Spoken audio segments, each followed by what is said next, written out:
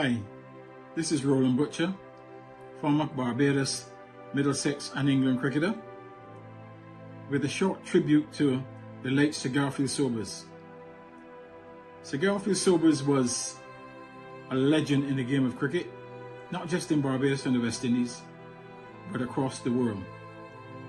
As a boy growing up in Barbados, Sir Garfield was one of my heroes, and then I was very fortunate that in 1974, the last year of his professional career, I actually played against Sir Garfield for Middlesex against Notts in England. Sir Garfield was a one-off person, a very nice man, fantastic cricketer, the greatest cricketer really the world has ever seen. That is not just my take on it, but thousands of people around the world believe that Sir Garfield was, without doubt, the greatest cricketer ever to walk this earth. This is indeed a great loss for Barbados, for cricket, and as a Barbados national hero, Sir Garfield Sobers was well loved by his people. I send out sincere condolences to Sir Garfield's family, and I wish them all the best in the future. May he rest in peace, the greatest cricketer the world has ever seen. Shazir Mohammed, cricket commentator and analyst. How do you pay tribute to someone you never saw live? Someone who many more would have seen and can recount with greater detail and authenticity on his phenomenal achievements. Yes, you would have been immersed in reading and hearing so many great stories about the feats of Sir Gary.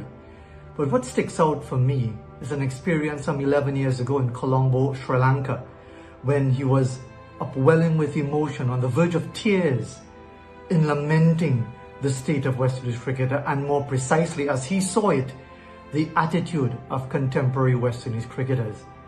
And it told a salutary lesson about the passion, about the intensity, about the sheer love for the game, the love for representing the West Indies, and how much it meant to him.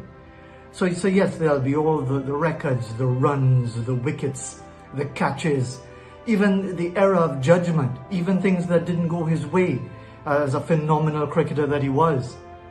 But more than anything else, what sticks with me is that passion and that love for West Indies cricket. It is indeed a salutary lesson for all of us. Hello, my name is Gord Greenwich, and I'm here to just speak about the great man, Sir Garfield Sobers, a legend. Cricket didn't just portray the gentleman of whom we're here today to celebrate. I think the man himself needs to be celebrated for what he did, what he could do, and the lives that he touched. Today is one of those days that is very sad for all of us, but I would prefer for us not to dwell on that sadness, but to say thank you for all that you have done. May you rest in peace and rise in glory. When I was a young boy, I had the opportunity to be around the Barbados and West Indies cricket team and around Kensington Oval. I spent a lot of time at Kensington Oval. And one of my earliest recollections of my interaction with Sir Garfield Sobers was me saying to him that I'm going to play for West Indies as a 7 or 8 year old. And what he said to me, he said, "Young Bessie, if you believe, it will happen." And those are the little moments that I had with Sir Gary that stuck to me to this day, maybe having a tough test match or having a rough day while playing for Barbados, he would, and you see him at the ground or see him in the president's suite, you always go up there as a player and have a conversation with him. What you think I could have done better? What you think I could have done, could have been smarter? And he will always give you the time. And I know that Sir Gary have left us, but the stories and the memories of an amazing human being will live on forever. When you talk about Sir Garfield Sobers, he is mentioned in the same breath as the great Muhammad Ali and the great Pele. And I remember one of his jokes that Courtney Brown said to me a very long time ago. He said, So Gary told him that one of his prized possessions, or one of the most amazing awards that he ever received, was the 1966 British Sports Personality Award, where he beat out Pelé and Muhammad Ali. That was one of his most treasured accomplishments.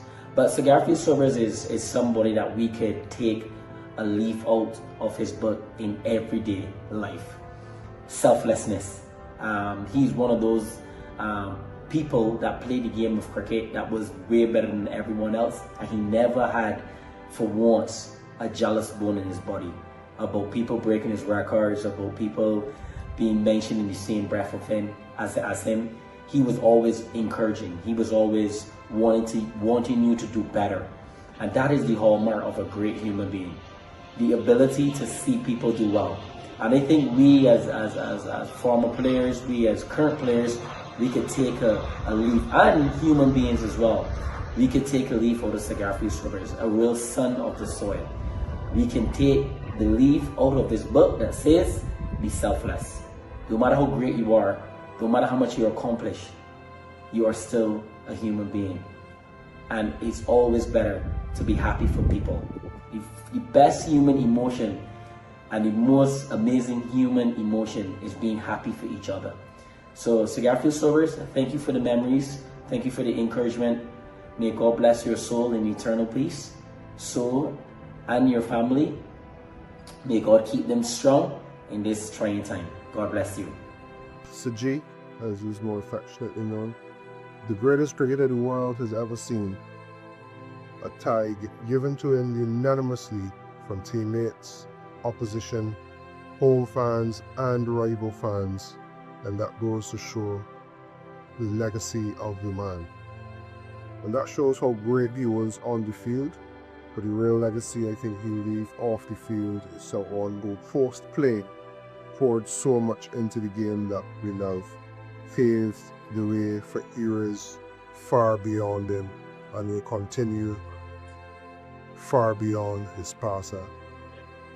So Gary, I just want to say thank you for all that you have done for Barbadian cricket, West Indian cricket, and cricket as a whole. This country, this sport, is better off because you have been a part of it. Thank you. My best Gary story is him coming to Wallace. He played, we obviously know the Garfield Sobers Schools Tournament, something that's paved the way for players to play against schools, all nations, regionally and internationally. It was a big part of my career, and I was fortunate enough to go to India through that competition, scored a century, and in the following years, Sir Gary said we wanted to see the guy who performed so well up close and personal. And the game that I came to watch, I remember it vividly. It was at Carlton, and my dad didn't allow me to play that game. It is something that I would never, ever forgive my dad for. And he knows it. But thankfully I was able to perform and hold up the performances for Barbados and for West Indies with a Gladen crowd. So I thank you again for favoring the way to allow performances such as mine and other players like you years before, and I'm sure years beyond. Thank you. Let me first offer condolences to the family of Sir Gary and hope that God strengthens them at this time. Secondly, for those of us who at some time may be in the public side, Sir Gary taught us how to conduct ourselves with humility and taking that time just to interact with those who would also love the game. And finally, it's always so appreciative for the time he took to explain the game to those of us who have played. He made the game seem so simple and really taught us how the game should be played and enjoyed. We will miss you, Sir Gary. Rest in peace. Hi, it's Ian Chappell here. It was with great sadness that I heard about the passing of Sir Garfield Sobers. Gary he's the best batsman I ever saw, never mind all the other fantastic things that he could do on the cricket field. He's the best all-round cricketer by quite a margin, and he was a great friend to me. a champion in all respects, and we'll miss him greatly. Sir Garfield Sobers had a great influence on my playing career. As a youth, I idolised him, and I pretended to be him in the backyard. I even bowled left-handed. Gary played for Nottinghamshire and had a very distinguished playing career before retiring there in 1975. I joined Notts in 1978, trying to follow his great legacy with the club. Over the next 10 years, Gary visited England and appeared at events including in Nottingham. We shared the stage together on many occasions talking cricket. He spoke fondly of the era in which he played and the players that he played with and against. He certainly had strong opinions on the game. Many of those thoughts I agreed with.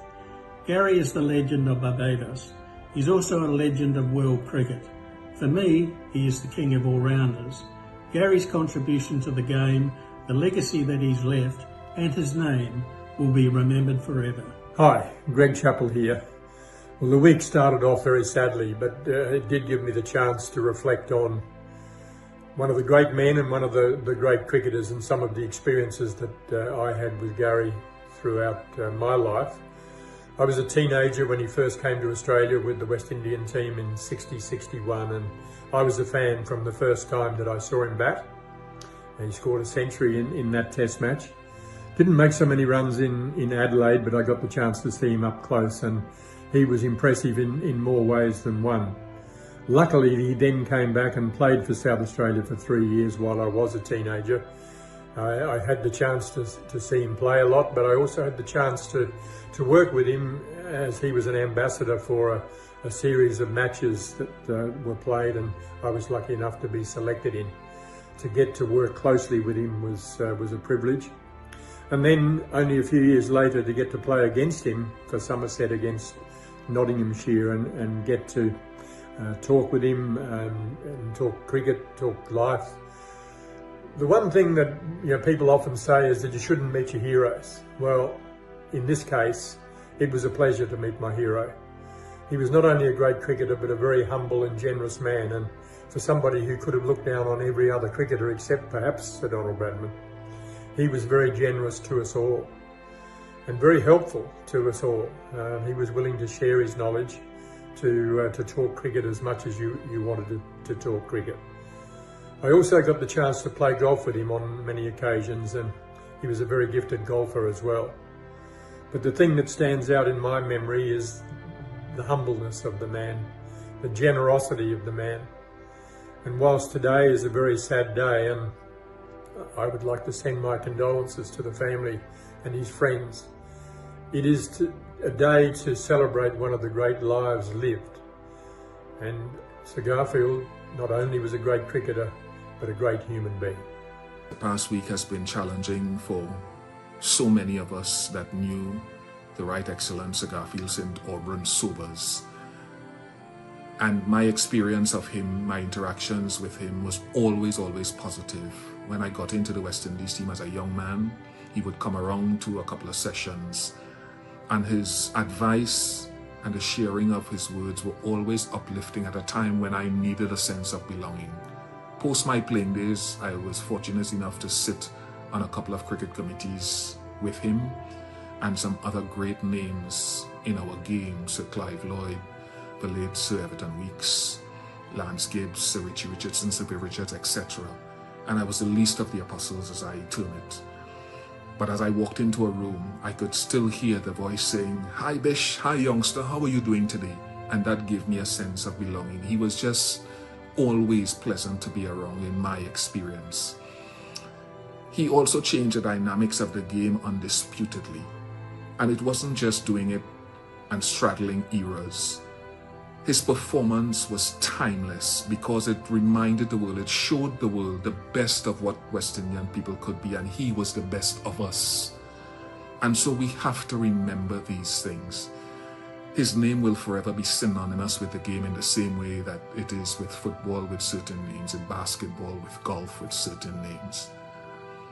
And I'm sad that he's gone, but I'm glad that he came, because the memories that he left with me and the cricketing fraternity stands us in good stead for many generations to come. Hi, this is Todd Greenberg, Chief Executive of Cricket Australia. We wanted to send a message to all of you in West Indies cricket and to the family of Sir Garfield Sobers on the recent passing. We're really sorry we can't be there, but this man has left an indelible mark on Australian cricket across all of Australian cricket. We send our condolences, best wishes for what will be a fitting celebration of a great contribution to global cricket. Hello everyone, Henry Alonga here, former Zimbabwe cricket player. I'd like to pass my heartfelt condolences to not only the family and to the wider West Indian community, but also to all people who knew Sir Garfield Sobers. I never really knew him as a kid growing up, but of course I heard about him when I was a little older.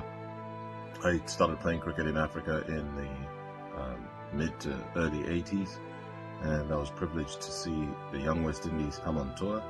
I fell in love with people like Brian Lara, Carl Hooper, Jimmy Adams and many others, and then eventually became a test cricketer myself and ended up playing in the West Indies on at least one tour, and thoroughly enjoyed the way they play the game. In fact, later on in life I became a member of the Lashings World 11 and had a great time with so many of the West Indian players, such as Richie Richardson and some of the ones I've already mentioned. I met Sir Garfield Sobers at a Lashings cricket match. He came as a guest and he was signing his book, and of course I only got to speak to him very briefly as he signed my copy of his book, which I have on my bookshelf, and it was just amazing to be in the space of the man who was such a trendsetter. Really inspiring, one of the first black people to really make me take notice of what black people could do on the cricket field, and his record, of course, before Brian Lara broke, it stood for many, many years.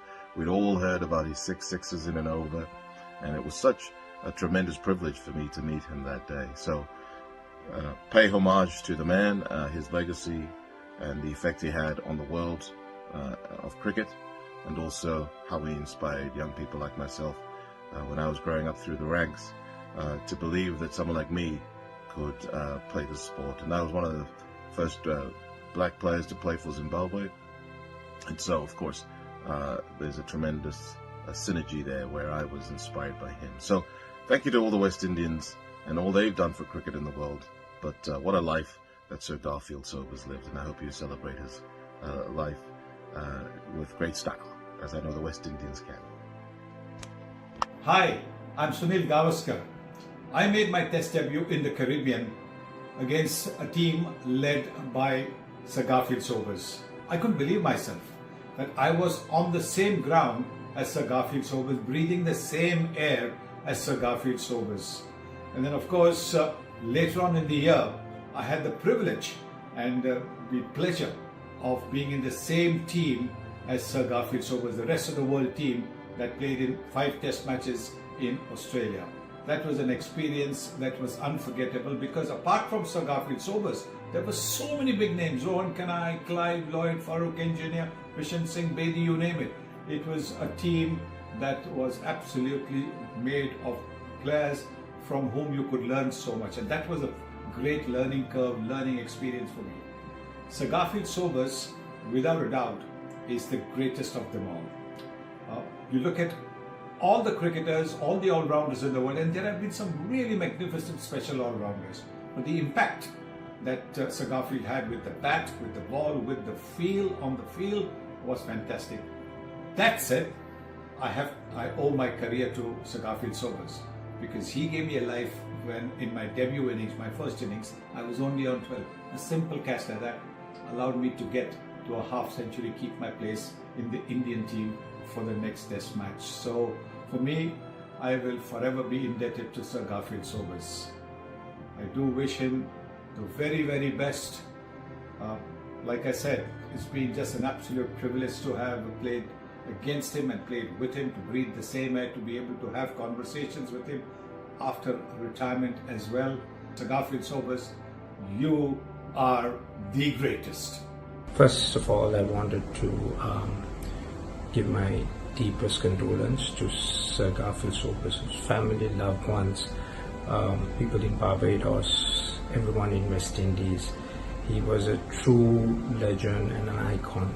My first memory of Sir Gary was when my father bought some tapes for me to watch when I was a 10-year-old. It was black and white, and it was amazing to watch him bat, bowl, field, a true cricketer who dominated his era when he played. He was very close to Sri Lankan cricket in early 80s, a very positive influence for us to get test status, as well as the contribution that he had on the national team at that time. But above and more, Royal Colombo Golf Club, fond memories, a lot of members who truly remembers him for his skill with the set of golf clubs in his hand, and a lot of friends that he had at the golf club as well. So a lot of memories in Sri Lanka for Sir Gary, but what he has left for us in the game of cricket is something for all of us to celebrate. I would love the chance to have met Sir Gary. He's one of the 5 cricketers of the century. Clearly a wonderful cricketer, but from all reports, an even better human being and a true legend of our game. From what I know, Sir Gary was the type of cricketer, role model and human being anyone would aspire to. For 2 decades he set the stage for West Indies cricket. So much of my childhood was hearing the stories about that great West Indian era. We as current cricketers are indebted so much to the likes of Sir Gary. He'll be remembered and revered by all the cricketing world, and of course his beloved Barbados. We really thank you for everything you've done. Sir Gary, rest in peace. Graham Gooch here. I'd like to pay a personal tribute to Sir Garfield Sobers, who was a huge influence on myself as a cricketer when I was a young lad. I remember watching with my mum and dad on TV at our house in Leytonstone, 1963, when the West Indies toured England under the captaincy of Sir Frank Worrell. They were an exciting team with fast bowlers like Hall and Griffiths, but the linchpin of the team was Gary Sobers, an exciting cricketer, one of the greatest of all time, a real entertainer with the bat or ball or fielding, taking brilliant catches. He was a huge influence when I was around 10 years of age. One disappointment though was when I joined Essex, played a few games as an amateur in 1973. We went up to Trent Bridge. Gary was playing for Nottinghamshire to play a John Player League Sunday match, and I would have had my chance to play against one of my heroes. Unfortunately, the British weather intervened and we couldn't play the game, and it was rained off, so I missed the chance to play against one of my idols. I'd like to thank him also. In the late 80s, I was struggling a bit for form, and I went to a cricket dinner somewhere in London. I was fortunate enough to sit opposite Gary, and he talked to me and said, the problem with you at the moment is you're not going for your shots. You're not playing aggressive enough. You're not looking for the run scoring opportunities. I remember digesting this message and taking it out onto the field after that, and coincidentally I had the best 5 or 6 years of my career towards the end of my career. So I would like to pay tribute to Gary, all-time great cricketer, all-time great entertainer, commiserations to his family and to everyone in the West Indies and Barbados in particular who idolised this cricketer. He was a hero to all of us. Well, my name's Ian McLaughlin, and I first met Gary in England in 1957. I was at the university and we played against the West Indies, and Gary and his friend Collie Smith were playing in that game. And so 7 years later, more, after the fabulous West Indies tour of Australia, when the West Indies were sent off, having just lost the last test match with a ticker tape sent off out of Melbourne, 400,000 people sending him off. Fantastic. Gary came back to play for South Australia for 3 years, and lo and behold, I was in the state side, and so we played together for 3 years. It was uplifting, but on the field it was serious stuff. And he always said, and I just looked it up again in a book he wrote in 2002, saying it was the toughest domestic competition and he wanted to be tops, and he was. And I felt that in those 3 years with us, playing against the States and playing against the visiting Poms and others who came, New Zealanders, South Africans, that he became then, from the age of 24 to 27, the best player in the world. And so I just wanted to thank all of the people that are celebrating today in Barbados for sending their favourite son. And if there's an accolade for Gary, I think it is that Sir Donald Bradman chose his best shots to make a film of, that he played when he made 254 in the Melbourne Cricket Ground for the World 11 against Australia. And so the best batsman in history got the best all-rounders shots in history and played them, and so way back then Sir Donald knew that Gary was the best that ever had been, and I think most of the people who played with him would say that is still exactly the case. Growing up, I'd heard many stories about Sir Gary Sobers from my dad and my uncle, who had obviously played with and against him, and what a fantastic individual he was, what a great person he was, and obviously an formidable cricketer. And you just had to look at his record and see what he had achieved. And as an aspiring international cricketer, I often spent time looking at his record and thinking how brilliant it was, and obviously trying to emulate some of the feats that he'd managed to achieve. We did see some footage of him, limited. Obviously the 6 sixes is well documented, and some other good footage that we managed to see along the way. Bob Wilmer, who coached me for South Africa for a period of time, was obviously a person who I discussed a lot of Gary Sobers with as well, and he told me some great stories about his accomplishments and what he'd managed to achieve. But in giving a tribute to him, I thought it would be best to get my dad, who had played with him for the World 11 for 3 months, to put together some thoughts, and this is what he sent me. He was altogether the perfect cricketer. He didn't just look the part, he was the part. Complete all-rounder, not only being able to bowl quick and able to swing it and seam it, he bowled leg breaks, googlies and orthodox. He had it all. His fielding, that was top draw in every aspect. He was naturally confident, he was positive, aggressive, and I never saw him lose his cool in the 3 months that we spent together, touring, living together and playing for the World 11. I don't even regard him as having a rival in terms of being the greatest cricketer of all time. His personality and behaviour were a huge credit to the game of cricket, and I don't know of anyone who didn't like or respect him as a player and a person. Rest in peace, Sir Gary. Hi, I'm Darren Ganga. My family and I would like to express deepest condolences to the Right Excellent Sir Gary Sobers family. We are all very deeply saddened by the passing of this great West Indian man, a man who has shaped our West Indian civilization from the perspective of culture, our international presence, and the way he's represented us on and off the field of cricket. It is only fitting of me to say a few words on his passing.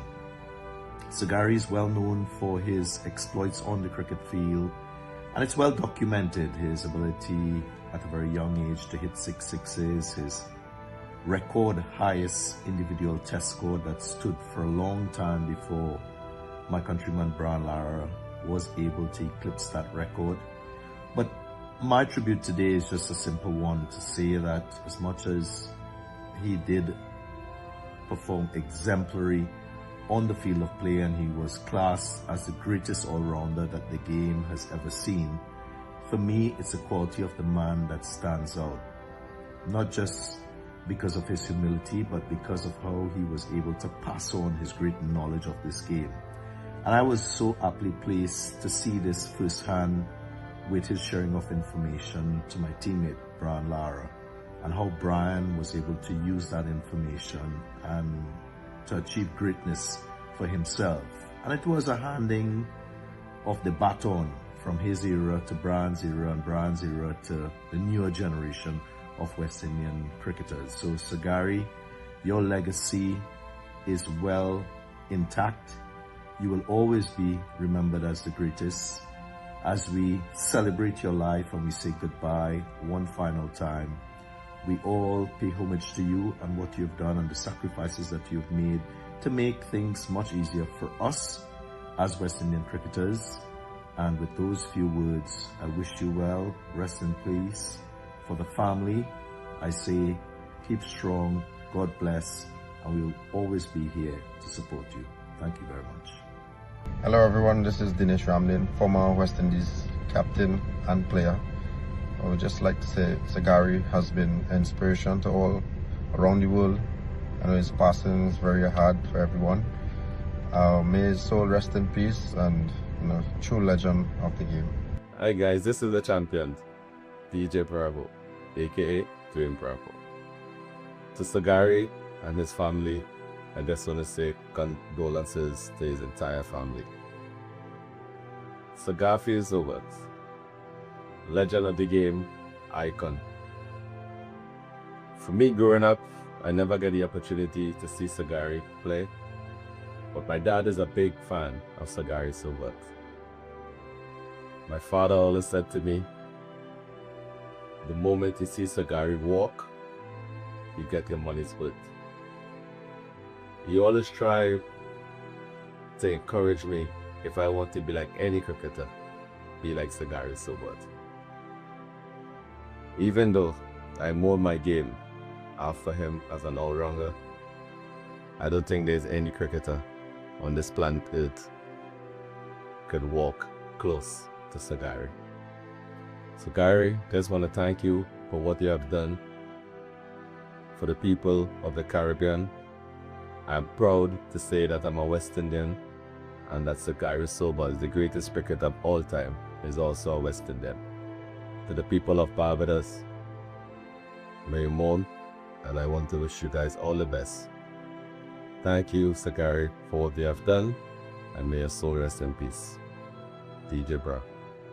Hi, Joshua De Silva, paying tribute to the great, legendary Sir Garfield Sobers. I was never fortunate enough to be able to see him play. Unfortunately, I'm a bit too young. But hearing his stories, the records that he broke, the elegance of his game was great. And to just hear those stories and know what he was capable of and what he did to shape West Indies cricket was truly an honour to be able to play for the same team that he once dominated for and played for as well. And paying this tribute to him is definitely an honour and a privilege. So yeah, he was the greatest all-rounder to ever play the game. Rest in peace, Sir Gary. This is my tribute to the man I call the Godfather, the right excellent Sir Garfield Sobers. Sir, I want to thank you for the impact you've had on my career and all careers around the Caribbean and around the world. I've relished every meeting with you, and the memories you've left, I cherish them deeply. I want to say condolences to the family and friends, and although he's not here with us anymore in body, he's definitely here with us in spirit. Rest in peace, legend. Thank you. I am Derek Murray, West Indian cricketer. It is my honour to say a few words of tribute to Sir Gary Sobers.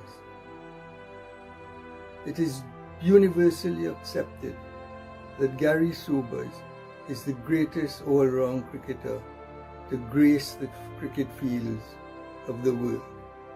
He was a phenomenal player, and his deeds on the field, whether for the West Indies, for Nottinghamshire, for Barbados, for whichever teams he represented, are legendary, and deservedly so. It's one of the few cases where you can make a case for the fact that he surpassed all expectations and all reasonable beliefs that existed. But generally, he was a happy person, happy to be doing what he enjoyed, and it was a privilege for me and my wife Maureen to be close to him and his wife and family in the early days. And to be his best man, I think, speaks volumes to how close we were. And I consider it an honor that, especially during rainy days at cricket, particularly during the English county season, we would end up being in the cinema with him buying his bag of sweets and me buying my bag of chocolates that we would share throughout the film, much to the annoyance of our wives. But it was happy times, and it was the kind of times that Gary will always be remembered for in different ways by different people. May he go to an eternal rest, and may light perpetual shine upon him. A great man, a great life. After hearing the extremely sad news on the passing of the greatest ever cricketer, Sir Garfield Sobers, I was shocked, speechless, didn't know how to react. I've met Sir Gary on many occasions where we sat and talked cricket. He shared his experiences and we talk about cricket in general, and I've always appreciated his conversation and his company. He may no longer be with us, but his rich legacy will remain forever. Condolences to his family, friends, and the cricket fraternity. Rest in peace, great one. Hi, my name is Makai Antini. I would like to pass my condolences to the family of Mr. Sobers and the West Indies Cricket Board. And I know this is a tough time for everyone.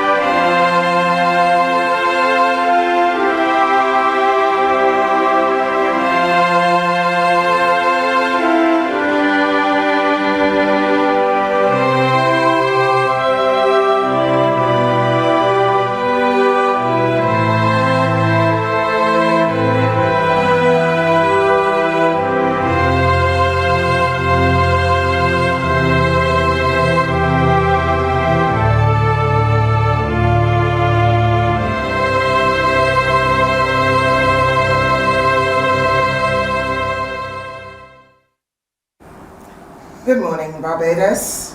Good morning to the Caribbean and to the world that loved him too. Today, Barbados gathers as one people to honor a man whose achievements transcended sport and whose life became part of our national identity. Welcome to this special broadcast from the Caribbean Broadcasting Corporation as we bring you special coverage joined by 35 stations across the region and the world of the State Service of Thanksgiving, honoring the life of the Right Excellent Sir Garfield St. Auburn Sobers, National Hero of Barbados.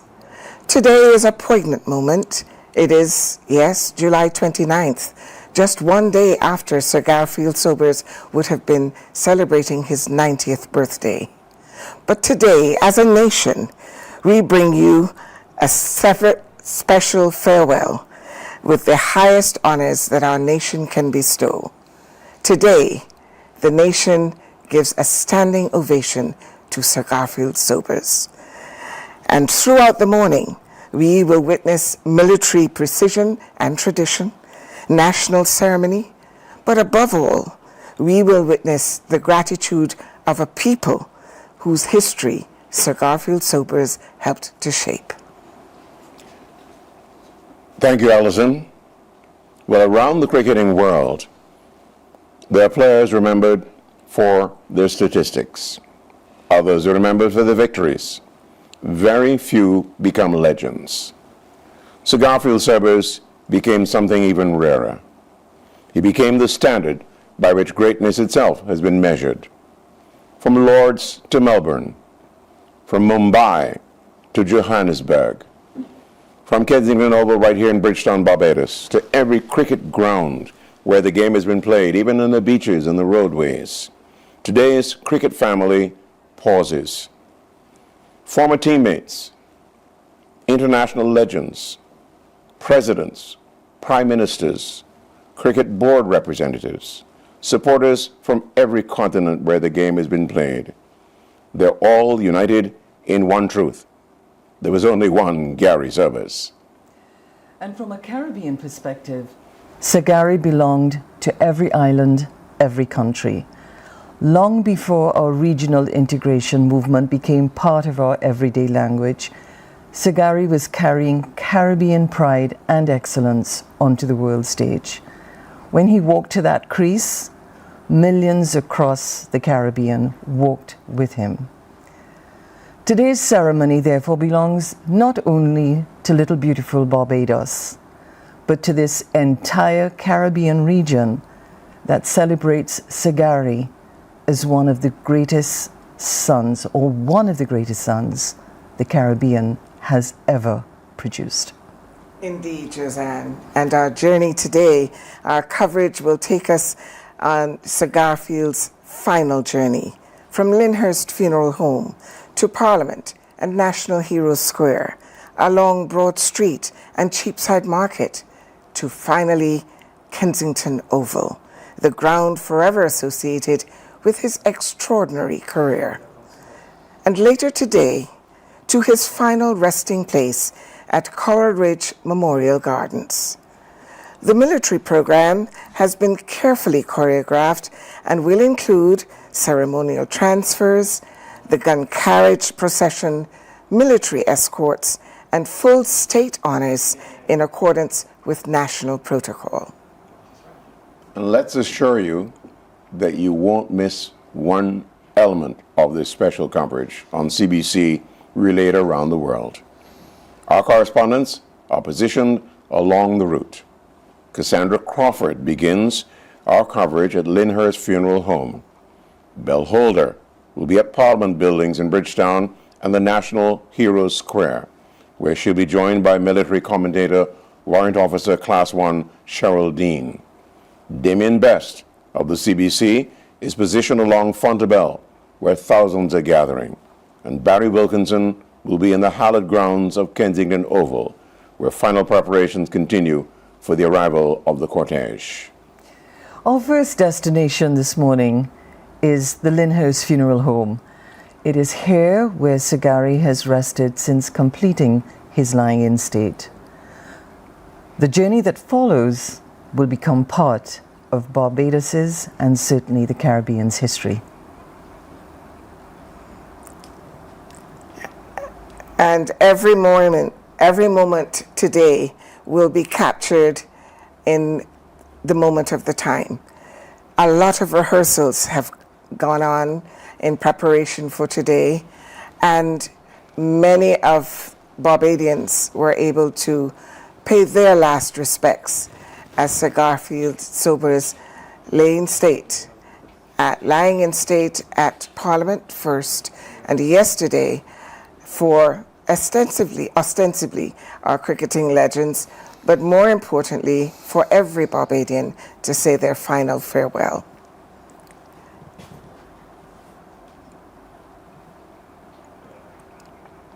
We're going to be joining Cassandra I think that was at Lyndhurst Funeral Home very shortly, where the troops will move off.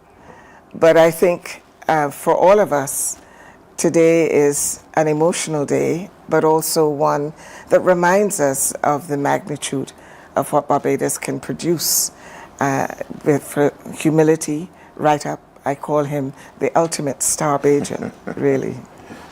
I think it's important then that everybody joining us everywhere around the world have an opportunity to be part of this history-making event.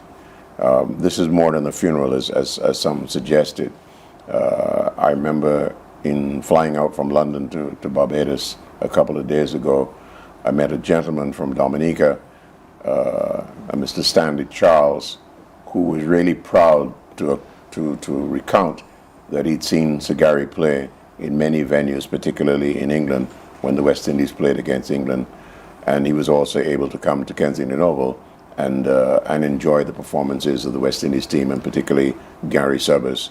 So this is not a sad occasion, as some may suggest. In fact, it was Gordon Greenwich who earlier made the point that this is really a celebration, and we're determined to share this celebration with you, with our various commentators positioned around Bridgetown and the route out of St. Michael into Christchurch to Coral Ridge, which is the final resting place for Sir Gary. And I believe that Cassandra is going to be the person that will begin that journey with Sir Garfield from Lyndhurst Funeral Home.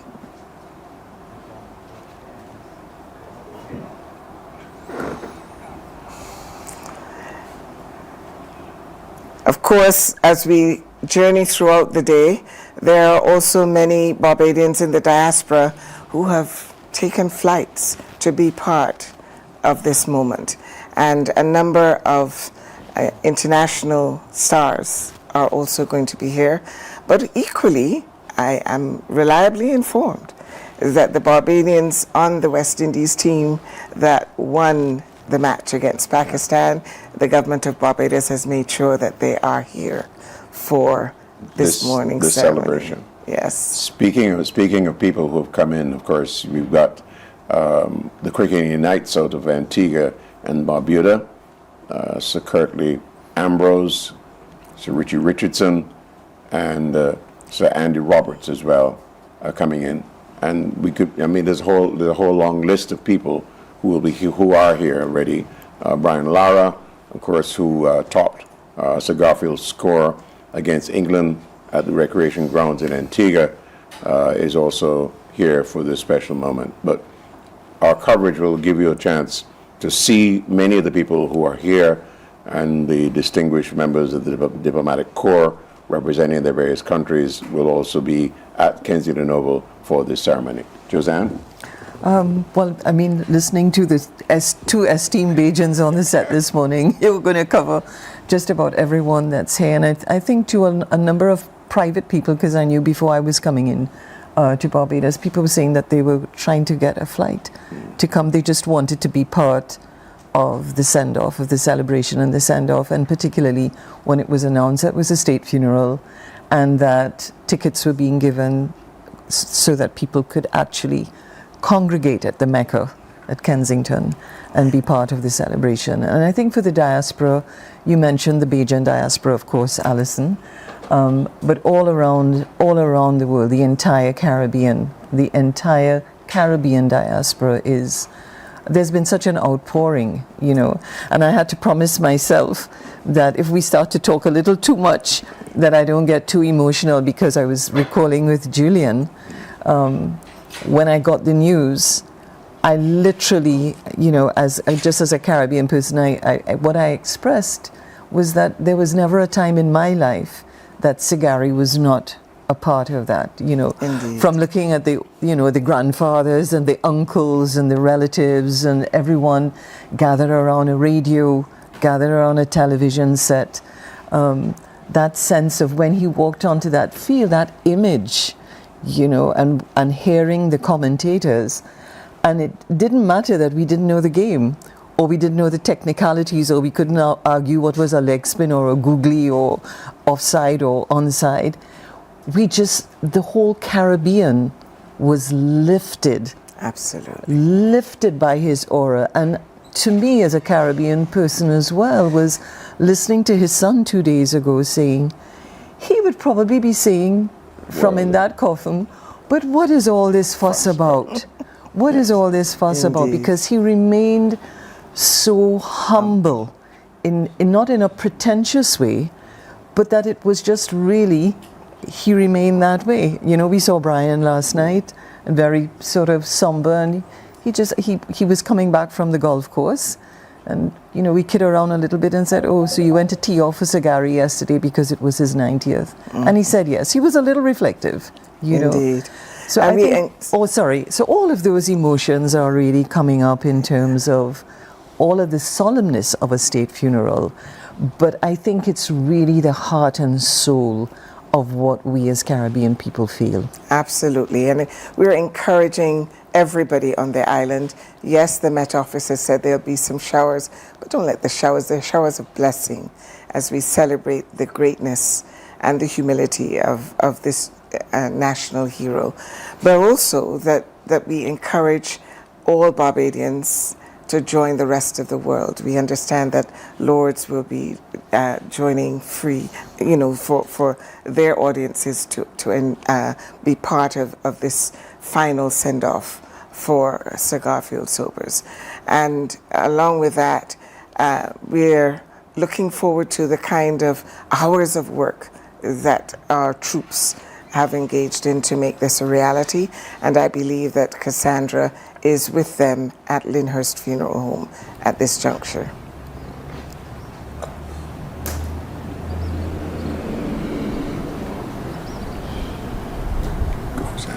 Good morning to you from the Lyndhurst Funeral Home. Well, here on the compound, in just a short while, the hearse carrying the body of the Right Excellent Sir Garfield Sobers will depart these grounds to begin the first part of today's state funeral. Right now, there are members of the Barbados Defence Force, the Barbados Police Service, and funeral directors, funeral officials, who are making their final preparations before the cortege departs. Now, every single movement this morning has been rehearsed thoroughly, every single timing carefully measured. Every participant understands that today they're not simply taking part in a funeral service. They are indeed participating in an event that will become a significant part of Barbados's national history. I can tell you that at precisely 8:15 this morning, the cortege is scheduled to depart the Lyndhurst Funeral Home right here and travel along Passage Road onto Country Road, right onto Roebuck Street, via Crumpton Street, onto St. Michael's Row, Marhall Street and Palmetto Street before entering the Yard of Parliament via the North Gate. At that point, another significant chapter in today's state funeral will begin. That is the point where we will see the transition of the casket from the hearse onto the gun carriage. Of course, we have our team there waiting to share all the information with you and every moment along the route today. Sandra, as we start our special coverage by joining our commentators in the field, and one of the remarkable elements of an event like this, of course, is the role of the military. Alison referred to the many hours of preparation and practice to achieve the kind of excellence in their presentation.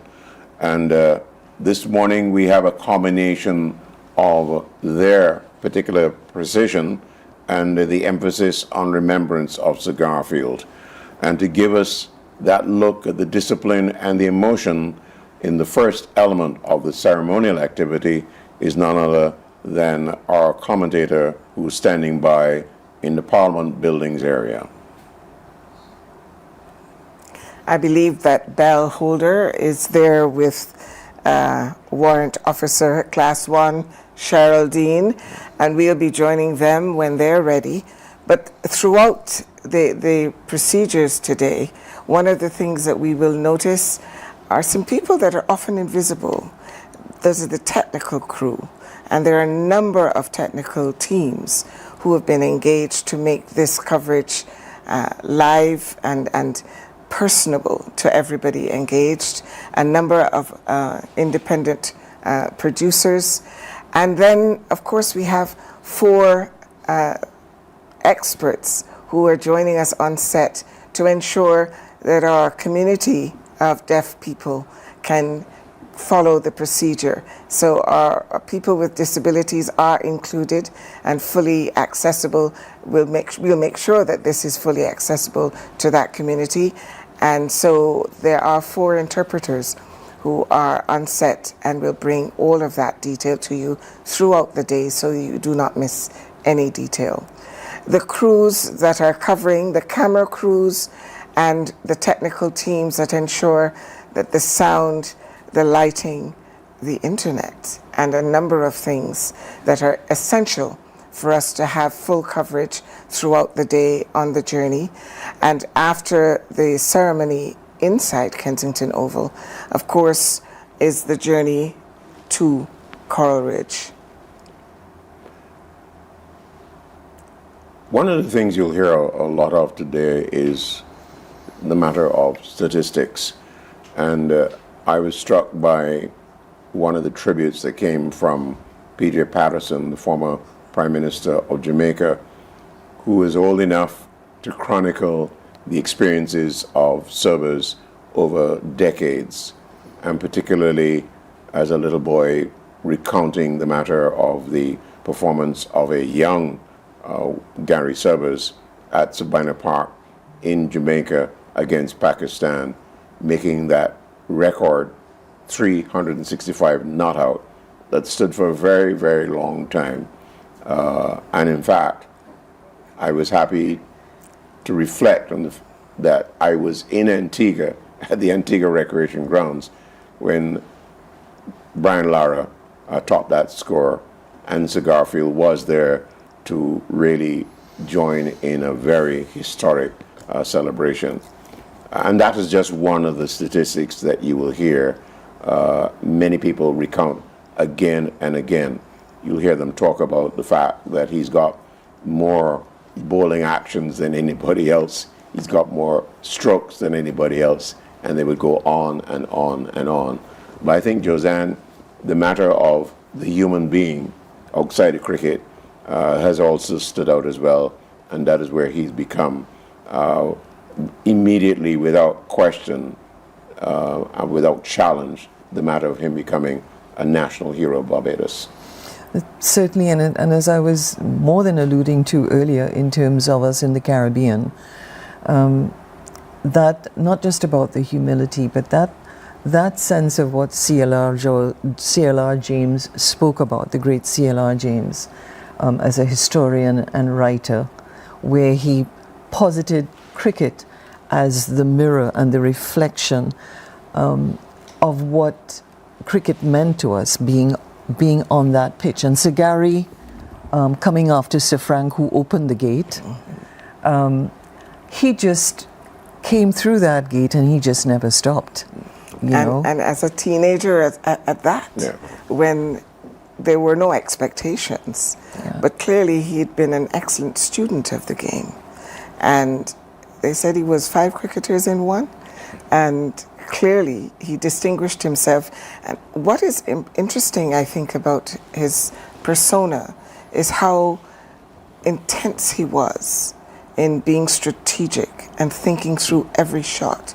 So his innings was always planned. He was always thinking. He was a strategic thinker, and he was thinking in the moment, and on how he was going to hit that final 6. Whatever ball comes, he's going to hit it, you know.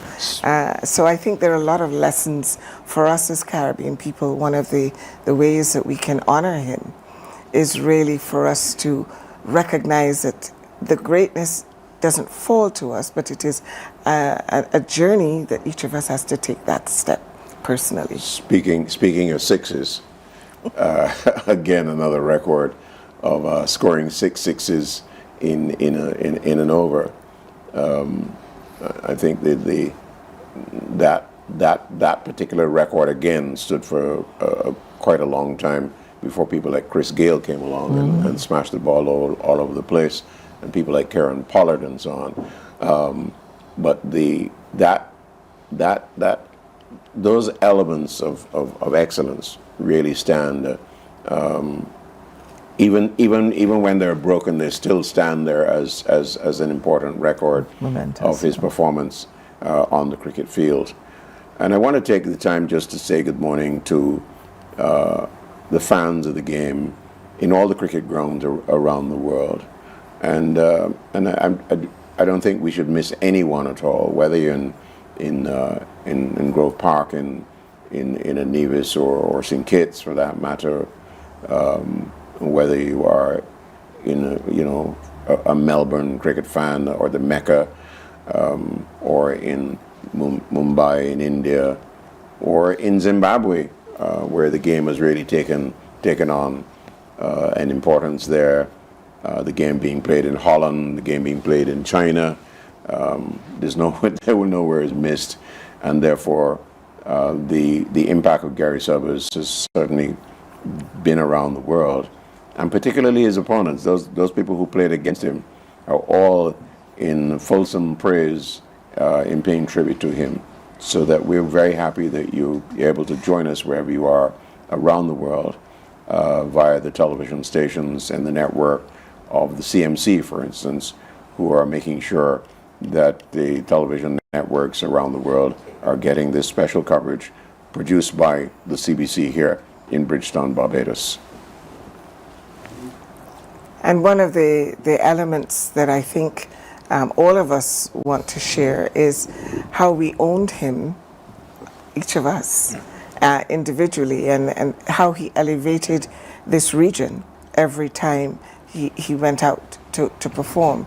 But his own diligence in wanting to ensure that no matter whether a captain had a problem, he could fill the breach with his skills. So I think that those are some of the elements that the people are unanimous about him being the greatest in the world. Well, Julia, we have a sense of maybe some of the elements, to use the last cue there, Alison, on what might be taking place at Kensington. I know we will cross to, I think it's Barry, who's going Barry's to be at at Kensington. yes. But there's going to be this full service, and I guess we know that we're going to get the service carry. But what are some of the, maybe some of the things that, for those who may be at home, that might be taking place at Kensington? So there are, of course, participants in the ceremony. We have a massed choir. We have the students from Bay Primary, which is his alma mater. And we also have a performance from the police service. The Preserves Band will be performing some real magnificent pieces. Arturo Tappan will be there performing as well. And there are also going to be tributes from the former Chief Justice here in Barbados, as well as the cricketing fraternity, and of course Sir Clive Lloyd, and of course the family. Because before he was known to the world, and before Barbados gave him to cricket and cricket gave him to the world, it was his family. And so they will be paying tribute to him at Kensington as well. There will be a tribute to the nation by the Honourable Mia Motley, Prime Minister of Barbados, who I know was also considered him a friend. And throughout the ceremony, there will be selections carefully chosen to ensure that we celebrate the dignity of the moment and also the magnificence of this man and all that he brought to Barbados and the region, and how the world has embraced him as theirs, as well as we are very proud to say that this 166 square miles produced this summit, this symbol of what is beyond anybody's imagination, and reshaped the game of cricket in his own image and likeness. And indeed. In his own image and likeness. You know that point you're making about 166 square miles and this magical character. And I think Sagari has always been with us, and as we said earlier, not pretentious, not overly top, not all into the big celebrity. He would talk with anyone. I've heard countless stories, including a taxi driver who was saying that he went to Sagari's home, and he asked him a question, and he came out and he chatted with him, and there was absolutely no pretentiousness. And I think Bayland and that community that birthed him must be feeling immensely proud. But I think in this moment, Julian and Alison, one could be considering, we're seeing and witnessing all of the tributes, all of the things that we know this to be true, as the saying goes. We know all of this to be true, but he's been in and amongst us for this length of time. And we don't necessarily sort of worship people, celebrity doesn't really go that much.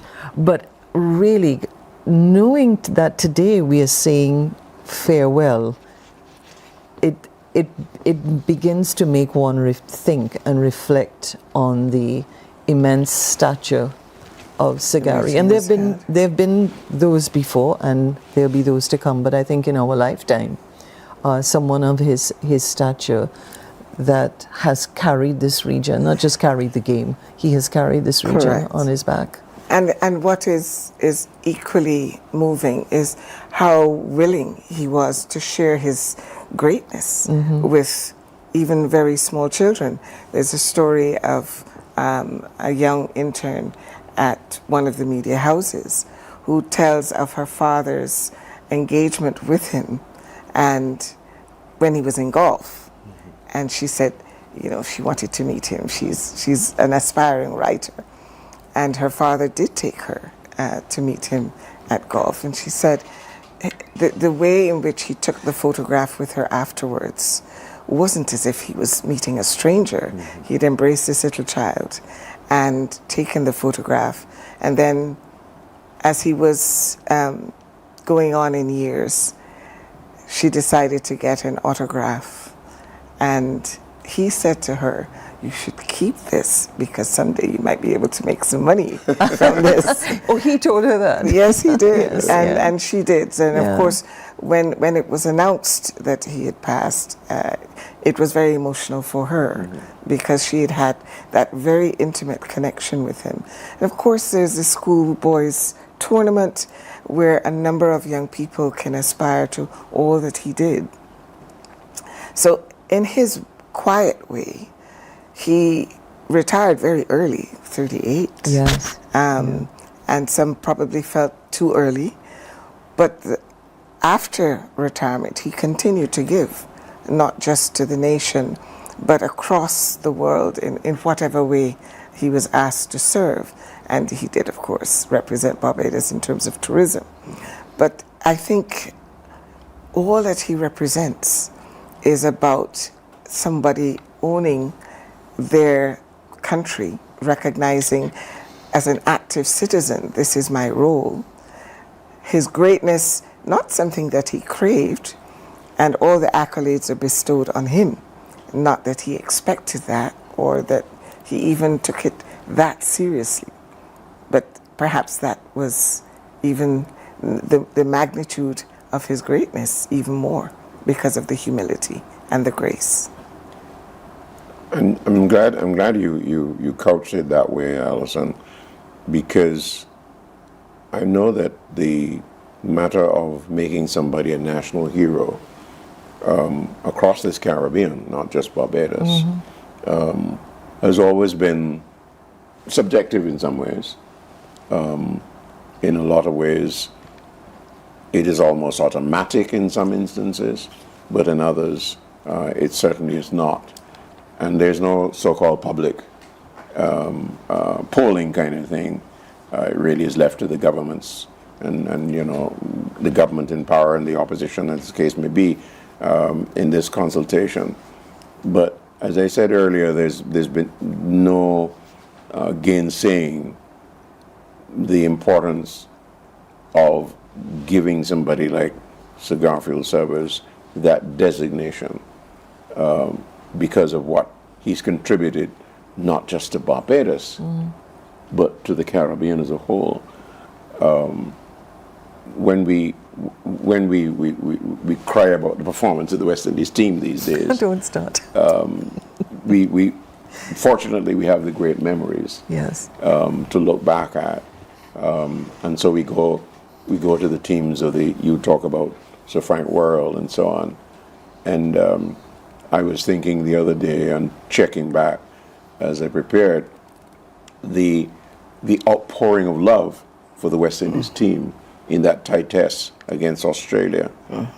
Imagine you lose a cricket game or you lose a series, but the fans of the opposing side I'll give you a standing ovation. give you literally a standing ovation. I mean, it's literally like a ticker tape salute to you as you're leaving Australia. I think that speaks a great deal about the West Indies as a team, so that when we look at Sir Garfield, we must also look at all these other outstanding performers who have really put a stamp or given us a brand that has withstood the test of time in real terms. So I think at this point there's no hesitation, and there was no hesitation in recognizing that we needed to honor him in the most unique way that we could as a national hero. And so, you know, it's I don't know. I'm losing words here. Yes, I think they really in tribute to Barbados. We didn't wait. We were ready to honor him very early, and that is testament to Barbados leading in many ways, and then recognizing that it was important to have monuments to remember him, and therefore Kensington is really his. Just yesterday morning, CBC aired the reopening of Kensington for the ICC Cricket World Cup in 2007. And I remember vividly how intense that entire journey was and how effortlessly he walked out onto the pitch for that match, and how he just enjoyed and embraced the salutes, but never took himself too seriously. The tributes that we will have today, I think they're really very small compared to the 40 plus that came from around the world. And, you know, over an hour and some minutes of tributes from people around the world, all with really one single recurring comment: the greatest the world has ever seen. And to have that testament echoed with every tribute means that we got something right. We got something right when we saluted him in the way that we did. And for all the troops that will be on parade today, as well as the Barbadians who will come out and salute him, we look forward to the journey and the path as the troops make their way through Broad Street and further down to Cheapside Market. We look forward to welcoming Damien Best and the team that will be stationed by the Nation group of companies in Fontebelle, where the Prime Minister and the Cabinet will join the procession. And thereafter, at the Cricket Legends, we will have the family joining in 3 cars as they make their way into Kensington Oval for the official service. And I believe that again, there are so many people who have been working towards this, the National Organizing Committee, of course, and the Government Information Service and the media overall, who themselves feel invested in ensuring that this celebration is at the level that our national hero deserves. One of the interesting things I caught on a CBC News report talking about national heroes, because I know that there may have been a little bit of discussion, maybe you're always going to have points of view for and against, about where Sir Gary is being laid to rest and whether it was appropriate.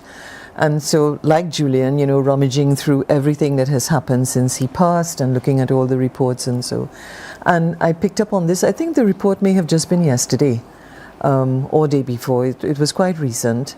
One of the CBC reporters and the funeral director, someone from Lyndhurst, was actually explaining in the story, which I was not aware of, and I think that will set that to rest, that there is a designated area, which is a designated area for cricketing legends, is what I gathered from that.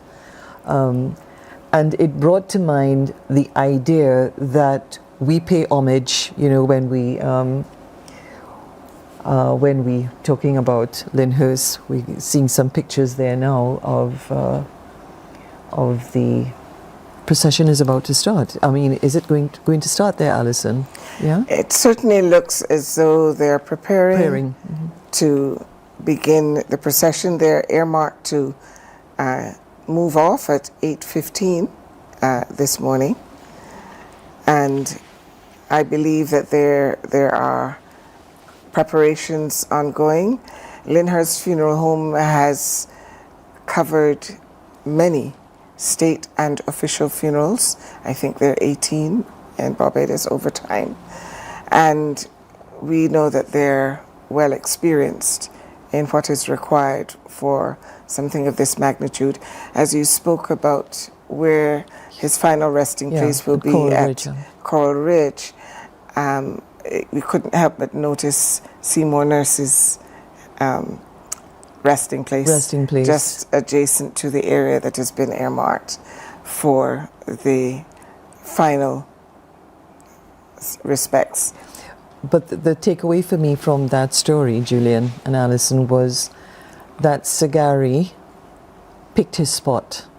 That's amazing. It's like doing your will and the rest of it, because it's not morbid. So I think that lays to rest that sense of, well, why is he going there and why not somewhere else? And so, but that he was part and parcel of that decision making, and as the people would say, he chooses spot. He pick a spot. And I think that is just really amazing. And so the pictures now of Alison. Let's pause and go over to Lyndhurst at this moment.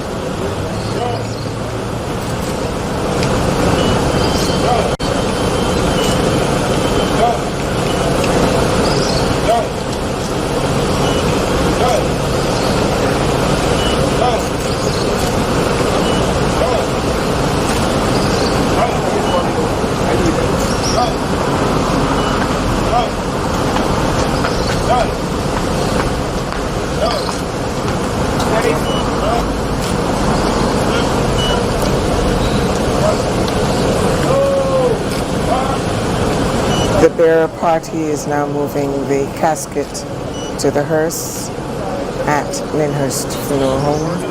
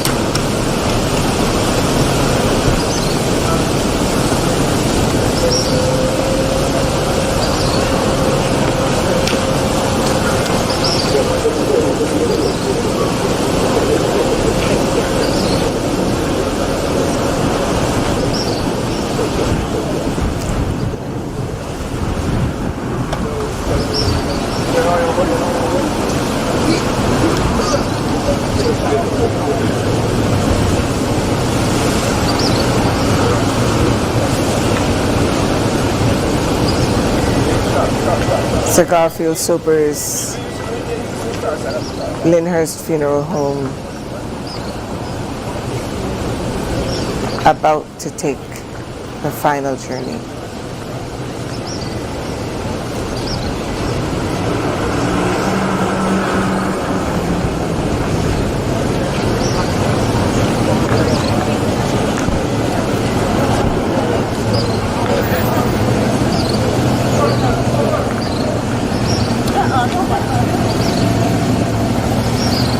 Barbados Defence Force, of course,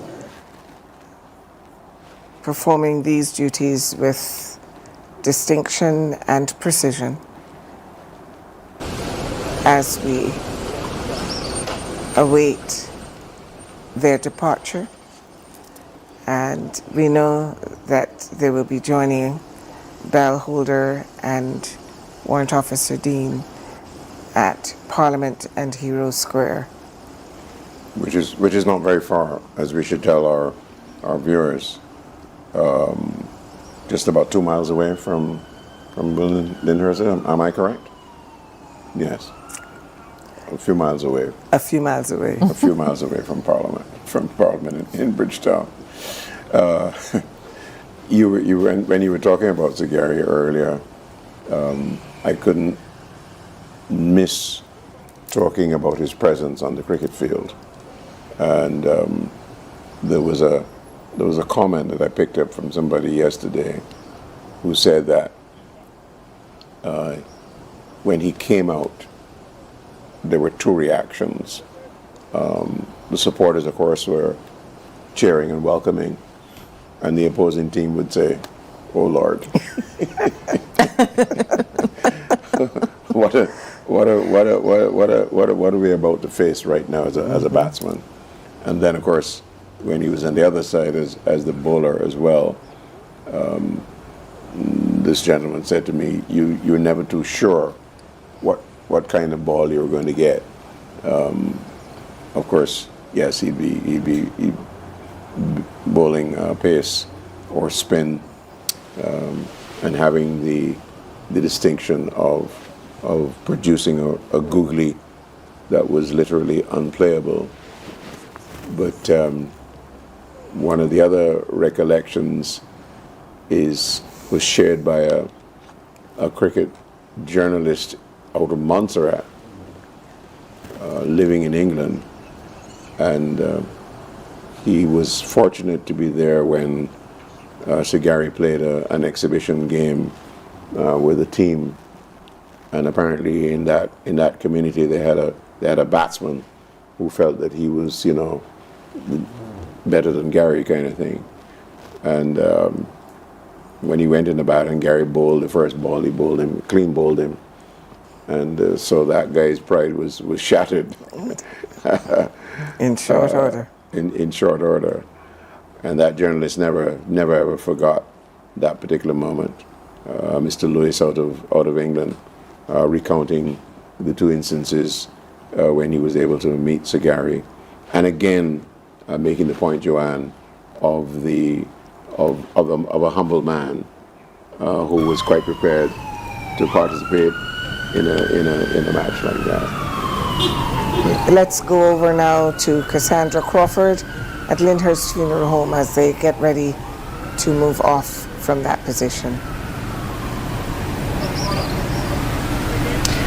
I had mentioned earlier that the cortege would be moving off in a matter of time, and that time is now. I can tell you that the Right Excellent Sir Garfield Sobers has been handled by experienced hands for today's state funeral.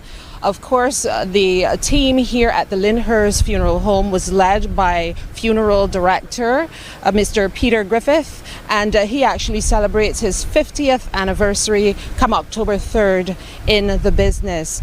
He is, of course, one who has handled several state funerals here in Barbados, that of Sir Grantley Adams, Tom Adams, Sir Clifford Husbands, Owen Arthur, and of course, in St. Lucia, Sir Arthur Lewis. So, of course, he also has handled several official funerals across the region, including that of Dame Eugenia Charles.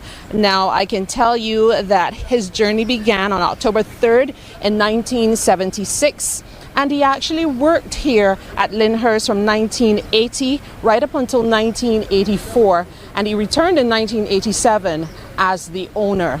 There are businesses across the region, and of course he also handles several repatriation circumstances. So he certainly has the experience. He's a member of the British Institute of Embalmers. He undertook state funeral management studies in the UK, and so he certainly has the experience to ensure that today goes as planned.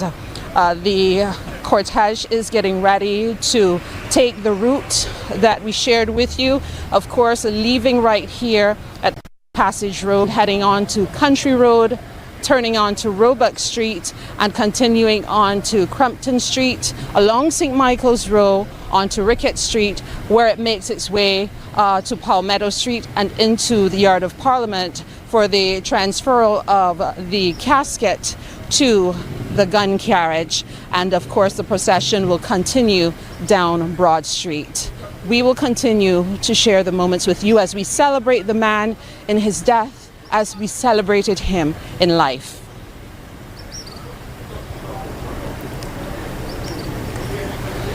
Thank you very much, Cassandra.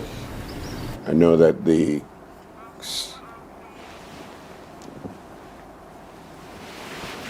activities in a moment like this, we expect, because of the preparations made by those who were involved in the sequencing of these events, is very important.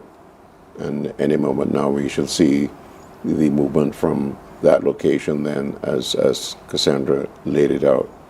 And we here at CBC in Barbados are very happy to have you join us wherever you are around the world, the cricketing nations of the region, making sure that they join in one way or another. I know that many people who would want it to be here, not possible, and I want to extend a special greeting to Michael Holding in the UK. Spoke with him a couple of days ago. He regretted that he couldn't be present, but of course I know that he did his own tribute to Sir Garfield, Whispering Death, as Mikey is called. Certainly very happy to be in one way or another contribute to this salute to this great man who has really been great, not just on the field but off the field as well. Well, a lot of people, Julian and Alison, as we know, you mentioned much earlier, that a lot of international visitors and dignitaries are here, as is to be expected, including cricket legends. And the current chair of CARICOM, Prime Minister of St. Lucia, the Honourable Philip Pear, is top of the list of those dignitaries.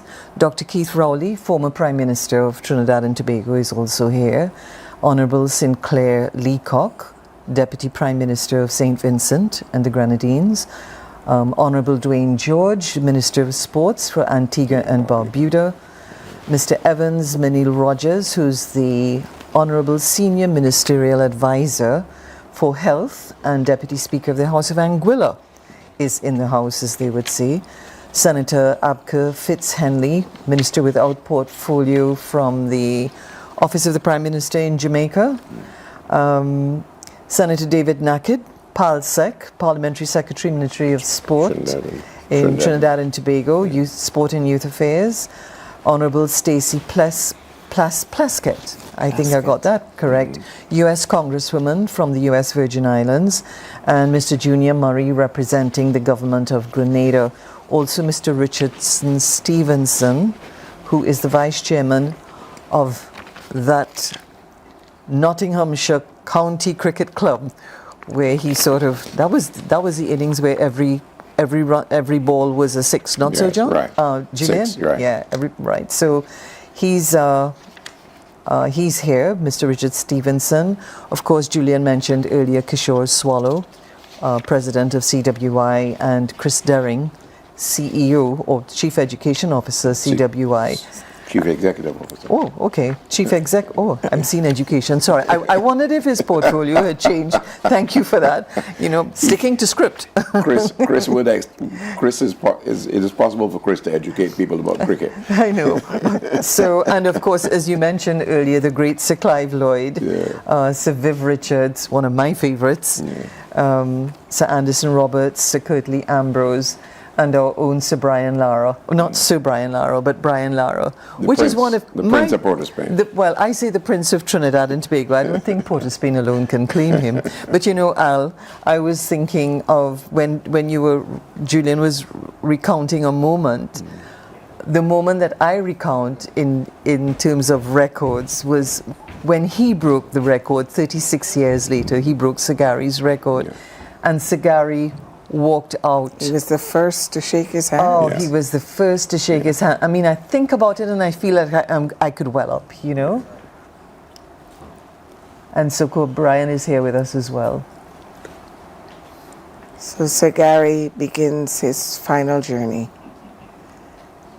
And I know that bell holder and Warrant Officer Dean are very much in position and can probably also share with us some of the anticipation that is at Parliament and Hero Square.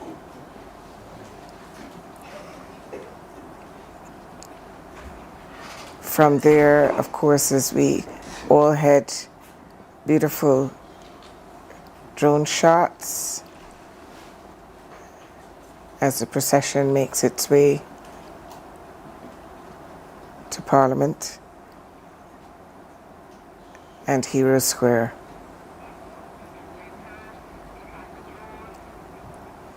So they'll be heading to Passage Road, along Country Road, onto Roebuck Street, Crumpton Street, and there to St. Michael's Row and on to Marhill Street, Palmetto Street, and into Parliament Yard.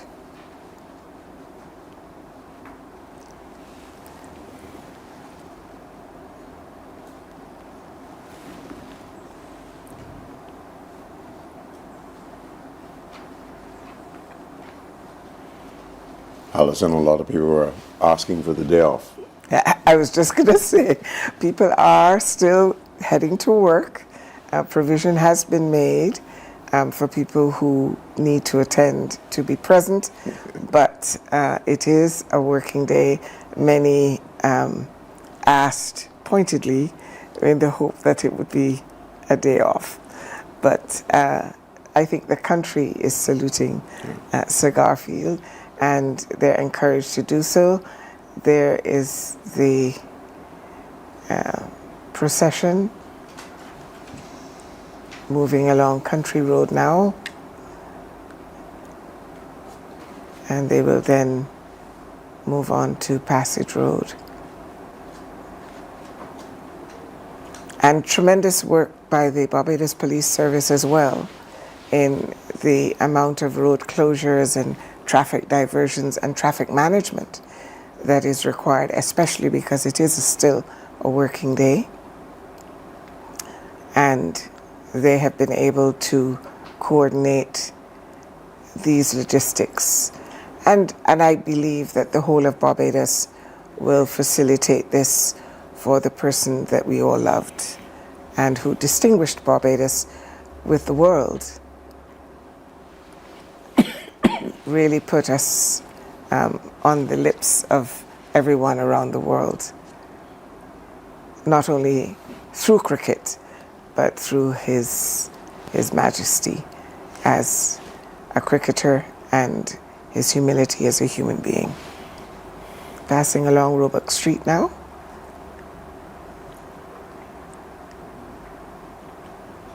You know, as you use the word majesty, Alison, what comes to mind when I was thinking about this, when we were talking about it, knowing that there's going to be a state funeral, and I thought, well, the template for this is the burial of the Queen, because Sir Garfield is our royalty. I mean, in a very, very, very real way. And we're very accustomed to sending off prime ministers and political figures. But the value of the person and the heritage and the pride and the history that Sir Gary represents is really what needs to be celebrated. You know, if you've ever been in London, as we have, sometimes at 3 o'clock in the morning at odd hours, you would see the template. They have the template for these state funerals and so on. They're doing their rehearsals. So it's really to the credit of all of the various the defense force and all of the other military and paramilitary personnel in the country to rise to this occasion, to give Sir Gary this kind of send-off. It's just amazing. It really is. Indeed. Speaking of rising to this occasion and the reference to the Queen, it was at the garrison, not very far from here, that Sir Gary was knighted by Her Majesty Queen Elizabeth II, and that rise Sir Garfield heard by thousands present at that historic ceremony. A stone's throw away from where he was born. Literally a stone's throw away from the Bayland, which makes that, gives that whole area a designation long before the UNESCO designated Bridgetown as a heritage site. We're coming down to Crumpton. We are on Crumpton Street. Am I correct? Coming down St. Michael's Road now. St. Michael's Road, sorry. And we'll go past the cathedral in a while and come up to the traffic lights that would lead straight on to the city environs in real terms, and then to Parliament.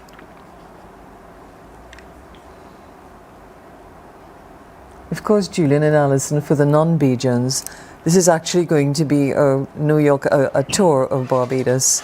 Bridgetown. A tour of Bridgetown, sorry, yeah. Really. They're hearing the names of the streets, yes, and hearing you point out the particular landmarks. So it's actually, you know, and for all of viewers and listeners across the world, India, places in Africa, not just the Caribbean, this is pretty amazing that they're getting this sense of Barbados, the topography and the geography and the landmarks. Indeed. And the look and feel of Barbados, away from the sun, sand and sea kind of imaging that they have. Yes. You know, this is us, this is the people. It absolutely is, and fitting for a man of the people, because every Barbadian feels that Sir Gary is ours. Yeah. So it is fitting that his journey includes everyone, and that we don't only focus on the stop at Kensington, but that we take this journey that takes him amongst the people and communities. Yeah. And people may be wondering why there's so little traffic on the street, right? Because everybody's in Kensington. I was told yesterday by one of the taxi drivers, the same driver who brought us here this morning, Julian, that he couldn't get a ticket because all the tickets had gone. But here's a good thing. not having a ticket doesn't exclude you from going to Kensington. You are going to be welcomed anyway. Right, and then of course wherever you are, you come out of your street, your office, your home, to see the cortege, the procession passing by. And as I said, a very sort of quick get to know Bridgetown, Barbados to all of our listeners and viewers around the world. I think, Alison, you should remind them that this is a very long day. It is. And that pace yourselves. Yeah, brace yourselves, one. And after the Kensington Oval, then there's this journey up to Coral Ridge. Correct. Where everybody can have a chance to see the procession. And CBC will be staying throughout. There will be no breaks. Our coverage will continue to ensure you do not miss a moment of this farewell to Sir Garfield St. Auburn Sobers, whom we all love. And as you can see, preparations are underway now for the arrival of the cortege in Parliament Yard. And I believe that is where bell holder and warrant officer Cheryl Dean are stationed.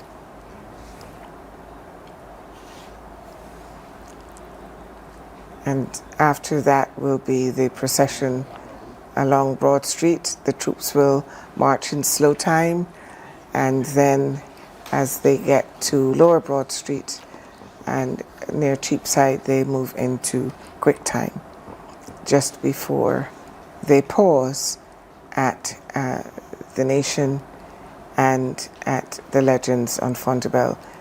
There they are, entering Parliament Yard, Hero Square,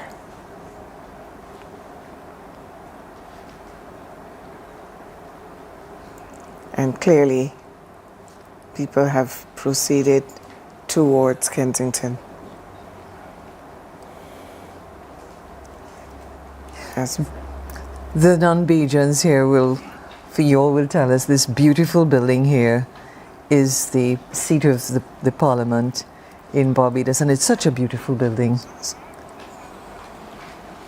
And Barbados has the distinction of literally being the second oldest parliament. So let us go to Bellholder, who is stationed in Parliament. At home and abroad, and also to our neighbors across the region, and of course to our international supporters who are watching from around the world. This morning we are in Hero Square, and I am accompanied by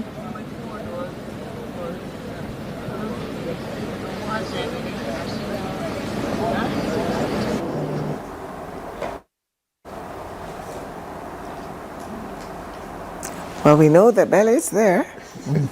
We've seen her and Warrant Officer Dean. I'm sure they'll reconnect shortly. We are keeping everything live and in real time so that you don't miss a moment. To our neighbors in the region, and of course to our international supporters who are watching from around the world as we bid farewell to Barbados's national hero, the Right Excellent Sir Garfield Sobers. This morning I am accompanied by Warrant Officer 1, Cheryl Dean of the Barbados Defence Force, and we're currently standing in the heart of the capital, in Bridgetown, in Hero Square, where the family monument is located. It was first unveiled in 2021 when Barbados became a republic, and the monument features the images of Barbados's national heroes, of course including Sir Gary. There's a quiet sadness around the island today, but it's also an opportunity to celebrate the life and times of a great individual. And of course, there is a prominent military presence afforded to state funerals and national heroes, which is of course fitting to say farewell to Sir Gary. So once the cortege reaches the heart of the capital this morning, the casket will be transferred from the hearse onto the ceremonial gun carriage, and that transfer officially begins the state funeral procession. Now the parade is already formed formed at Fairchild Street in the region of Independence Square, where another Barbadian hero, the Right Excellent Errol Walton Barrow, watches over the careenage. WO1, there, as I mentioned, a heavy military presence today, which gives the proceedings a level of prestige that is, of course, afforded to our national heroes. Yes, good morning to everyone, and the rehearsals are all finished, and it is the big day for Barbados. And at the present moment, the forward guard and the rear guard formed from the Barbados Defense Force are all formed up in Independence Square, along with the rear guard formed from the Barbados Police Service. You know what I said? The forward guard and the rear guard, because it's a state funeral, and the forward guard will be in front of the ceremonial Land Rover, and the rear guard will bring up the rear of the parade. Here at Parliament, the hearse has already arrived. The ceremonial Land Rover and the gun carriage are all in position.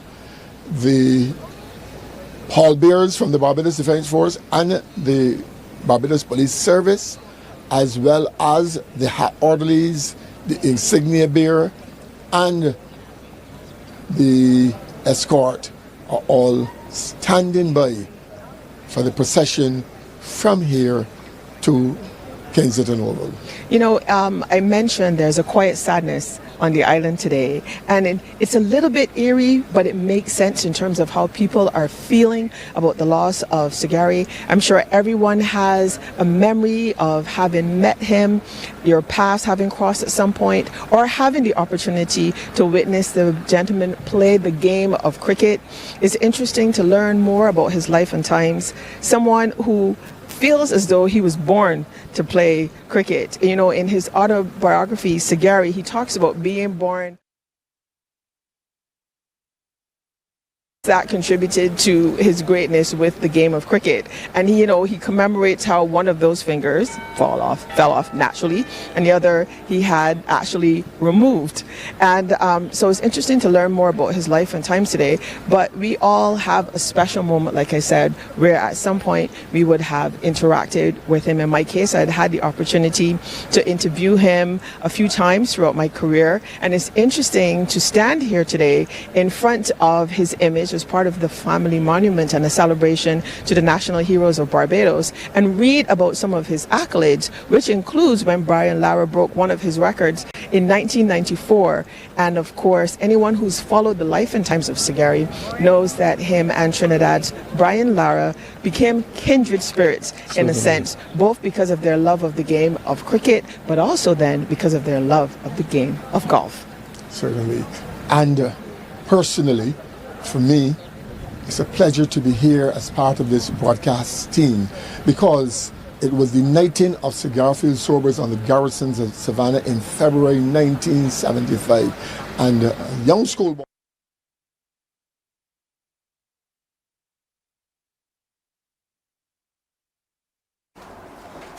Later, I'm here. Yeah, it's a wonderful memory. And it's interesting as well when you learn more about him and understand that Sir Garfield Sobers, when he was just little Gary at the age of 14 or 15, was a member of the Royal Barbados Police Band at the age of 14. They tried to teach him how to play the bugle. They tried. But he admittedly said, I only joined the police band because it was an opportunity to join their cricketing team yes, and be able to play cricket. Certainly. And well, as they often say, the rest is history. You've gone on to represent the police. You've went on to represent Barbados, the West Indies, the rest of the world. And we in Barbados are very grateful for his contribution. Yeah. And not only Barbados, but the Caribbean, the world, as we take this time out to honor him. Yeah, I think one of the things too that we really need to acknowledge and celebrate is that he came from such humble beginnings, and What he did not do was wear his ego on his sleeve, although certainly he would earn the right to do so based on his prowess in the game. And what I also admired is every opportunity to interact with children and young people. He always took that opportunity. And I recall as well, Sagari attending the St. Gabriel School to pick up his young grandson, and how the children, every single time, the students of the school would just gather around him, and he always took the opportunity to interact with them. And it really was a beautiful sight and created such wonderful memories for them as well. Certainly. And that is why some students from the St. Gabriel School will be attending the state funeral at Kensington Oval this morning. And one of the things too, in terms of commemorating Sagari, there's a saying now that we like to use, giving people their flowers when they're still here, and we can celebrate with them. And Barbados certainly did not miss the opportunity to do so in terms of him being knighted and becoming a national hero, in terms of monuments to Sagari right here in the heart of Bridgetown, and also, of course, at the Kensington Oval, where his statue is located. It was originally located at the Garfield Sobers roundabout in Wildy, and was moved some time ago, more fittingly, to Kensington Oval. But also, I really need to acknowledge, if we're talking about his special connection to young people, we really need to acknowledge the naming of the Garfield Sobers Gymnasium, a location where young people around this country take the opportunity to learn and be exposed to as many sporting opportunities as possible.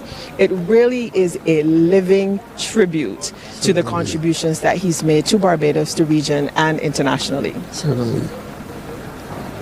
Well, at the present moment, we are waiting the arrival of the forward and rear escort, along with the mass band of the Barbados Defence Force, the Barbados Police Service, and the Barbados Cadet Corps, to arrive here in Hero Square, where the procession will start and head to Kensington Oval via Broad Street, Cheapside, Fontebelle, where a stop will be made in front of the Nation House, where members of the cabinet will join the procession, and from there to the Legends, where members of the family will join the procession on its way to Kensington Oval.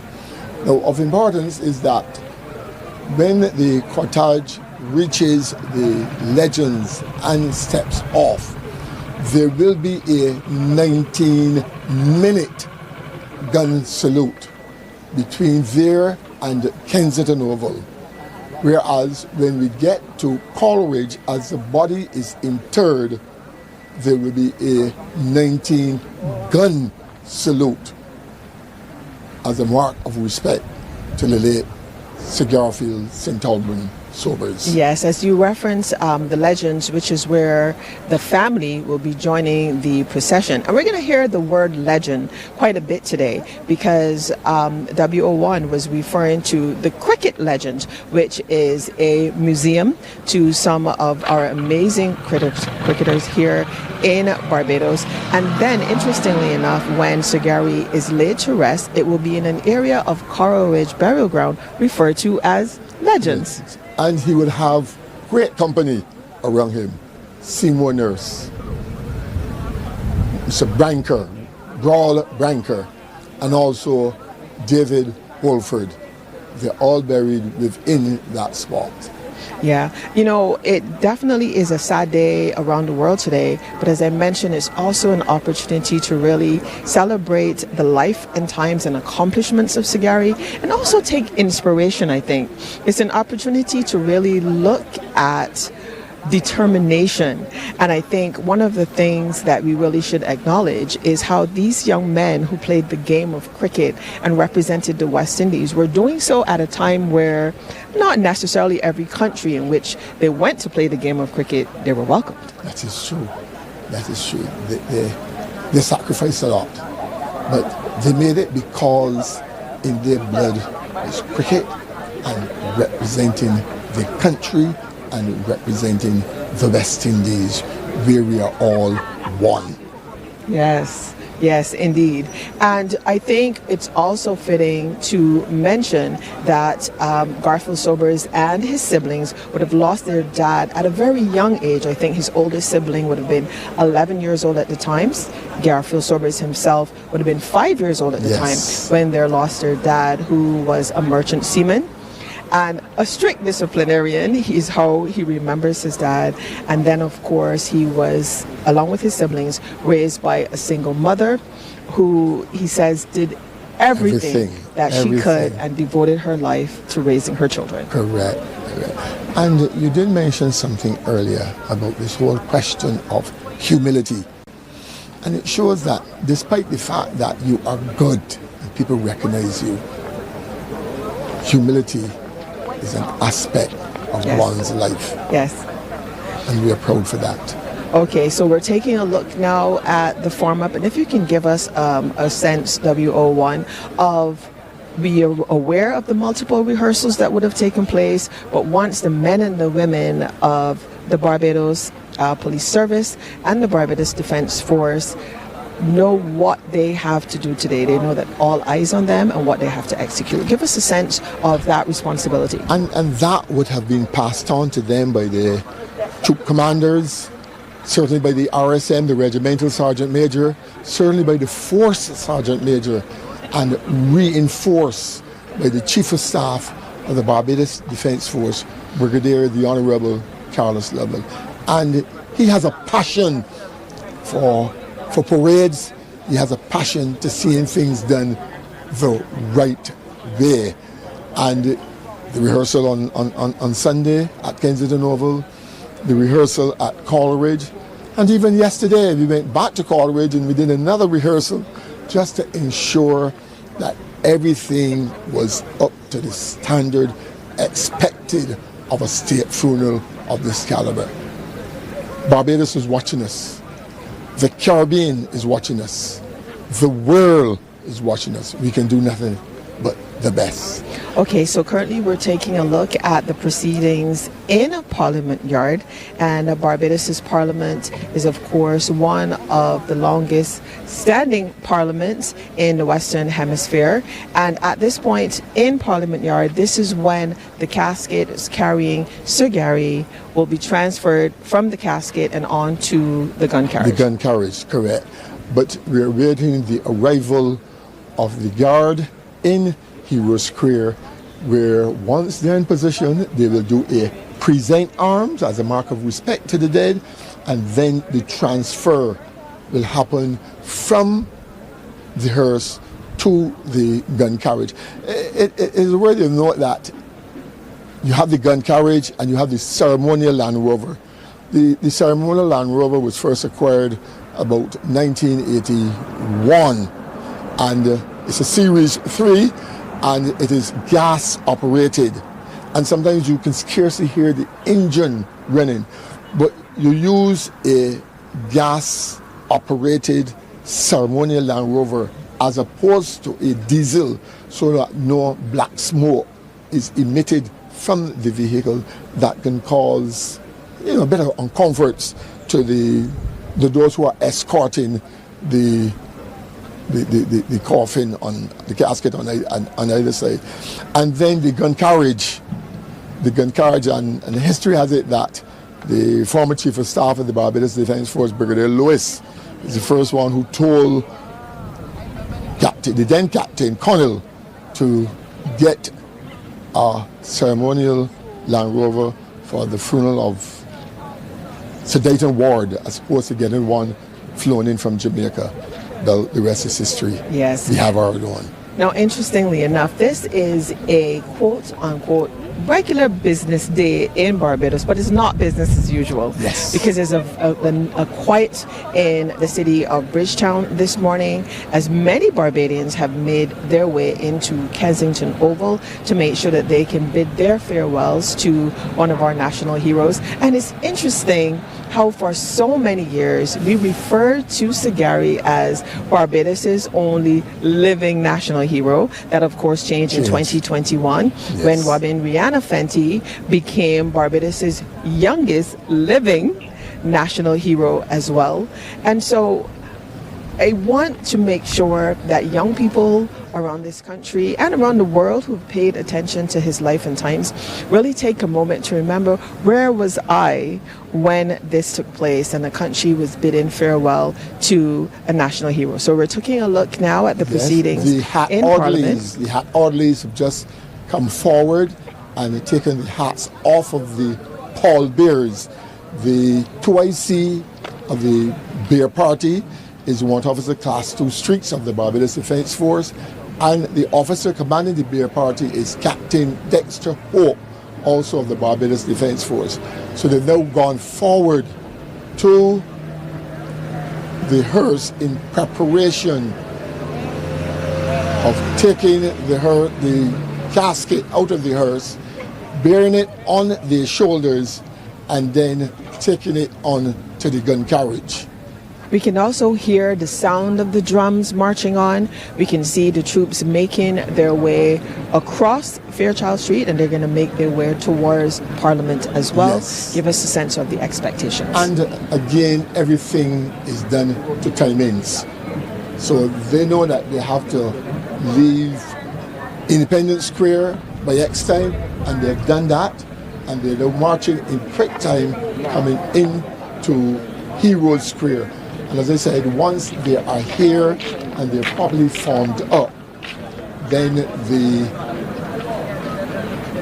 cortege will come out, the body will come out of the hearse, placed on the gun carriage to present arms, and then the procession would commence from here going down Broad Street. At the present moment, there are a number of people here in Trafalgar Square looking at the proceedings, but at the same time people are still moving on as they head off to work.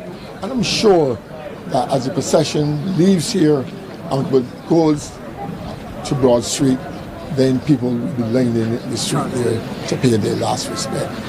Yes, indeed. And of course, as mentioned, everyone is watching. There's a sense of excitement too, though, interestingly enough, to be able to be here to witness this moment in history for every Barbadian.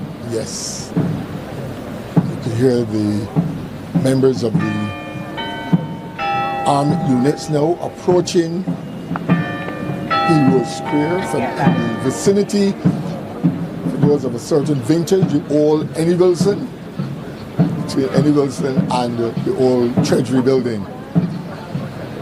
The parade commander for this parade is Major Boyce, Samuel Boyce, and the director of music for the mass band is ASP Whitehall of the Barbados Police Service Band.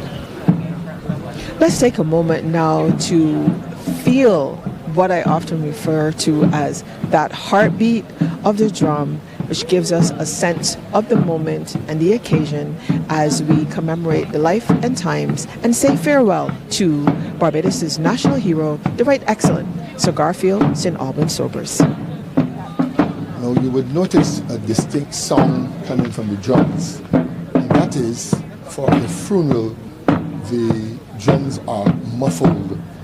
They're covered in black, and the snare on the side drums are locked so that they don't give you that loud sound. So that is what is happening now. You can hear the muffled sound. Also,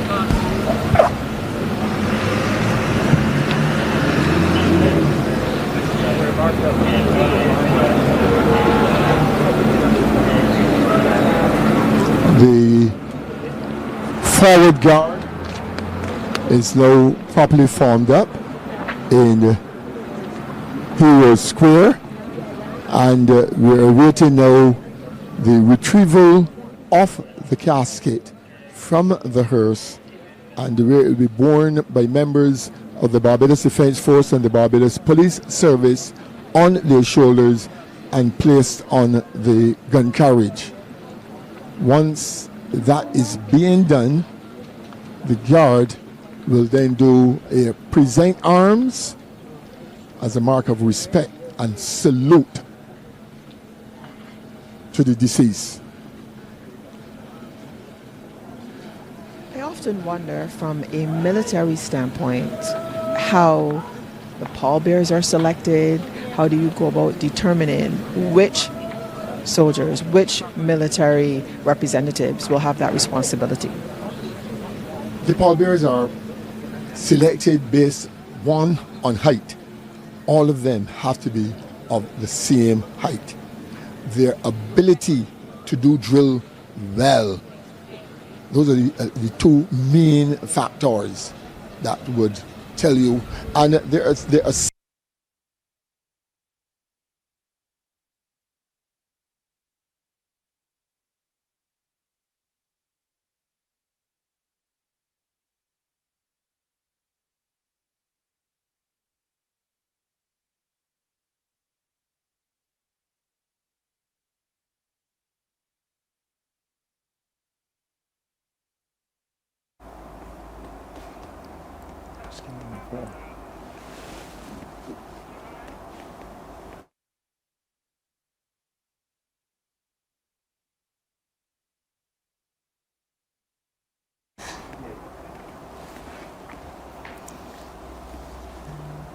the troops are lined up,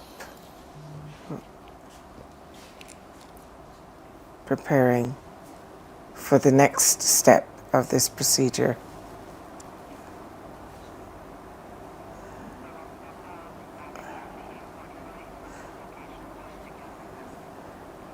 They will be stepping off at exactly 8:45 to head towards Kensington Oval in slow time on Broad Street, Lower Broad Street by Cheapside Market.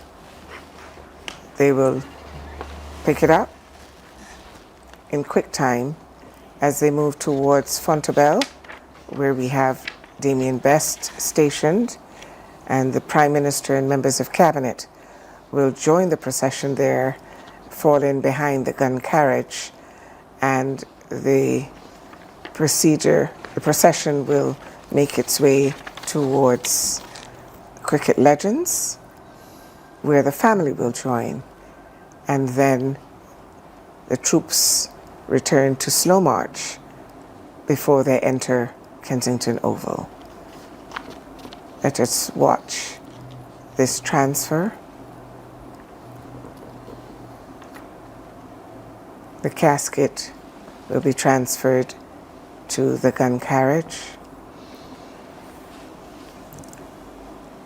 and Hero Square is more than a fitting backdrop for this ceremony. Kudos to the artists who conceptualized the family and who have created a backdrop that makes Barbados proud to salute its heroes. And today we salute the brightest shining star in the firmament of Barbadians who've distinguished this country, the Right Excellent Sir Garfield St. Auburn Sobers.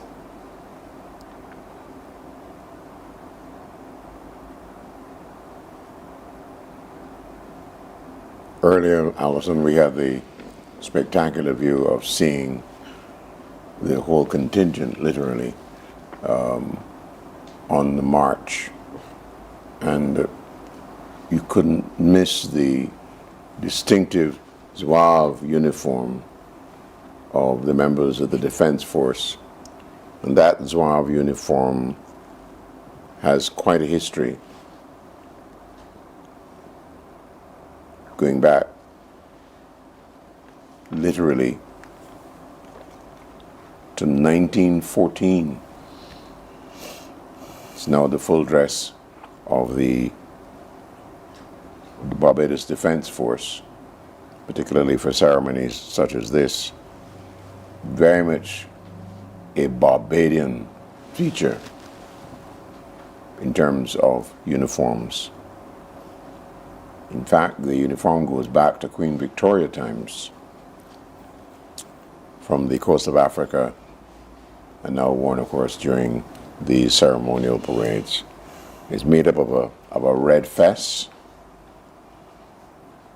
worn by a white turban, and a red sleeveless jacket with that yellow braiding. I hope we get a chance to see it up closer.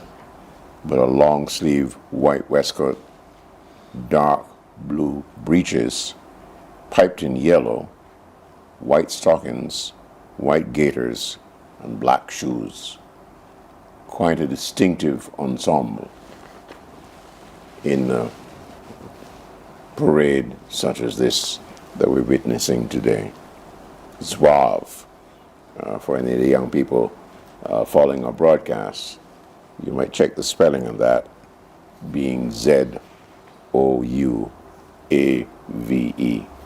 That's pronounced Zouave. So we're looking, Alison, at what I find is a contrast in architecture. The Parliament buildings, then what used to be the financial building, which of course has been replaced by the Central Bank building in Adams Castle area.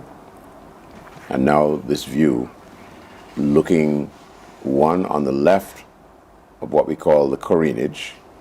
My friends in Grenada will call this the Carnage, but that's how we distinguish whether you're in Barbados or Grenada, whether in Bridgetown or St. George's. So you're looking down on the left on the water side. Then in the middle is Broad Street. And it was interesting to hear Warrant Officer refer to N.E. Wilson, which would have been far more in our foreground, to give a geographic marker. But I suppose we could go on for older people to suggest that past the Parliament building there, which the view we have is really where the opposition leader would have an office on the upstairs levels. But looking down Broad Street, for the older generation would have been Fogarty at the top, Manning's right ahead of you, and then Knight's Pharmacy would have been one store on, which would then have gone to Lima over the years, Norman Center, which is no longer operating in the way that we knew for many years, and then you'd come to Cave Shepherd on your right. Barclays Bank would have been on your left. Of course, all these properties have changed hands and so on. But here we are now with the gun carriage being drawn out of the precincts of the Parliament building, and as Alison referred to earlier, that slow march begins and will proceed towards the Fontabelle area, which is like the equivalent of our Fleet Street, because that is where we've had our major newspapers over the years, the Barbados Advocate, not now operating, but certainly I hope somebody retrieves the archives before long. And then next to that would be the Nation newspaper, really does part of the publishing and media group in terms of that includes the Trinidad by Express, some of our honored Barbadians and, around the TV6 world. And the many Parliament other of Barbados elements is one of the under oldest one legislative Caribbean bodies in the media Americas, banner. and its historical roots date back to 1639 until we became, of course, a modern, republic in 2021.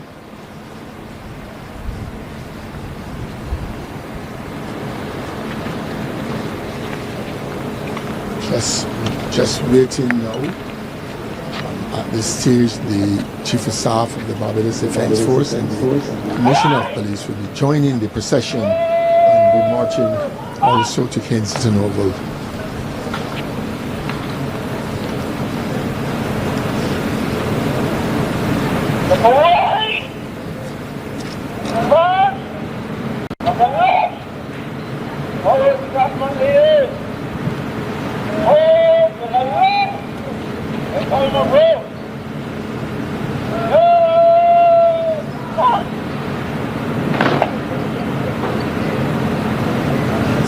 Begun, and we do have some cloud cover. We are of course expecting intermittent showers today, but these proceedings, and as we bid farewell to one of our national heroes, will continue. A Barbadian would say even the heavens are opening up to cry at the departure of Sir Garfield. And that they are indeed showers of blessings. Yes, yes.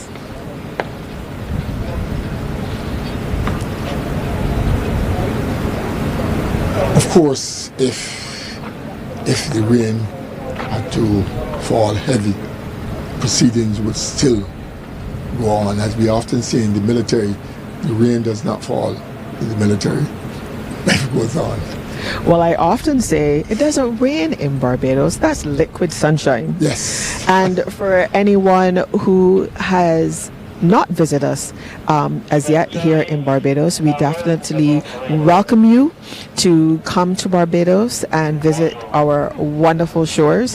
Whether you are a cricketing fan or a sporting fan, or just would like the opportunity to see where the excellence that it is, and that was Sir Garfield Sobers, from which he came. Certainly.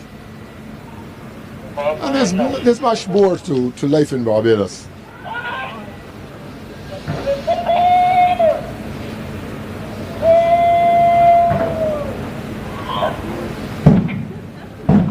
The parade is now stepping off to the music, the Death March of Saul.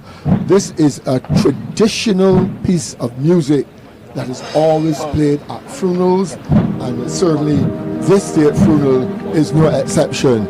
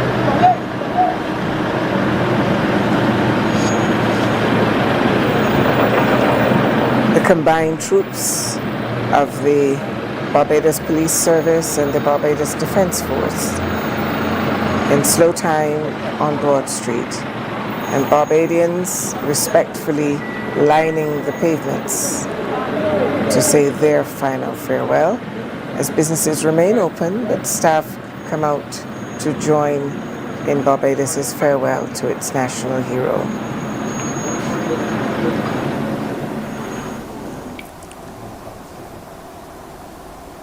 And there's a closer look at the WAV uniform of the Barbados Defense Force, and particularly in this instance the band.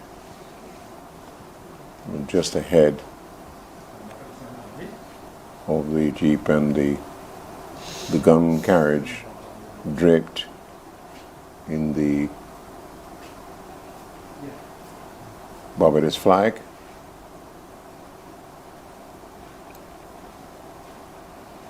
Senior officers of the police force taking up special duty here. The distinctive green with gold piping of the members of the defense force, arms reversed.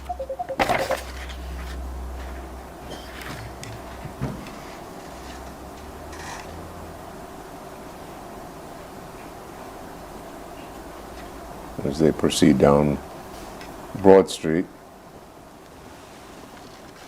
towards what we call the Temple Yard area, just outside St. Mary's Church, which you will see in a while.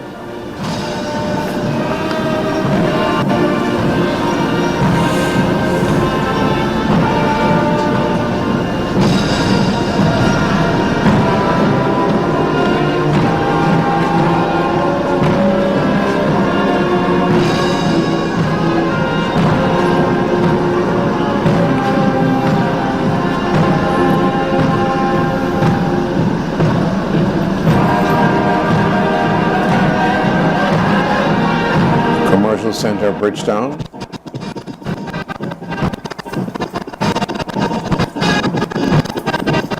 And you can see there the Republic Bank, which is really a signature of the commercial relationship between Trinidad and Tobago and Barbados.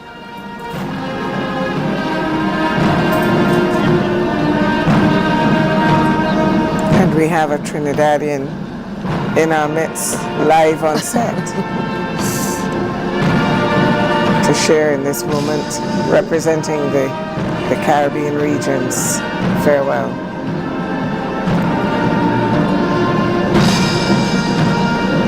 The pink building on your straight ahead of us now, known as the Colonnade. And that used to be a single store, but in these days now, these single stores have become malls with several other small entrepreneurs and businesses sharing the space.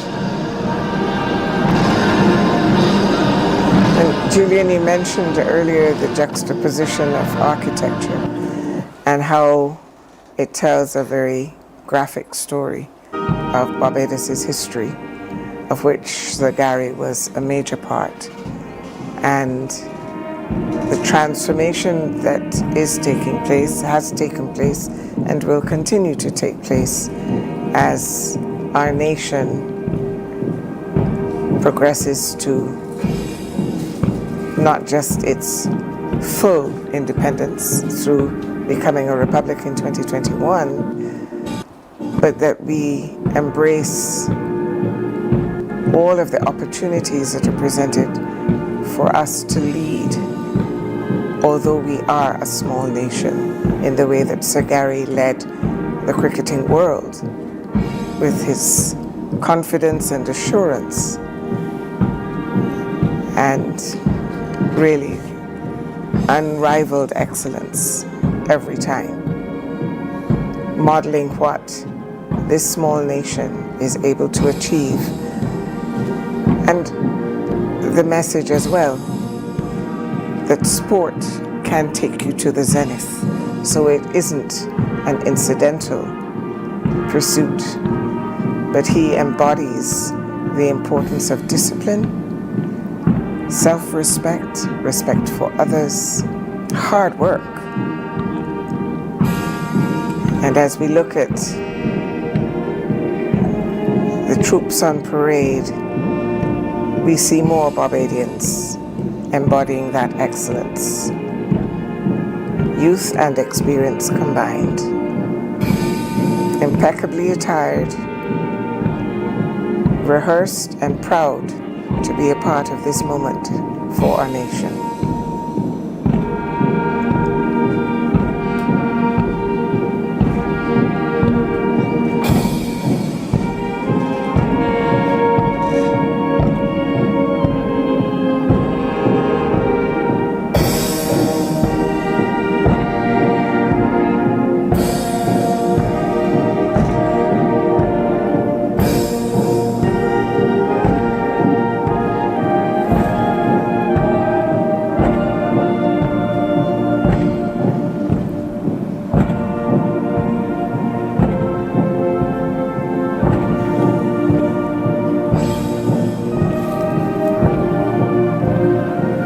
Notice the overhang contrast of the two buildings, the Old Mutual building on your left and the far more modern, within recent times, on your right. But certainly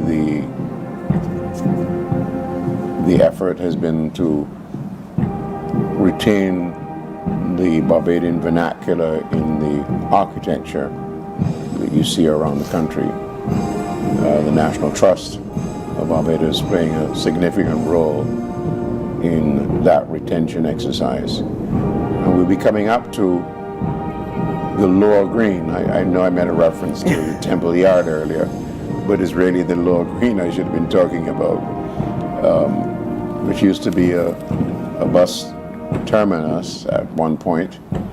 But I think more significantly in the context of Barbadian history was also the site of the office of the mayor of Bridgetown. Indeed. Sir Ernest Dighton Motley, the grandfather of the Prime Minister of the day, Mayor Motley. His role, of course, was to look after the city and its people.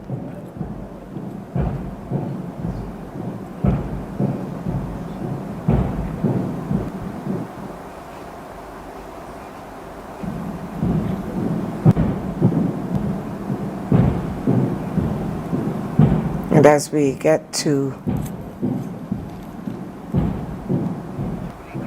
Jubilee Gardens.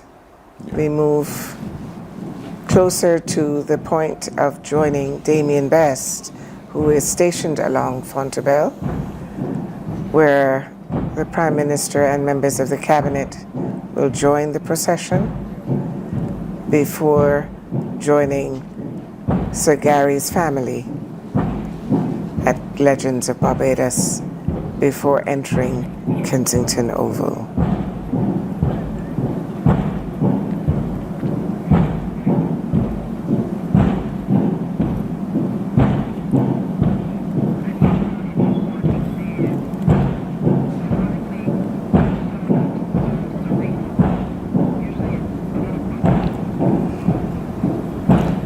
What we're noticing is the whole of Barbados is paying homage today. Even the buildings that house businesses that are open, they have paused in reverence and in honor of this procession.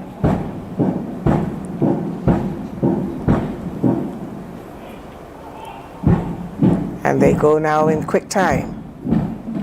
Troops transfer at this point to quick time.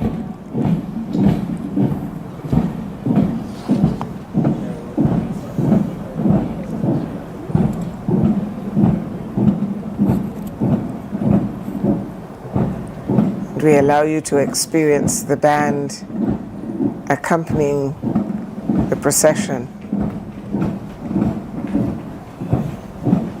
as they make their way around Jubilee Gardens, heading towards Cheapside Market.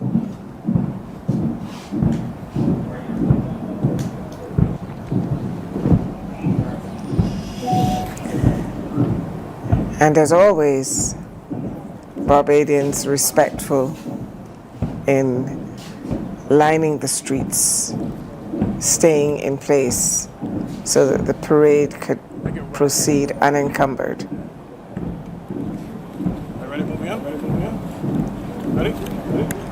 Of course, cameramen and photographers trying to get the very best vantage point for the very best shot, the iconic shot that will record this historic moment.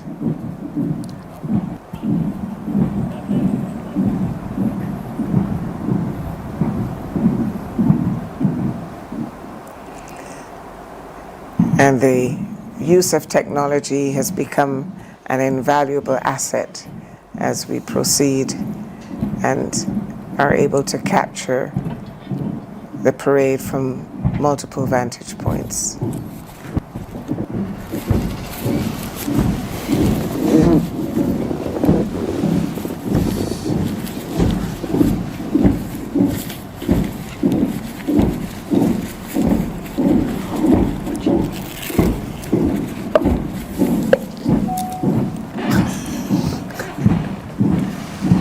Josanne, as our Caribbean flag woman today.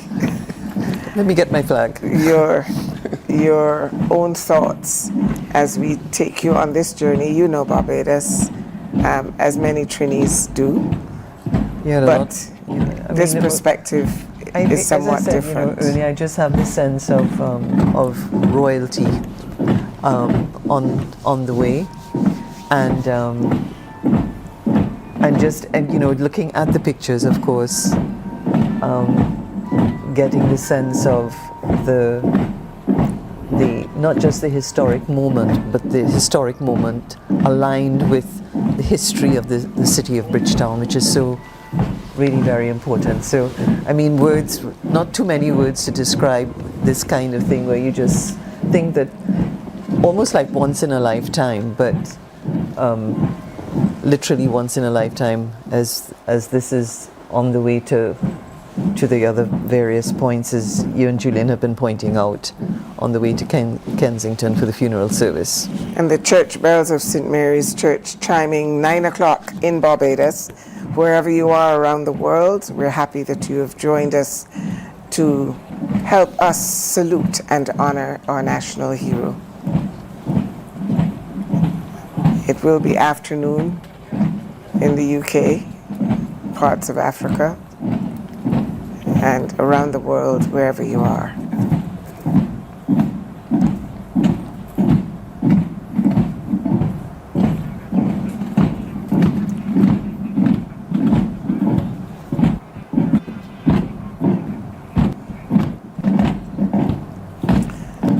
As I mentioned when we opened this morning at 7 o'clock our broadcast, we have 35 stations joining us, many streaming our broadcast, and that includes Cricket West Indies.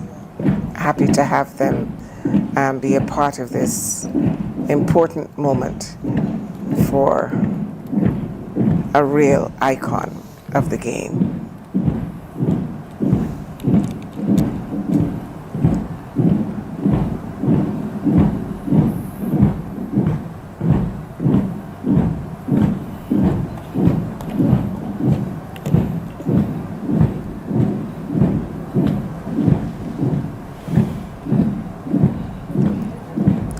I think the troops have made excellent time.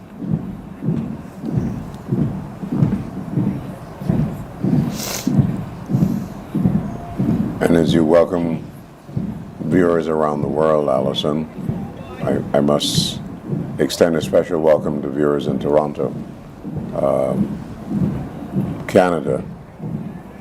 One of them is, I wouldn't say an avid cricket fan, but he's a cricket archivist, Nasser Khan, who had the honor of completing a book, and several books on West Indies cricket, in fact, has an outstanding collection that is now sitting at the Natus Library in Port of Spain. This is the public library, and made a generous offer to us here at CBC of those archives, so that many of the pictures that you see in our special coverage provided by Nasser Khan. So we want to thank you very much, Nasser, for that input. It's very, very important for us. Indeed, and at the Legends on Monday night, there was discussion about a book on Sir Gary, with Sir Hilary and former PS Weeks in heated discussion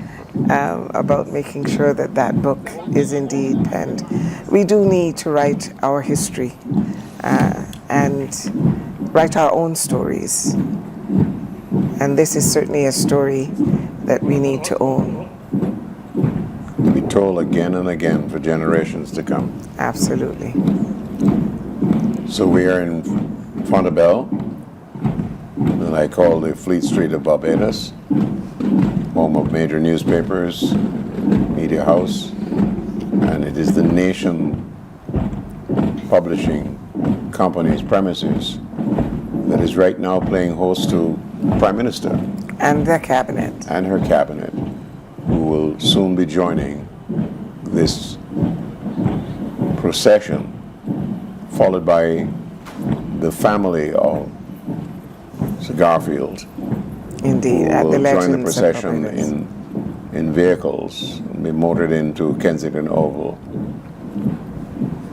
for the start of an historic ceremony, saluting and saying farewell all at the same time on the hallowed grounds of Kensington Oval, which of course has its distinct history as the home, or the Mecca as many prefer to call it, going back to 1882, sorry. The Pickwick Club certainly acquiring the premises then. And the first international match was held in 1895 when the Slade Lucas side visited the island. And the first test match was back in 1930 when the West Indies and England played to a draw. Well, we've beaten them several times since then at that same venue. And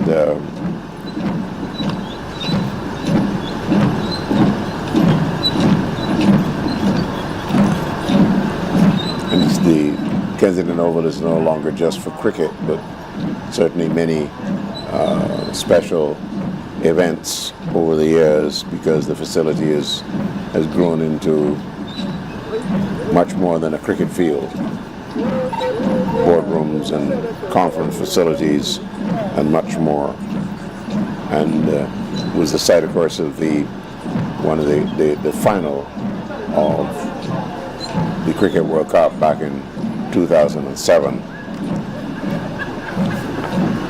And today it will be the host site for this tremendous salute and farewell to Sir Garfield.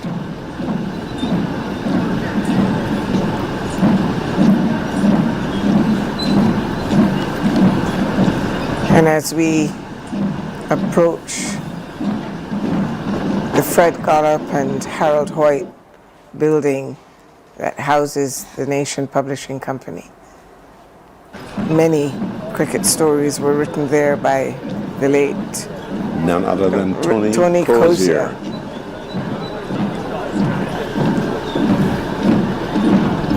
And the commentators of the world who track West Indies performances, the commentators of India, New Zealand and Australia and England, and of course the commentators across the Caribbean as well.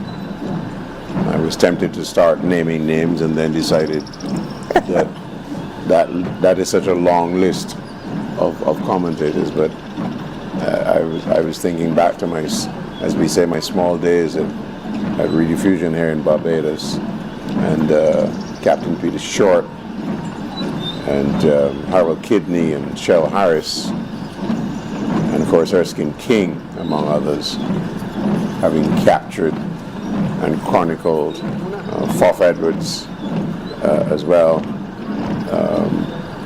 capturing the performances of the West Indies against visiting teams. Then many of the older generation will remember the outstanding English commentators, people like John Arlott and many others over the years on BBC's commentary of the West Indies performance against England. And there are many stories to be told of many of the people who faced Gary Sobers over the years, whether it was a Jeffrey Boycott or even a Gavaskar who was high in praise of Sir Gary when he learned of his death. I actually had a recollection as well, talking with the great Subhash Gupti, who made Trinidad his home. And in fact, his daughter, Carolyn, wrote a novella,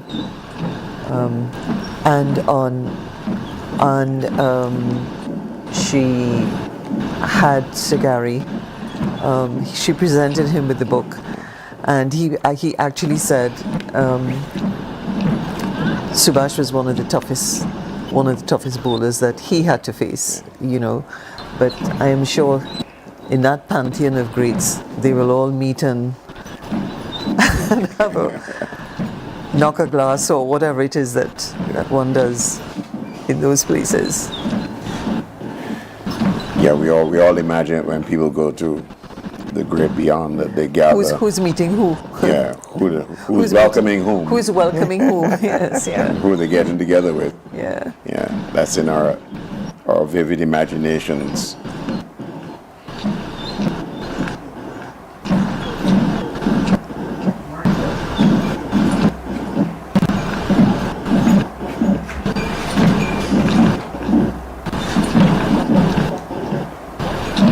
One of the qualities that is endearing about Sir Gary is how he allowed cricketers to develop their own style. He never tried to have anybody imitate him, although imitation is the sincerest form of flattery. But, you know, he told Shea Hope and others, play your game, play your shots. I can give you additions to your toolkit.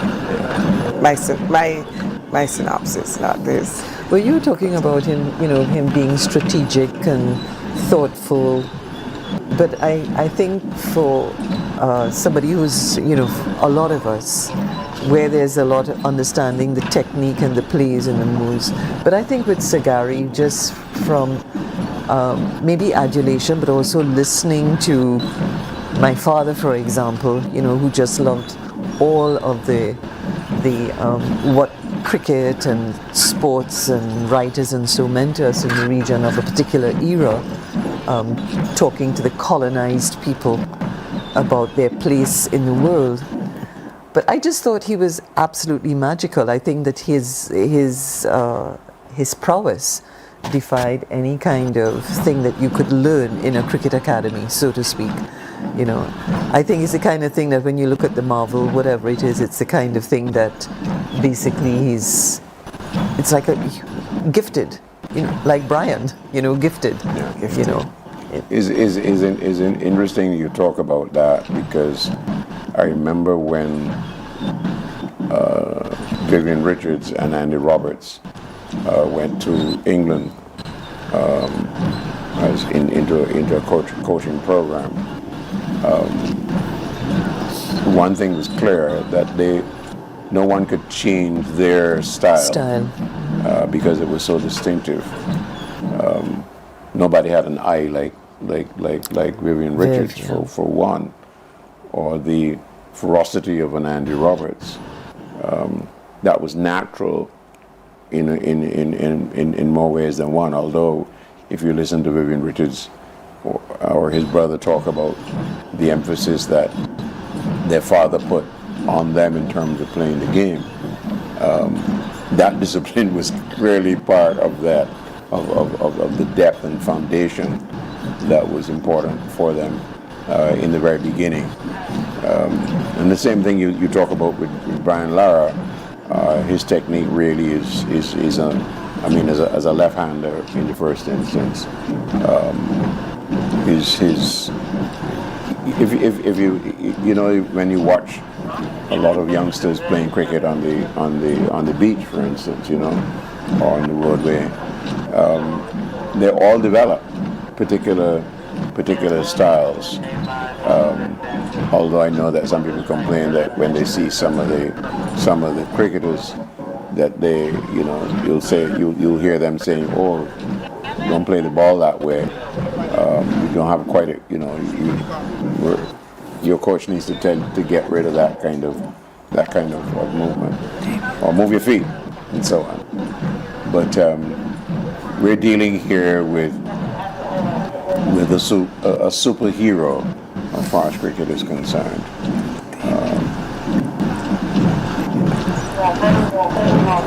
So it's the best of times.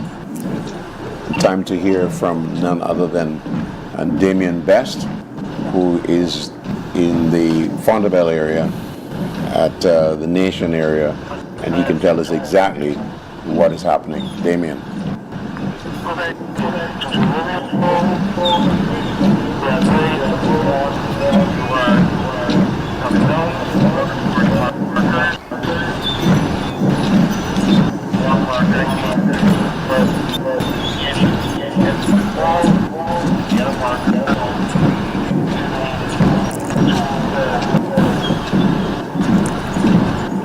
In the world, good afternoon, good evening.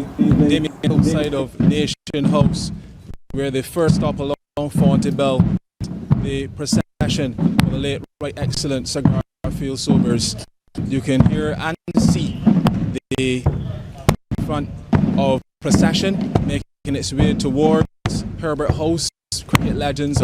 Our first stop will be for the Prime Minister of Barbados, Dr. Motley, and members of the cabinet to join the cortege and make to Herbert House, the cricket legends, where there will be a second family will join the procession there and make their way to Kensington Oval, which is 20 meters from our current location.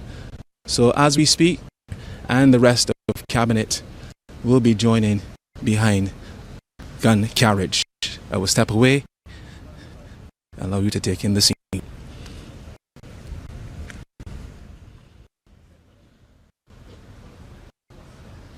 As a hush comes over Fontabelle at the moment, We've had a number of employees of various businesses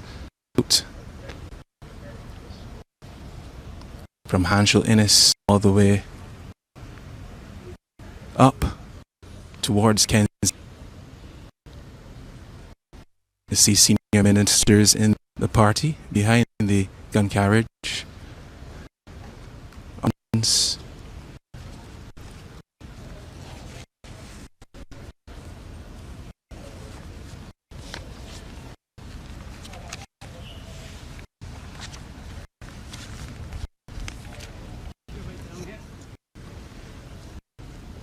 And we've seen people away from Bridgetown, the upper parts of, to make their movement down to the Kensington Oval. The procession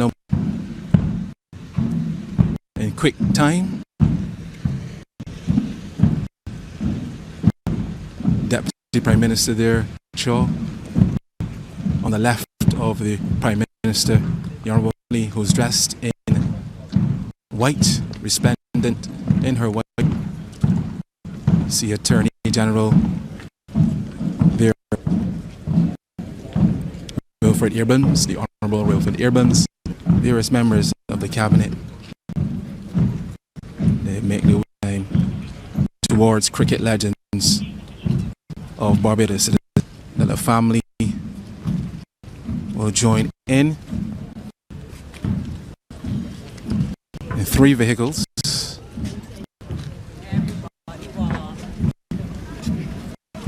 and journey. Make our way up towards that location just about now. It's where they will move off once again in slow time. It was spoken about earlier. That is, they will then salute just outside of Kensington before the cortege makes its way.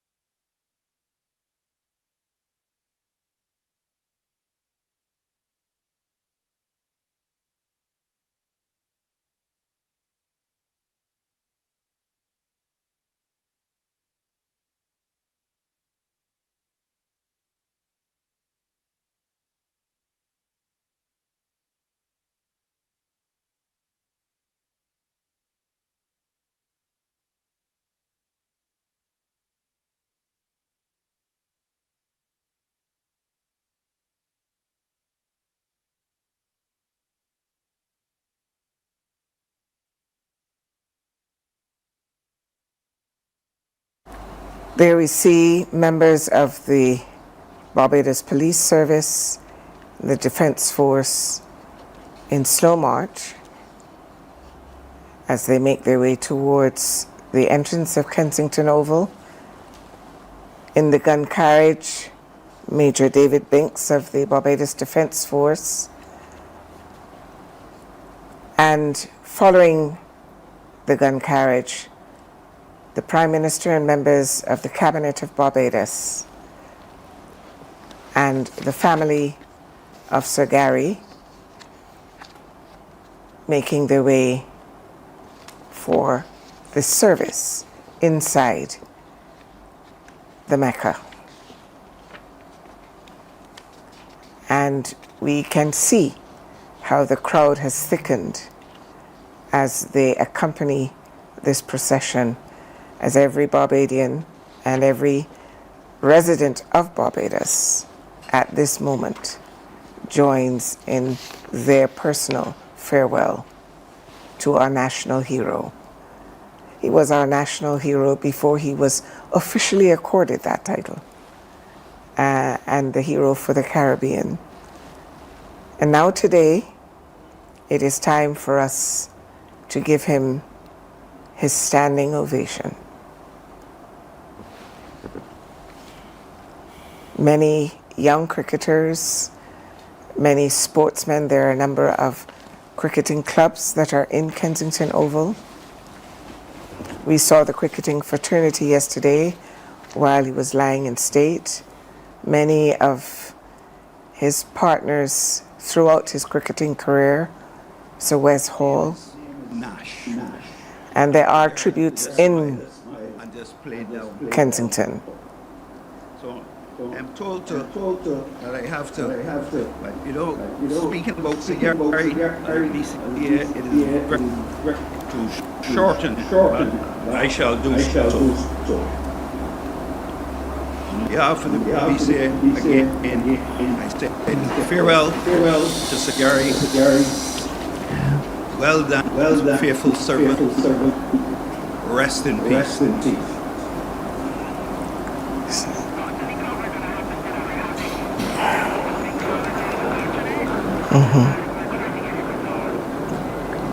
So as you can hear, we are challenged by the quality of our connection, our internet connection. We're going to work on that to ensure that nothing is missed.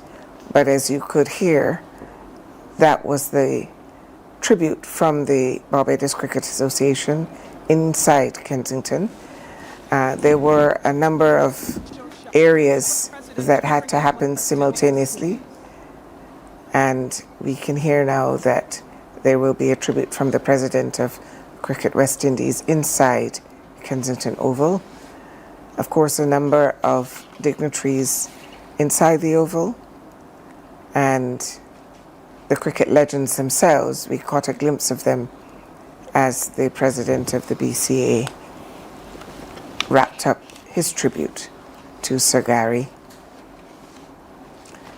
And those who were close to him speak of not only his humility, but his ability to have a great sense of humor, and how he embraced all who wanted to listen.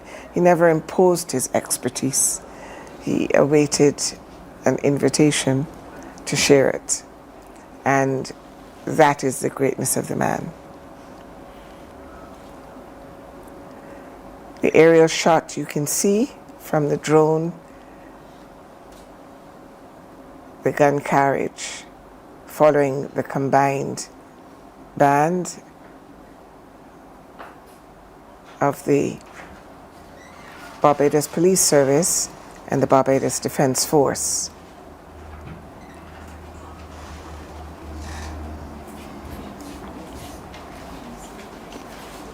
And that is the distinctive external view of Kensington, transformed over the years with and might I add that pragmatic leadership has ensured that this cricketing has been celebrated with dignity with reverence and with grandeur befitting him.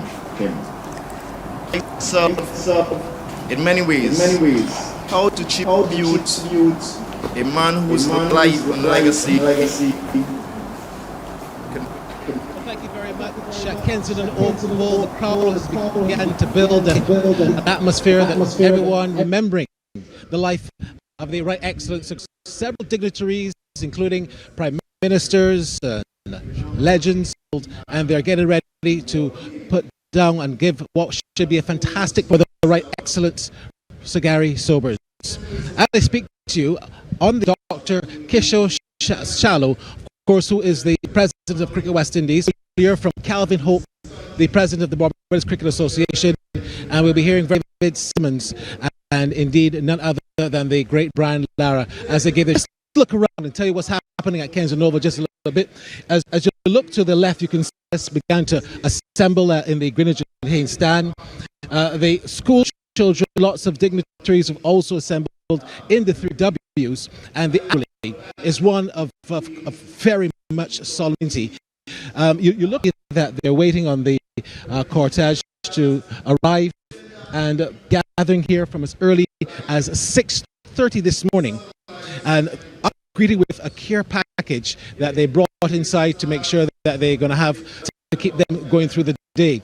The weather, the conditions have been not so bad, sunshine, but as you can see, there's just a bit of overcast in the sky, which is just give a little bit of concern that the conditions might not be fit for cricket. Garry, no matter what the conditions would have been, he would have been in the middle strong, and I just get the feeling that he's going to be doing it all day. They heard from none other than Calvin Hope, who gave a wonderful answer of how the great man would have hit those 660, and Sir Garry had a great relationship with the Barbados Cricket Association. At the moment, Dr. Kishore Shallow speaking about the victory for the West Indies yesterday, ironically came with the West Indies winning by some 90 runs with birthday, which he was careful to map out. One of the significant things to note, some of the West Indies cricketers that actually played yesterday in Trinidad and Tobago are attendance, and indeed they are indeed making things very well known. We, of course, the Prime Minister who was able to get them here from Trinidad and Tobago to witness what is expected to be a very enthralling day's play in inverted commas, because of course this ceremony is expected only watched by millions, but indeed remembered by the thousands who are here and those who are watching. When you look on the stage, you can see that we have Royal Barbados Police Band, tremendous rendition that they are. In fact, most of the persons that were here and listened to the rendition just but to clap and applaud what was indeed a fantastic rendition of this police service. As soon as Dr. Kishore Shallow is finished, we're going to have Brian Lara. That is one of the 19 guns that we have, and every minute leading up to coming into Kent, you're going to hear one of those gun salutes. So don't be, if you're indeed listening and hearing that in the background, it just signals that they're very much closer to Kensington Oval. In a moment, they're going to arrive and they're going to come through that position there by the Garfield Sobers Pavilion, and also the cortege just to the right of me from the 3W stand. So it's all set, should be a grand finale. We're enjoying these tributes at the moment.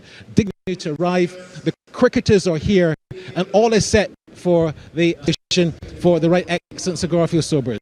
Would have turned 90 yesterday as the West Indies won that test match. Of course, it's all good news as cricket is concerned for the future as it continues to get bright. Once again, very much, Barry. Definitely feeling the energy in Kensington Oval at this point. Julian, a lot of memories. Josanne, a lot of memories, and a lot of sights of faces who are going to be sharing their tributes on this really important day for us in Barbados. Certainly, and we just hope that the rain doesn't spoil our parade, so to speak. But I was thinking that the temperature, we've had very, very hot days, and therefore I'm sure everybody out there is a little relieved that it's a lot cooler. We have quite a ceremony ahead of us as we get into the real formal part of this tribute to Sir Garfield. We told you earlier that Arturo Tapin will be performing and doing a song that is a favorite of Sir Garfield called Oh Danny Boy. And there will be the 2 minutes of silence that we expect that everybody across the world will join as part of that. We've got a mass choir assembled for this particular occasion that will perform the O Thou Great Redeemer. And the Barbados Police Service Band will do a musical tribute. This, of course, is the band that's performed all over the world and represented Barbados in fine style. The mass choir will also do Thine Be the Glory. And Winston Farrell, the poet of Barbados, will be making a contribution as well. Then there'll be the family tributes from Natasha Sobers, Daniel Sobers, and Matthew Sobers. And then the Prime Minister of Barbados, Mia Mottley, will deliver what is called the tribute to the nation. And there's also a role for none other than the most honorable Anthony Carter, known to everyone around the world as Gabby, or the mighty Gabby. He's got a role in there as well. And the representation of the Caribbean community will be led by none other than the Prime Minister of St. Lucia, who is the current chairman of CARICOM. And the Reverend Canon Guy Hewitt will deliver the sermon today. And if we know him well, we can expect a very distinctive presentation at a time like this. The mass band will play Who is the Greatest Cricketer? Tremendous composition, of course, by the mighty Sparrow, who said very, very clearly that Sir Gary was the best cricketer, not just on Earth, but definitely on Mars as well. So we got there a long time before any consideration by one Elon Musk. So that is the way that the ceremony will proceed at Kensington Oval before everything then moves on to Coral Ridge, which is the last stage of the exercise today. We're so glad you were joining us, thanks to the connections provided to the CBC by the CMC, the Caribbean Media Corporation, and to television and radio stations around the world who are joining us here in Bridgetown, Barbados, for the salute to our national hero, none other than the right excellent. Yes, you heard it right. You got to say that again and again, because he's our national hero. Well, I'll chime in here to say that as we're sitting here and we can sit with our phones and so in real time while we're looking at the procession, lots of messages are coming in. I just got one from Vic Finance out in Washington, Barbados' ambassador, and he's set to convey his regards.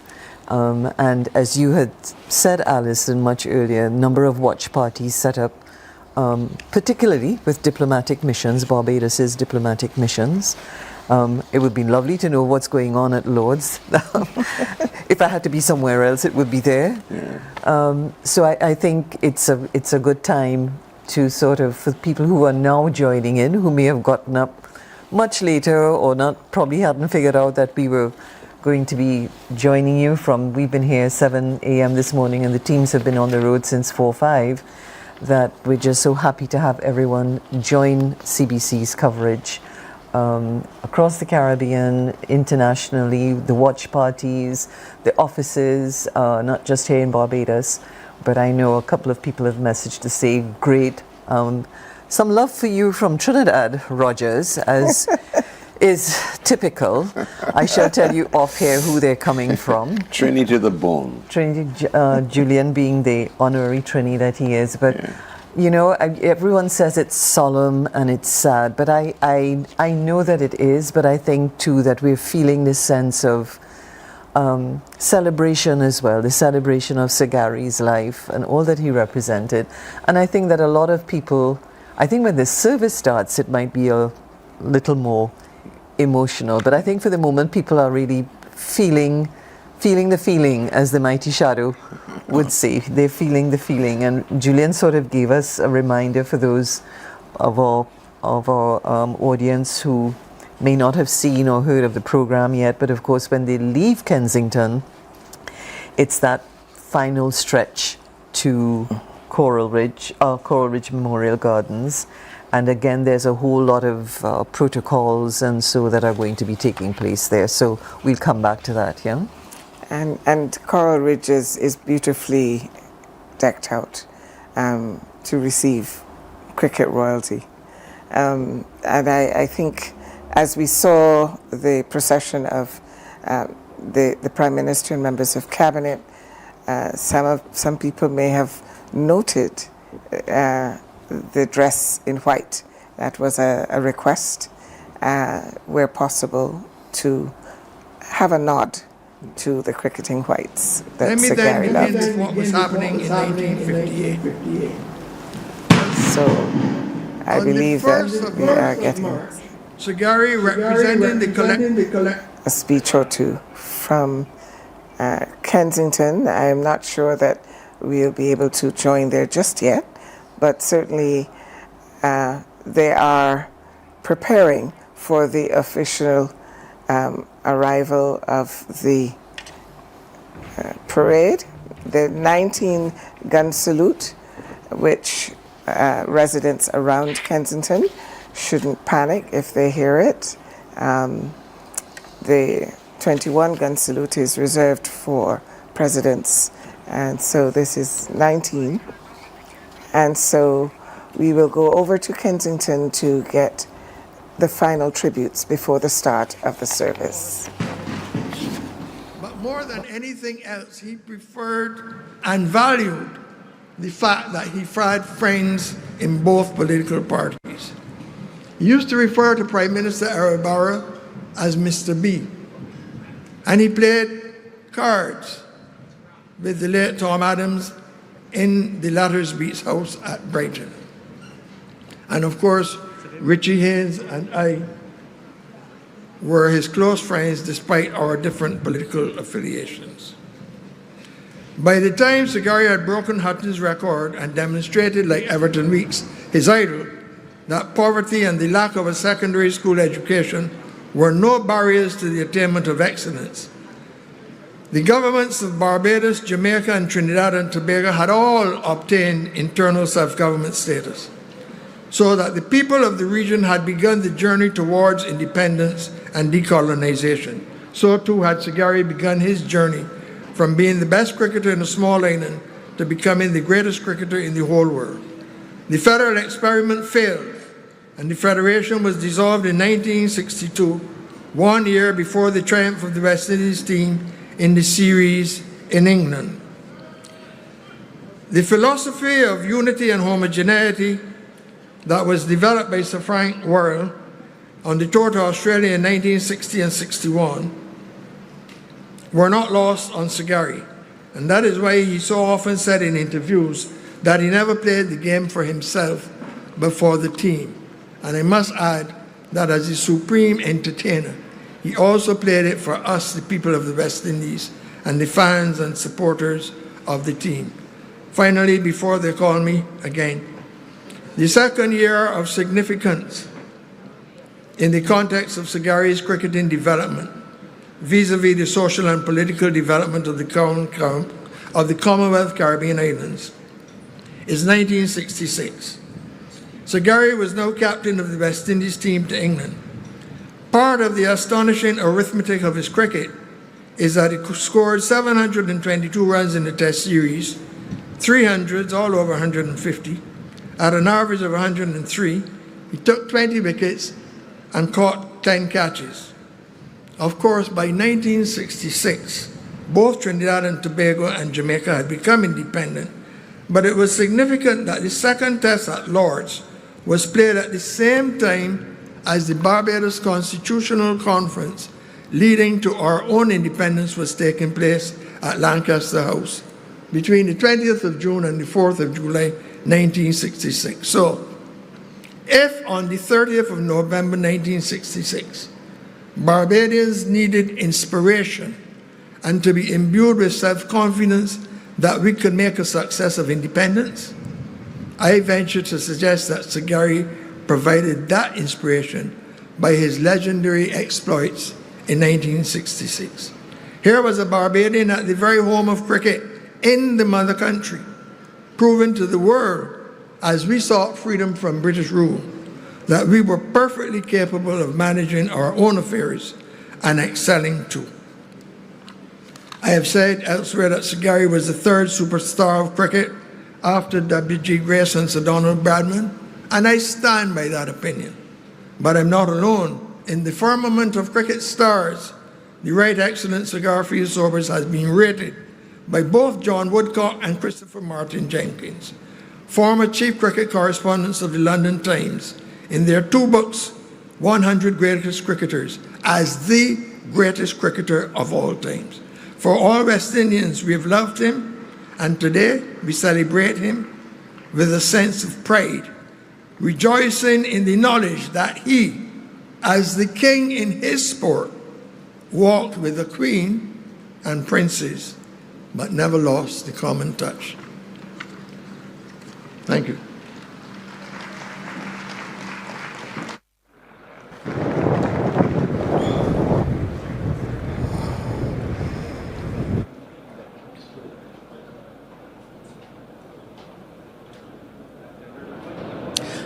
Ladies and gentlemen, Brian Lara.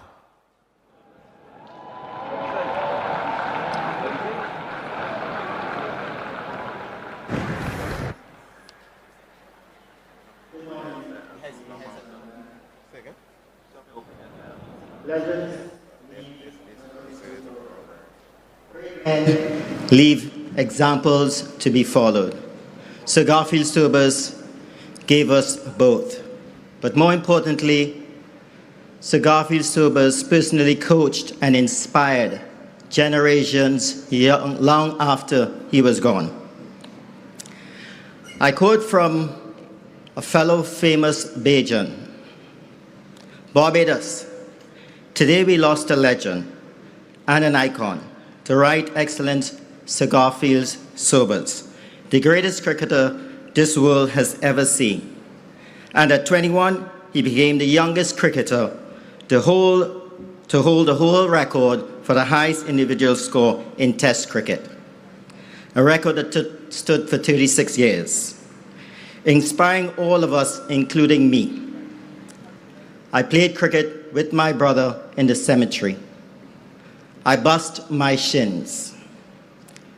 Barbados loves you eternally, Sir Gary. Rihanna, Barbados living legend. Over the last few days, I struggled with what I would say today. But now I'm here, I realize something. This is not a sad moment. This is a moment for us to celebrate. And I hope you feel the same. Today, we celebrate a remarkable life. The life of the greatest all-round cricketer. I'm looking at this beautiful oval with the blue and yellow seats, the Barbados colors, the magnificent Garfield Sobers Pavilion, the media center behind me, and of course this beautiful structure, and a lot of people represented around the world right here in front of me, and also on the television. I believe we truly have a life to celebrate. As I was crossing the road, an old gentleman said to me, Mr. Lara, I heard you speaking. Tell them I'm an all-rounder too. I can't bat, I can't bowl, and I can't field. But today, we pay tribute to the man who could have done it all. A life unlike any other, but more importantly, we celebrate a man who gave much of himself to his family, to Barbados, to the West Indies, and to all of us who had the privilege of knowing him. For me, Sir Gary was not just a West Indian sporting hero, whose records inspired me and millions of sportsmen and sportswomen. He became a personal mentor, a friend, and someone whose belief in me shaped my own journey. I was fortunate enough to break one of his records, but that's where the similarities ended. He was so much more. A lot of the disciplines that make up the game of cricket, that 99% of us cricketers did not consider it part of our DNA, Sir Garfield Sobers did it with ease and grace. No one did it better. A few stories. The first time I met Sir Garfield Sobers, it was at the school's tournament branded by his name. And he got a message from Charlie and Brian Davis that a young man was coming to Barbados and he should have a look at him. He came and he met the team, and I looked at him, shook his hand, and I said, "Sir Sobers, are you the real Sir Sobers?" And he said yes. I left, I strapped up my pads, and I was praying that that day I was the only batter that he was actually going to see. When I got back to Trinidad, I told my dad that I met Sir Garfield Sobers, and he said to me, "What was he like?" I said, "Dad, he liked my batting. He really liked my batting." A few years later, Sir Garfield Sobers stormed into the dressing room at the Sydney Cricket Ground, and Rohan Kanai, our coach, said, "Sir Garfield is here to see you," and I was in the shower. And before I can get out the shower, Sir Garfield was in front of me, and he was berating me. He's telling me, "What is wrong with you?" I thought this man came to congratulate me on my 277. He said, "Young man, there was nothing in the game. We could not have won. You cannot throw away opportunities like that." And I understood him. 14, 15 months later, that unique walk of Sir Garfield Sobers entering the field in Antigua was something very, very special for me. To have the man that was my mentor, the man that believed in me, to be there was something very special. That hug, you guys don't understand that hug. It felt like if he was silently telling himself, "My son did it. My son did it." Sir Garfield Sobers was not only there for my good times, he was there also for the darker periods. And I remember once in Jamaica, I called him and I asked about a few things about my batting. And he listened for a couple minutes and he said to me, "I'll be on a plane tomorrow. I'll come to Jamaica to see you." A day later, Sir Garfield walked on to the Kensington Cricket Club in Jamaica, stood behind the nets, and started watching me bat. I missed a couple balls, hit a couple balls, and he looked at me and he said, "Young man, you're not looking at the ball." Well, I mean, you can tell a batter that he's not moving his feet or he's leaning over too much in the offside, but to tell a batter that he's not looking at the ball is a kind of difficult one to take.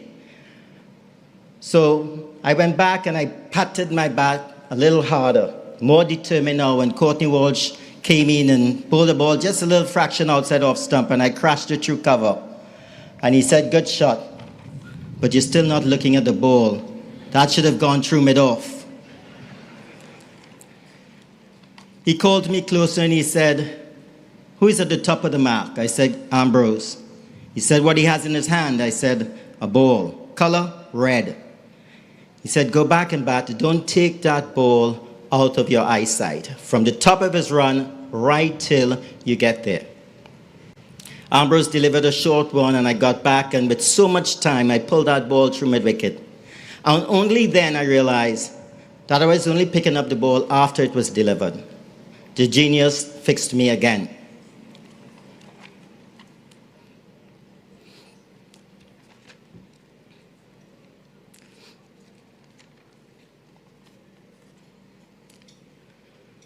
Sir Garfield Sobers entered this earth 8 years after we were given test status in 1928. He would have only read about Carl Nunes, Sir Larry Constantine, even Sir George Headley. He spent his youth during World War II, and he was good enough at 17 to become a test cricketer in 1954, only 4 years after we achieved our first victory in England. Sir Garfield Sobers' career spanned a period when we were searching for that belief. We discovered that belief, and we realized that we can beat any cricketing nation that we played against. He retired, I think in 1974, and for the next 20 years, Sir Garfield Sobers inspired a group of young men to stand tall, to play with pride, and to become the dominant force in world cricket for 15 to 20 years. Following that dominance, I spent a lot of time at Sir Garfield Sobers, and there were cries of joy when we won. ICC Champions Trophy, beautiful victory here against Australia, a couple great T20 World Cup victories. But on many occasions, he cried from heartbreak and sadness. And if it's something that I'd like to leave here today, and maybe to tell the powers that be, use this opportunity to create a Sir Garfield Sobers initiative. Initiative that when we come back in 10 years' time to celebrate his 100th birthday, we might be celebrating a true resurgence in West Indies cricket.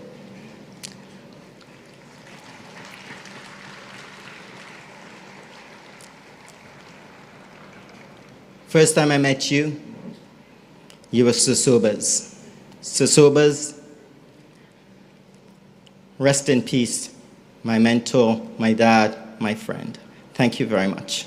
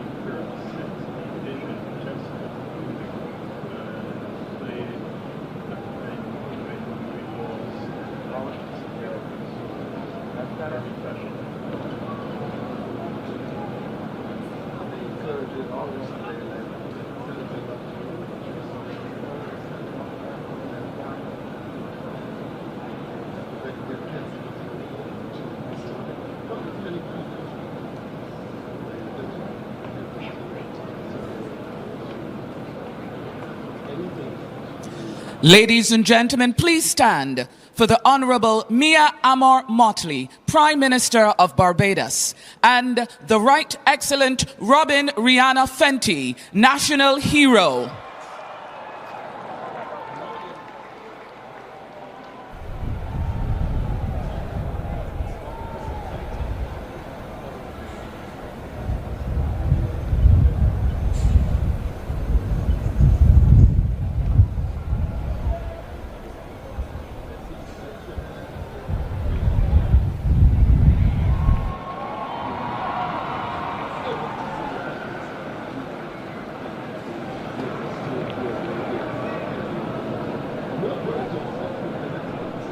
Yes.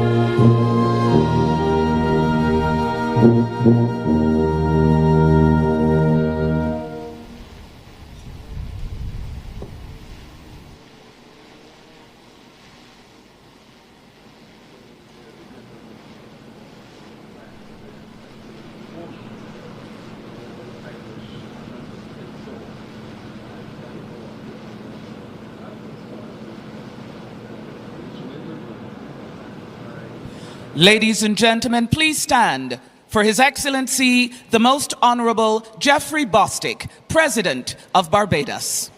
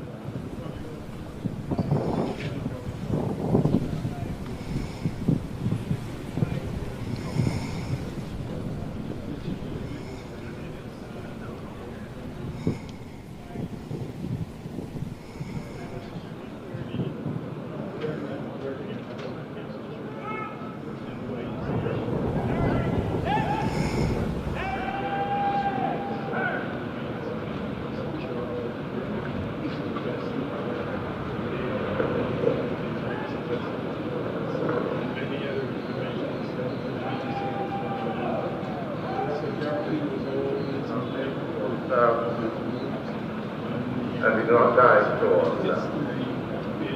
If we live to the Lord. And if we die to the Lord. So then, whether we live or whether we die, we are the Lord's. For to this end Christ died and lived again, so that he might be Lord of both the dead and the living. May the God and Father of our Lord Jesus Christ be praised. In his great mercy, by the resurrection of Jesus Christ from the dead, he gave us new birth into a living hope, the hope of an inheritance reserved in heaven, which nothing can destroy or spoil or wither. As a father has compassion for his children, so the Lord has compassion for those who fear him. As a mother comforts her child, so I will comfort you, says the Lord. He will feed his flock like a shepherd. He will gather the lambs in his arms and carry them in his bosom. We will not have you ignorant, brothers and sisters, about those who have died, so that you may not grieve as others do who have no hope. For since we believe that Jesus died and rose again, even so through Jesus, God will bring with him those who have died. Blessed are those who mourn, for they will be comforted.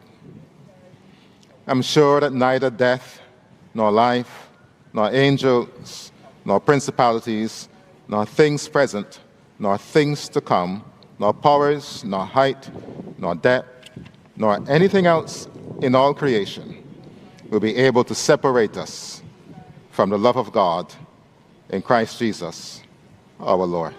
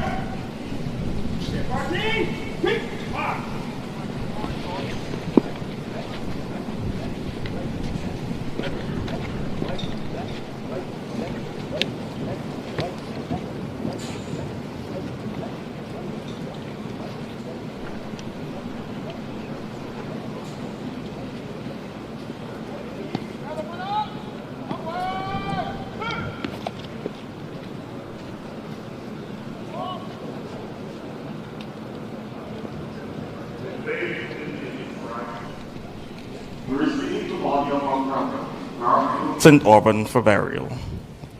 Our brother was washed in holy baptism and anointed with the Holy Spirit. Let us therefore with confidence pray to God our Heavenly Father, the giver of life, that he will raise him to perfection in the company of the saints. The Lord be with you. Let us pray. O God of grace and glory, we remember before you this day our brother, Garfield St. Auburn. We thank you for giving him to us, his family and friends, to know and love as a companion on our earthly pilgrimage. In your boundless compassion, console us who mourn. Give us faith to see in death the gate of eternal life, so that in quiet confidence we may continue our course on earth, until by your call we are reunited with those who have gone before, through Jesus Christ our Lord. Amen. Lord, this is your servant Garfield St. Auburn.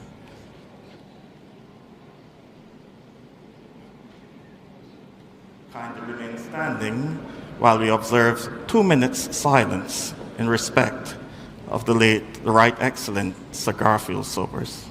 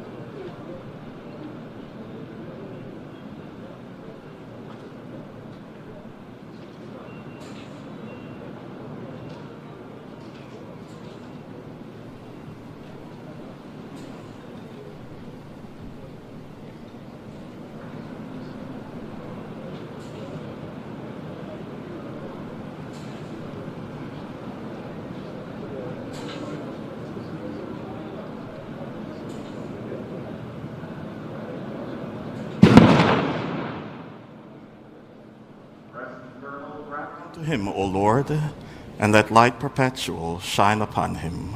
Amen.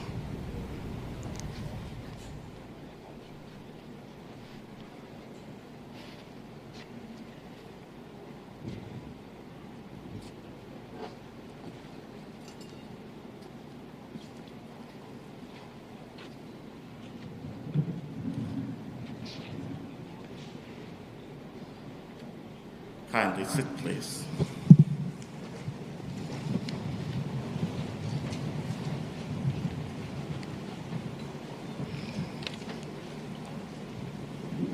Your Excellency, the Most Honorable Jeffrey Bostic, President of Barbados, the Honorable Mia Amor Motley, Prime Minister of Barbados, the Honorable Philip Pierre, Prime Minister of St. Lucia and Chairman of CARICOM, the Most Honorable Leslie Haynes, Chief Justice of Barbados, members of the Cabinet of Barbados, the Right Excellent Robin Fenty, National Hero of Barbados, members of Parliament, the Right Honorable Frundell Stewart, former Prime Minister of Barbados, Dr. Keith Rowley, former Prime Minister of the Republic of Trinidad and Tobago, visiting members of government from across the Caribbean, including the Honorable Stacey Plaskett of the United States Congress, representing the U.S. Virgin Islands,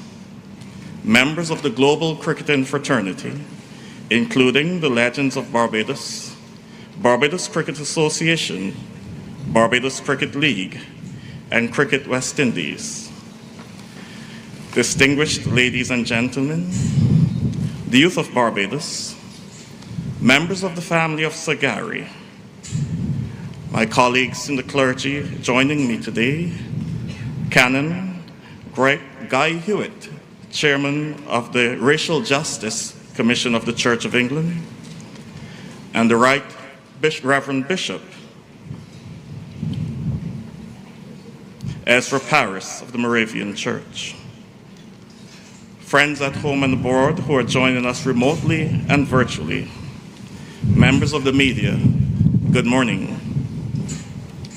We have gathered in sacred cricket space to honor one of the fallen knights of our region and our nation, one of the flannelled knights who on this very ground flashed his willow and leather.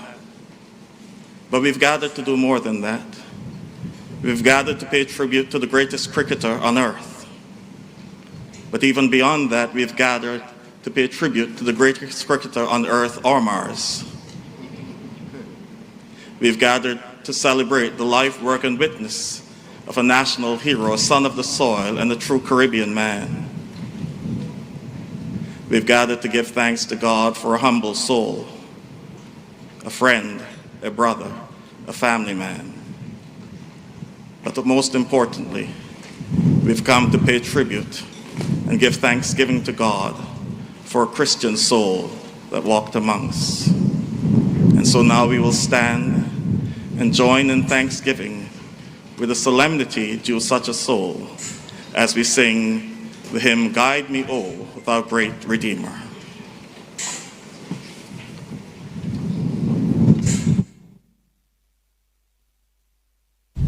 Redeemer, will mercy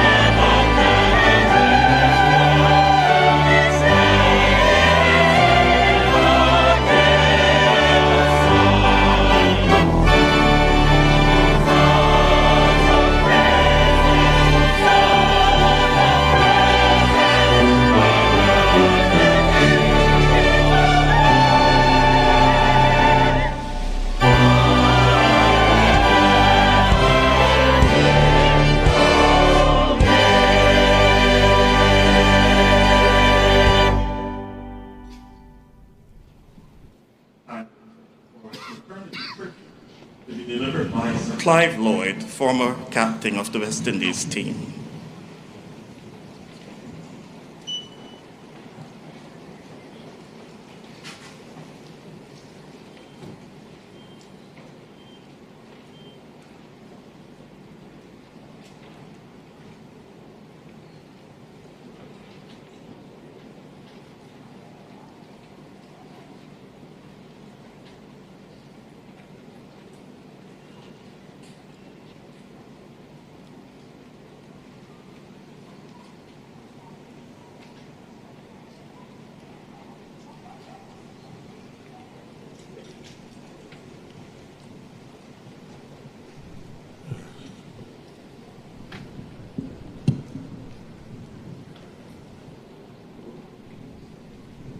Prime Minister Motley, members of the government of Barbados, members of the diplomatic corps, members of the family of Sir Garfield Sobers, invited guests, ladies and gentlemen. Firstly, may I offer our profound condolences to Sir Garfield's family, friends, and all who knew him. I feel deeply honored to have been invited to participate in this ceremony as we gather to lay to rest one of Barbados' finest sons and one of the greatest figures in the history of Caribbean civilization. I therefore wish to express my sincere gratitude to the government and people of Barbados for extending this invitation. We've come today to Kensington Oval, a place that has witnessed so much of the unfolding drama of West Indies cricket, to bid farewell to a man who lived in the hearts and minds of Caribbean people and became a source of inspiration to millions throughout the world. Not far from this historic ground, at Bayland, a child was born 89 years ago who would grow to become the greatest all-round cricketer the world has ever known. Sir Garfield St. Auburn Sobers was not merely the outstanding cricketer of his generation, he brought to the beautiful game a rare combination of brilliance, imagination, courage, and joy. During a Test career spanning 20 years and 93 Test matches, Sir Garfield scored 8,032 runs at a remarkable average of 57.78. He compiled 26 Test centuries, including the unforgettable 365 not out against Pakistan in 1958, the highest maiden Test century in the history of the game, and at that time, the highest individual Test score ever recorded. Permit me to make two observations. First, had the centuries he scored in the celebrated rest of the world matches been recorded, Test status, Sir Garfield would almost certainly have finished with 30 Test hundreds. Second, we should never regard his score of 365 not out as merely another statistic. Most batsmen reaching their first Test century would be content simply to celebrate the milestone, perhaps extending it to 150 or even 200. Not this extraordinary man, displaying immense powers of concentration and endurance. He occupied the crease for 10 hours and 14 minutes, fashioning one of the greatest innings cricket has ever witnessed. That record stood proudly for more than 30 years until it was surpassed by another batting genius and one who proudly regarded Sir Garfield as a mentor, Brian Charles Lara. Yet, I do not wish merely to recount the statistics of Sir Garfield's remarkable career. I want instead to reflect upon the privilege of sharing part of that journey with him, batting alongside him, playing under his captaincy. Watching him at close quarters and enjoying his friendship provided me with the finest cricket education any young player could ever hope to receive. At the age of just 17 years and 245 days, Garfield Sobers made his Test debut against England in 1954 as a slow left-arm bowler, replacing Alf Valentine. The following year, when asked to open the innings against Australia, he immediately displayed his immense promise with the bat, striking the great Australian fast bowlers Ray Lindwall and Keith Miller with remarkable assurance. I can do no better than quote the doyen of West Indian cricket writers, C.L.R. James. So far, there was, to the reading eye, only a promise. But now, against the Australians in the West Indies, there could be no failure to see that a new man had arrived. That promise was not fully realized during the tours of New Zealand in 1956 and England in 1957. But 1957 was also a year of profound personal tragedy. Sir Garfield's closest friend, the Jamaican batsman Collie Smith, died following a motor vehicle accident in which Sir Garfield himself was driving. He often said that this experience transformed him. From that moment onwards, he felt that he was playing not simply for himself, but for two West Indians. His career blossomed magnificently during the MCC tour of the Caribbean in 1960-61. Here at Kensington Oval, he produced one of the greatest innings, scoring 226 and sharing a magnificent partnership of 399 for the fourth wicket with captain Sir Frank Worrell. From then onward, the floodgates truly opened. He produced magical innings in Australia, dominated Australian state cricket, excelled in county cricket and the English leagues, and established himself beyond question as the finest all-round cricketer in the world. Whether with bat or ball, in the slips or around the bat, genius seemed to accompany everything he did. It was during this period that my own cricketing journey intersected with his. Long before I met him personally, Garfield Sobers was already known and admired throughout Guyana. Thousands of us watched in awe as he emerged from the pavilion at the Georgetown Cricket Club, his weight leaning slightly forward, his shirt casually unbuttoned, walking to the crease with unmistakable confidence and elegance. At Border, he thrilled spectators with magnificent stroke play, astonishing athleticism, lightning reflexes in close catching positions, and the graceful rhythm of his bowling action. Those performances made him, in many respects, an adopted son of Guyana. I was fortunate enough to represent Guyana against the mighty Barbados team, a side that included several of the finest cricketers in the world. I use the word mighty deliberately, for Barbados in those days possessed extraordinary cricketing strength. In my first innings, I was strapped leg before by the great Sir Garfield Sobers for naught. And someone of our brilliant guys said, "Oh, Clive Lloyd shuffled like cards." Happily, I redeemed myself by scoring a century in the second innings. That innings transformed my confidence. I realized that if I could succeed against Hall, Sobers, and Griffith, then perhaps I could compete successfully against the finest cricketers anywhere in the world.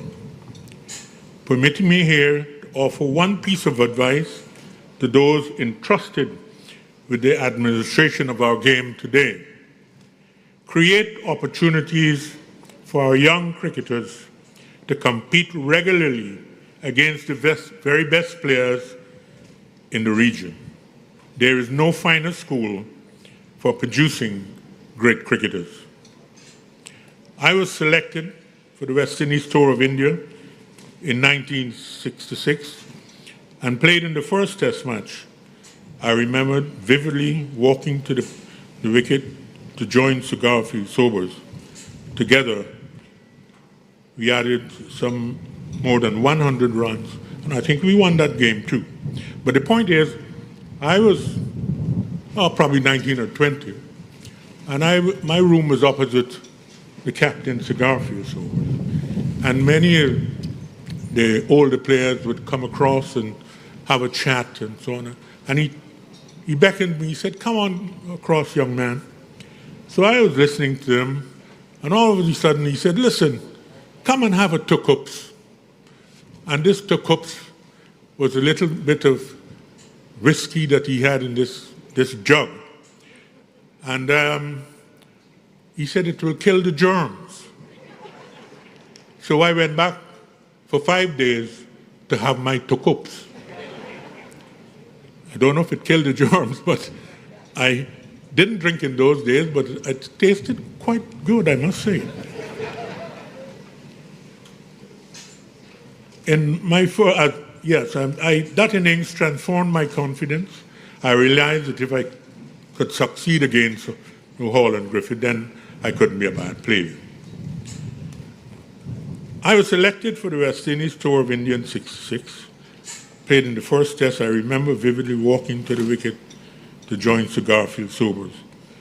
And he said to me, "I think we need 246 to win."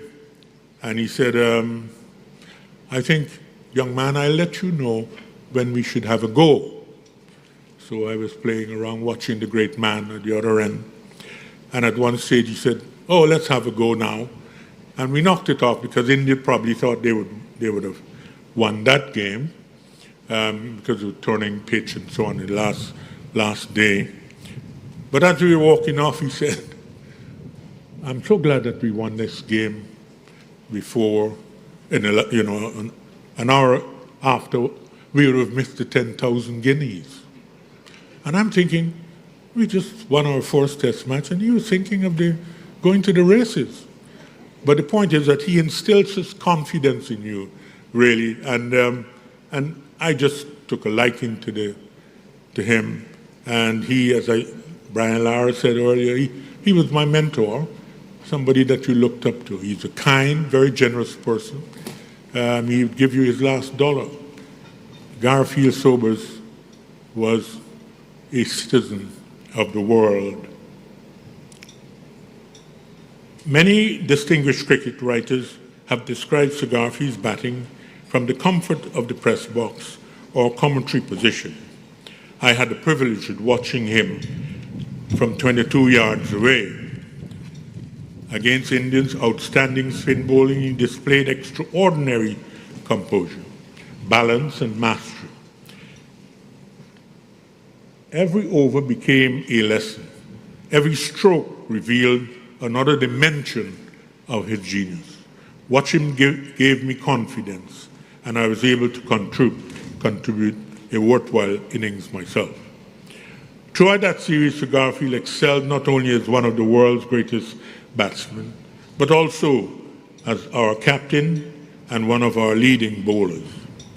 Unfortunately, I was not selected for the Tour of England, but where Sir Garfield produced one of the greatest all-round performances in cricket history, scoring 722 runs at an average exceeding 100, while also taking wickets with his bowling figures of 5 for 41, his best bowling figures. When I returned to the West Indies team in 1973, Sir Garfield's magnificent career was drawing towards the conclusion. He retired in 1974, the very year I succeeded Rohan Kanai as captain. As captain, I sought constantly to apply the lessons I had learned while under the Garfield Sobers. Above all, I came to the conclusion to understand that in the Caribbean, cricket is far more than a game. It is an expression of our identity, our confidence, and our shared aspirations as a people.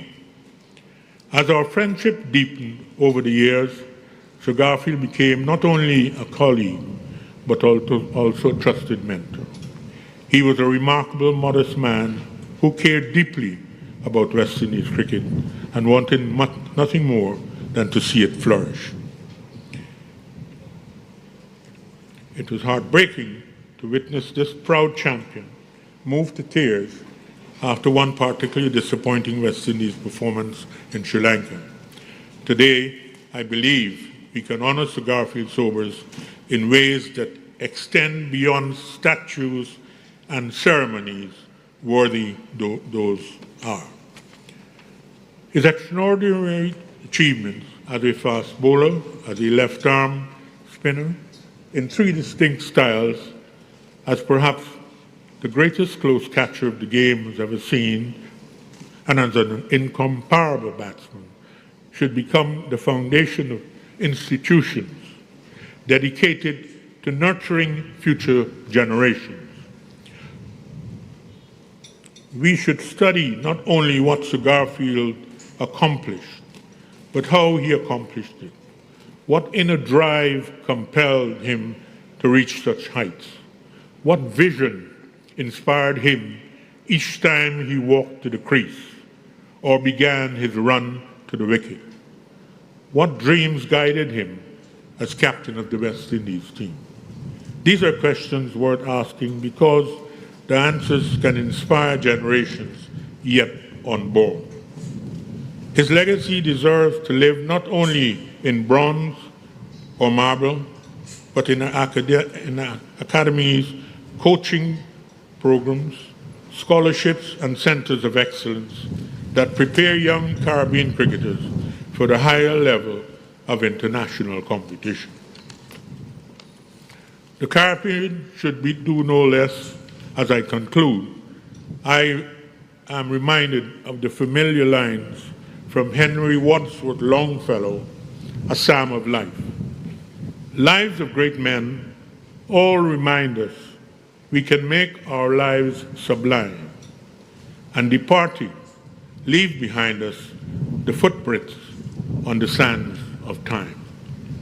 So Garfield St. Auburn Sobers has indeed left indelible footprints upon the sands of time. May we have the wisdom, the courage, and the imagination to follow them. May his gentle soul rest in the peace of Christ and rise in glory. Thank you.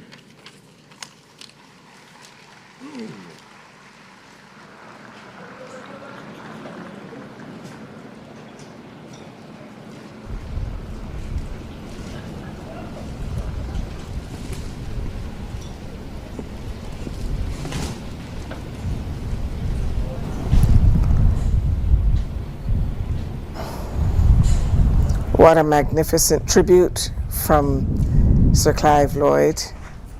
Personal, powerful, and poignant.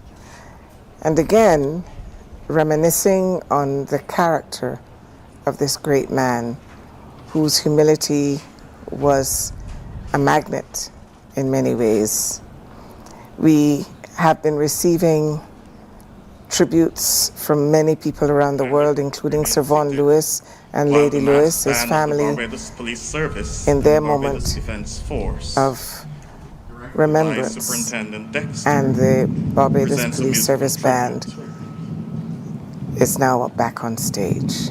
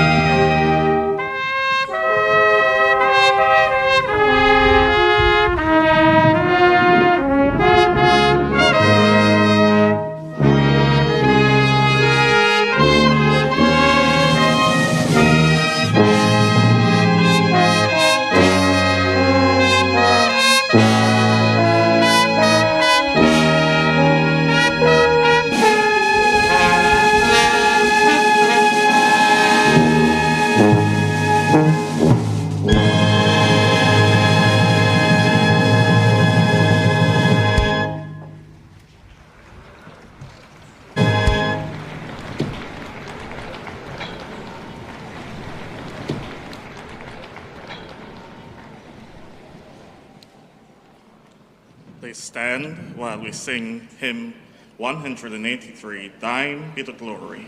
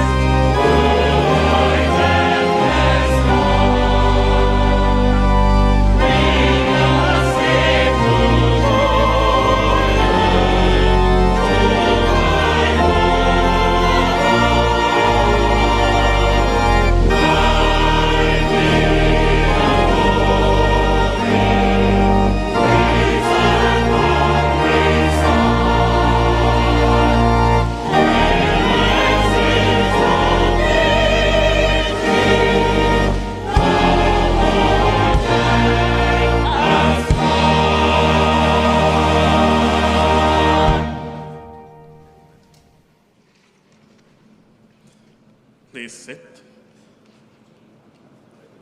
As Mr. Winston Farrell will offer a tribute in the form of a poem entitled The Last Stroll to the Wicket.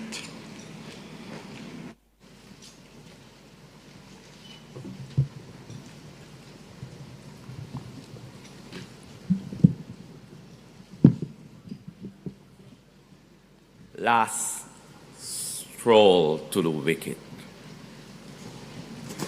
The empire's finger is final, raised up in the middle of early morning, and innings closes and over ends for this Bayland boy genius bat and ball hero, gentleman on and off the field of play, that celestial walk back to heaven.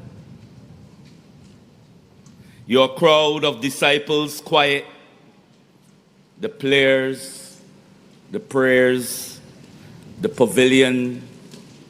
Praise him, raise him, praise him, raise him. Cricket, the game of lords, your last stroll to the middle, the wicket where your casket will live in memorial, 9 angels to guard your on and off sides, the keeper's hands in white gloves outstretched, bears your crossing beyond the boundary, the last ball bowled in glorious sunshine. How we wish this were a no ball. Your 7th 6 in an extended over, another century not out. We call on the Third Empire. God, how's that? Rest in peace. Ashe.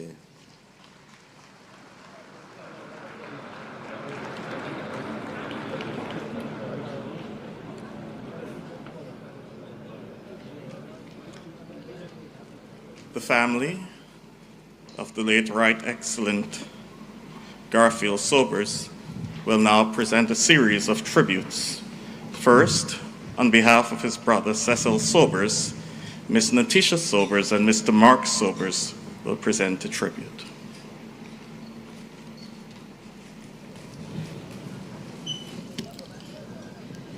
Good morning, everyone. Good morning. My dearest brother, Gary, I am humbled to know the great impact you have had on our family, friends, and the rest of the world. It was truly an honor to witness your greatness from the front row. Growing up, it was just the 6 of our siblings, and it would have been 7, but our mother's scarred hands tells the story of her trying to save our brother from the fire. Still, Mom, better known as Sobi, instilled in us humility, providing tirelessly and dearly for us after our father passed away. We remained a close-knit, fun-loving family because of her. As a result, your commitment to team always shone through. My brother, today we say goodbye. Rest well knowing that we are happy to have been a part of your first team. It is only fitting to my mind that these verses come to me. Matthew 23:11-12. The greatest among you will be your servant. For whoever exalts himself will be humbled, and whoever humbles himself will be exalted. Psalm 112:6. Surely the righteous will never be shaken. They will be remembered forever. On behalf of us all, we love you. Thank you.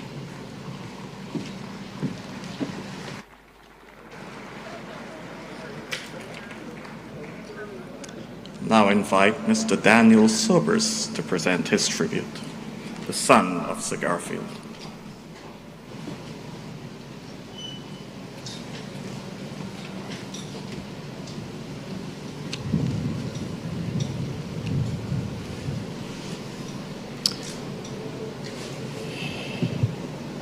Okay. Protocol being established.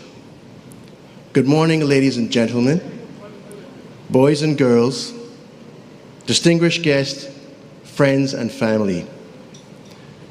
My name is Daniel, and the Right Excellent Sir Garfield Sobers is my father.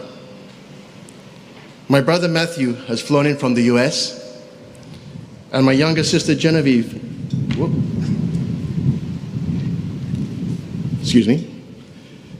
cut a visit short with my mom Prue in Australia to be here. Many of you have traveled the distance to be here today. I'm glad everyone has arrived safely. I bought this card a month ago for my father.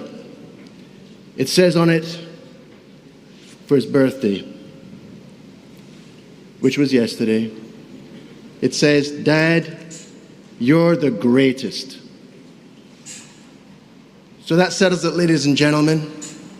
The debate is settled.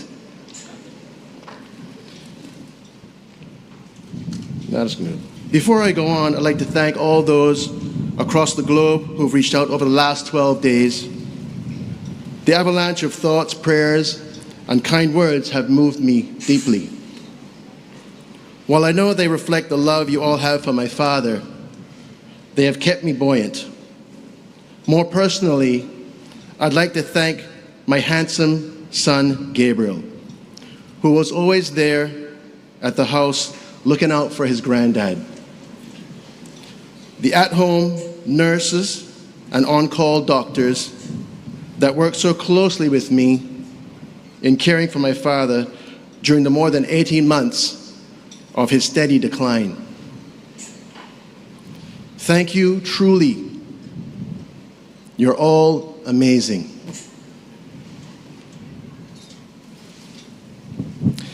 I'm not here to talk about Dad's cricketing accolades, as others have and will. Those are, of course, well documented.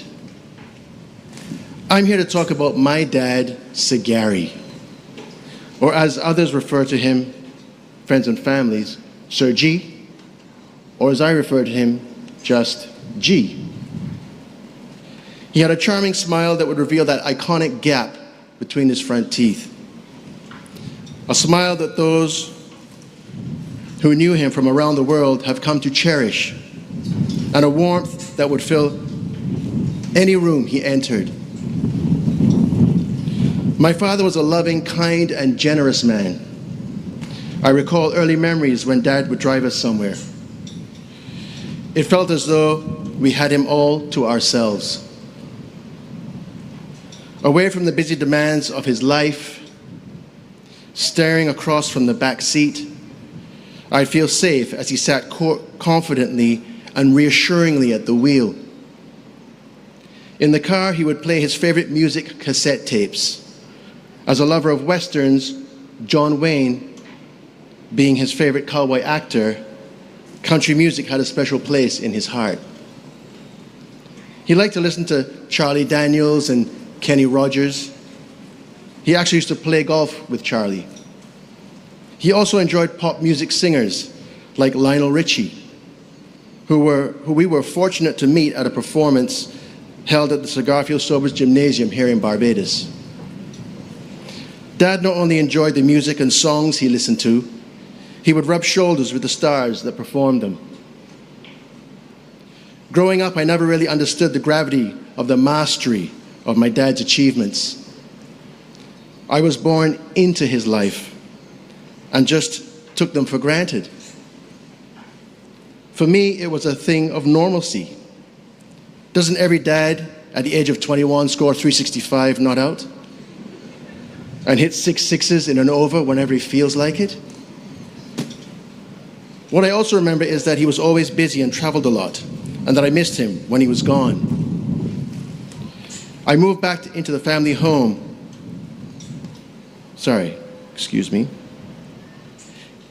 His return would feel like Christmas was coming, and sometimes it was. I moved back into the family home with my son Gabriel a year after he was born. Ours would be the house where social events were commonplace. From inviting the customs officers from the port to play dominoes, eat some food, and have a drink, to having Christmas celebrations that would be an open door to any of our many friends and family that wanted to pass through. Guests would be greeted with Dad's welcoming smile and contagious laugh. Those engaging in conversation with him would be mesmerized by his well-weaved tales of behind-the-scenes cricket controversies, comedies of error or mishaps. He'd make light of dressing room banter between companions or competitors, stories of adventures had when venturing out into the night of a particular city in England, Australia, or India, wherever the boys were touring. Fond tales of his closest ally and great friend, the strapping and powerful pace bowler, Wesley Winfield Bartholomew Hall. Or just Wes, who would not have missed today for the world. Our home was full of joy and love and laughter. I grew up surrounded by the superstars of West Indies cricket in the 80s and 90s. Brian Lara is like a brother to me. He always made time for Dad, and his house is my house when I visit Trinidad. Dad's lifelong passion for golf meant that in recent years, he, my son Gabriel, and I would often play together. Rounds recalled of a time 5 days shy of his 80th birthday, which would be approximately 10 years ago. He scored a hole-in-one at Sandy Lane. It was one of a handful of which 2 had more recently been officially recorded. He drove the ball off the 18th tee with a 3-wood over a leg to the green. It landed on the front right edge of the green, bounced onto it, rolled from right to left, slowed to a crawl, and then dropped into the hole. Just another day. At 87, I recall Dad 2 strokes down, meaning he'd played 2 strokes on the hole, and 68 yards back behind me, with me standing at the fringe of the first hole of the green, waiting to putt for par to win the hole. Dad sweeps the ball clean off the fairway with a crisp snap. It sails through the air, bounces in front of the green, skips on, then rolls into the cup for a birdie to snatch the victory. Keep in mind, he was blind in one eye due to a detached retina in his mid-70s. He truly was a gifted man. My father passed away peacefully and with dignity. He is now with our Creator in the arms of his beloved Jackie. Cricket was what my father was known for, but to me, he was more than cricket. He was my dad. He was my hero. I love you, Dad. I'll miss you. And we all thank you for making the world a better place. You truly did master the gentleman's game, not just on the field, but beyond the boundary. Thank you.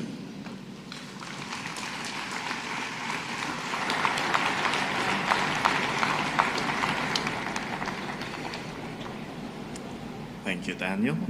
We now invite Matthew Sobers, the other son of Sir Garfield, to present his tribute.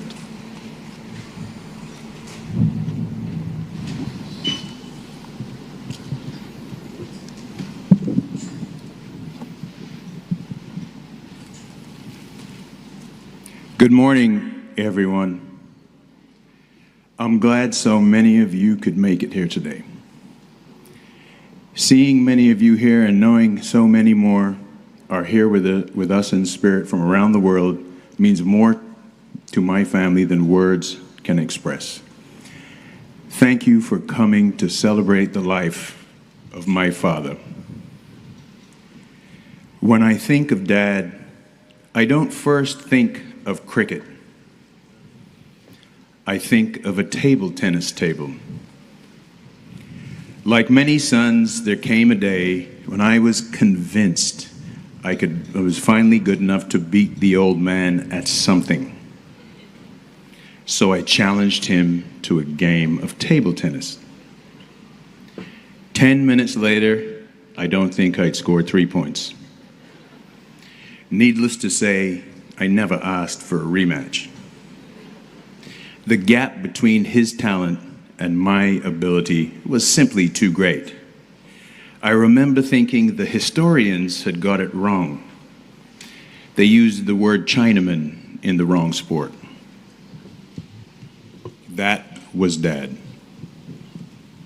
Whether it was cricket, table tennis, golf, or just shooting hoops with the kids. He was blessed with rare talents few people had.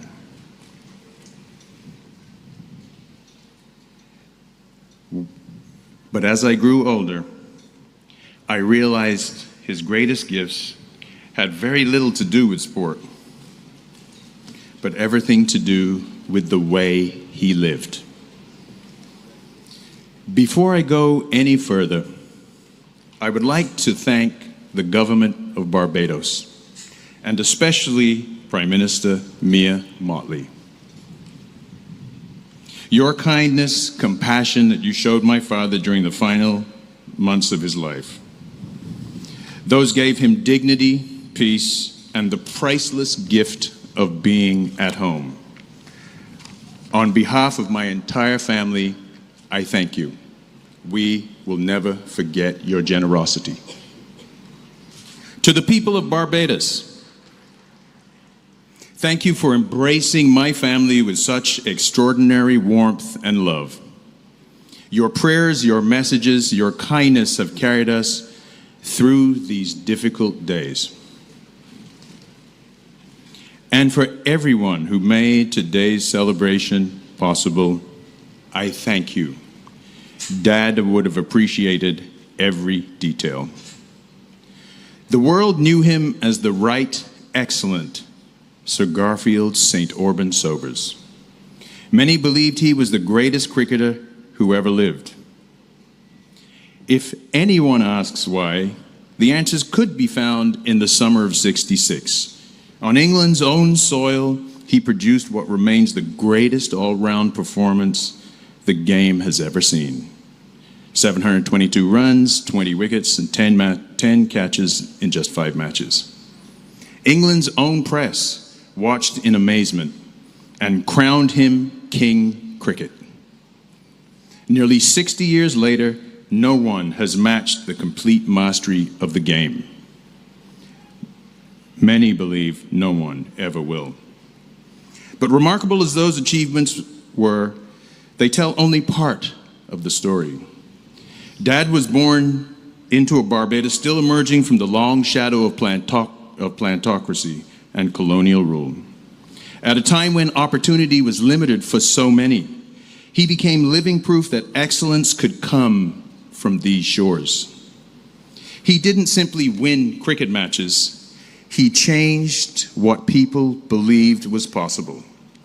A boy from the Bayland became respected by kings, prime ministers, by world leaders and ordinary people across every continent. He gave generations of Barbadians and West Indians something priceless: belief. Belief that excellence had no postcode. Belief that character mattered as much as talent. Belief that humility could stand beside greatness. He inspired children to dream bigger, adults a reason to stand a little taller. He showed the world that Barbados could produce. That may have been his greatest innings. To the world, he became King Cricket. To me, he was simply Dad. And like every good father, he spent a lifetime teaching his son. The first lesson was to listen. He would always tell me, "Matthew, you have 2 ears and 1 mouth, and you should use them in that proportion." It sounded simple, but it became one of the greatest lessons of my life. Understanding begins with listening. The second lesson, of course, was humility. For someone who had every reason to believe he was special, he never believed he was better than anyone else. Whether he met a head of state, a taxi driver, or a small child seeking an autograph, everyone received the same smile, the same respect, the same kindness. Titles never impressed him, character did. The third lesson was not to take life too seriously. Dad loved to laugh. He loved telling stories, he loved being with people. He often reminded me, Matthew, if you're too scared to live, you've already lost. Life is short. Make the most of it. You can't carry it with you. He understood something many spend a lifetime trying to learn. Records will be broken. Thanks, Mr. Lara. Trophies gather dust. Statistics become history, but kindness never grows old. Respect never goes out of style. And the way you make people feel, that lives on. I believe that's what immortality really is. Not living forever, but living on in those lives you've touched. Dad, thank you. Thank you for your love. Thank you for your guidance. Thank you for your laughter. Thank you for showing me true greatness is not measured by applause, but by character. You made our family proud. You made Barbados proud. You inspired the Caribbean. You earned the admiration of an entire cricketing world. The world will remember King Cricket, but I will remember my father. Rest peacefully. We love you, we miss you, and we always will. Thank you, ladies and gentlemen.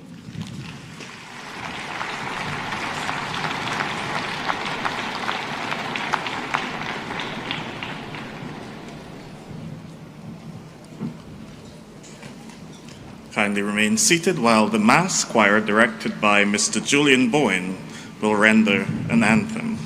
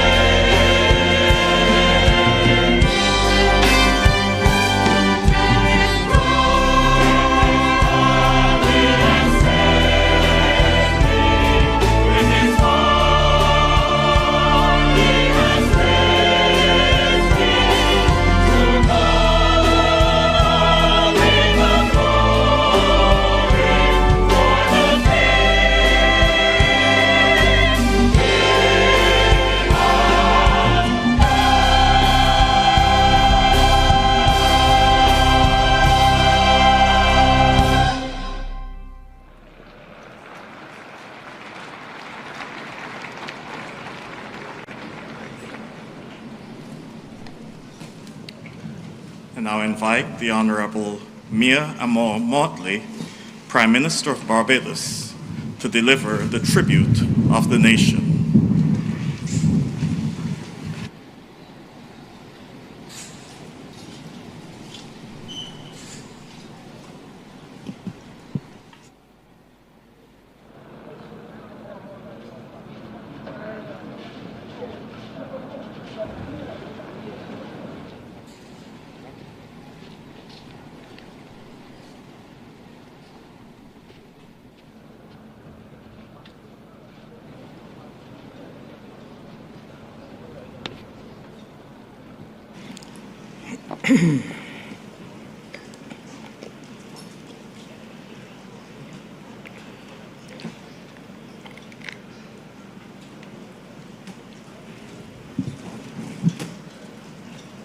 Your Excellency, the Most Honorable Jeffrey Bostic, President of Barbados,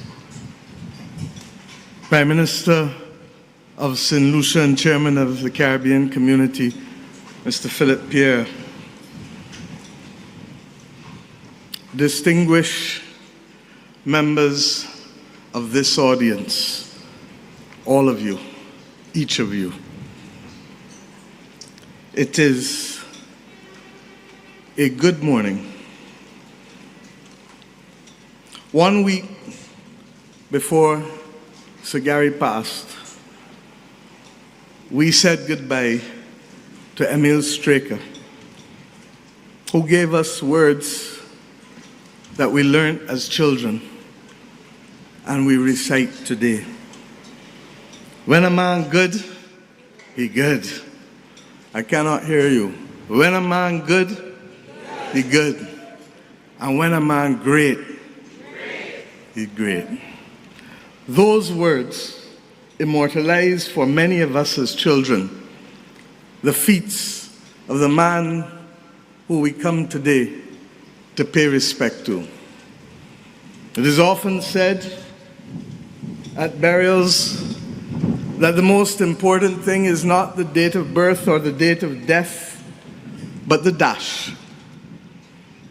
The dash reflected a man who, when he was born, there was no gun salute as we give him today.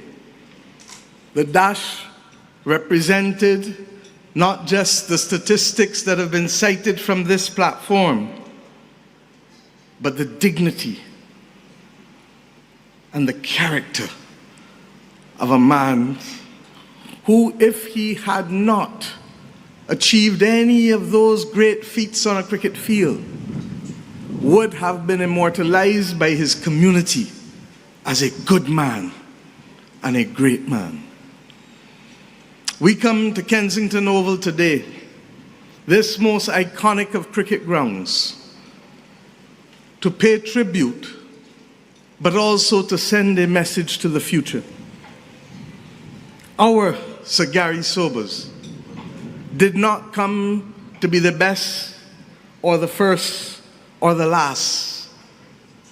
He came to do his best and to be his best, not for the world, but for goals that he set himself, conscious that if he did that, along with whatever else everyone else did, that glory could come, victory could be assured, but above all else, that the measure of the man would do much to inspire from his children to all else who watched.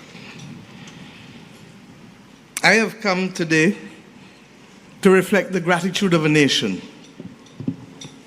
I have come today to reflect the love of a people. Yes, this was the greatest cricketer on Earth or Mars. Yes, the tributes have flowed from every corner of the earth. But to every Bajan, he was just simply our boy Gary, our hero, Sir Gary. And for that, we thank him in ways that he will never fully appreciate or understand. I remember as a young Minister of Culture ushering in the framework for national heroes. We spoke then of the importance of reflecting to the nation the virtues that we would want associated with this nation forevermore. And most of them reflect sacrifice and struggle. But there was a debate that took place among those of us in the cabinet of the day that reflected the fact that while struggle and sacrifice brought us safely thus far, it was not the only thing that represented who we were as a people. And in that came the discussion that honed in on excellence. A simple word, excellence. We know that there could have been no greater example of it for us as a small nation on this planet than the exploits of a man who not only redefined intellectual genius on the cricket field,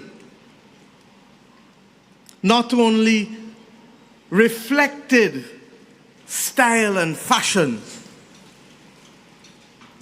but above all else, understood the importance of fairness and fair play.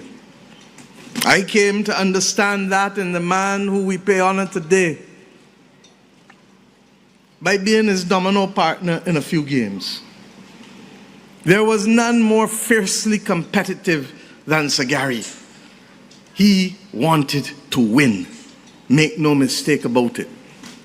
And if you, as his partner, did something wrong, he wouldn't necessarily chastise you there, but you could see in his eyes, what do you really do there? Come again. But it made me understand that fierce competitiveness could live in the same soul as one who was utterly humble and gracious, and one who understood, as I said earlier, the importance of fair play. Life has many ways of playing with our minds. Sagari chose to leave us just before his 90th birthday. And we celebrate him today, the day after his 90th birthday. As fate would have it, the gods conspired that our West Indies team would equally celebrate him yesterday by winning on the 90th birthday of Sagari a match by 90 runs, but more importantly, in 4 days, so that each and every one of those Bajan cricketers could be here today to say, farewell, our hero, farewell. I ask those 7 men to stand and be recognized at this ground of Kensington Oval for bringing to us the greatness and poignancy of that expression. And we salute you, my brothers, for coming in and doing it. I said to Captain Chase, there could have been no greater way to have won this game. You did it better and with flair. We salute you, but we ask you, in the name of Sagari, to keep trucking on and keep winning. Thank you.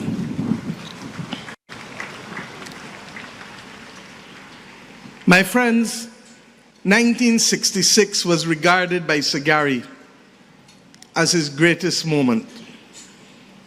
2 nights ago, I reflected as I watched him in an address in India, when others asked him about the innings that Sir Donald Bradman declared to be his greatest as he played for the rest of the world team. And Sagari said, no, I respect that, but in my opinion, my greatest moment came when I played for country. My heart fluttered when I heard him, because I understood that in all that he did, long before we declared him a national hero, long before Queen Elizabeth II traveled from Buckingham Palace to the garrison Savannah to knight him within 1 mile of where he was born. Long before all of that, Sir Gary knew, and we knew, that this man would come to be always regarded with the birth of this nation. 1966 was no ordinary year. And Sir Clive, it wasn't an ordinary year for Guyana as well. It was the year in which our countries chose to step forward and to frame our future by becoming firm craftsmen of our fate. And Sir Gary gave us that gift of understanding that even though others may have ruled and colonized us for over 300 years, that they could not define our greatness and could not shape or bludgeon our aspirations. It is a gift given to a nation that could have not been greater. I say today, as we say farewell to you, Sir Gary,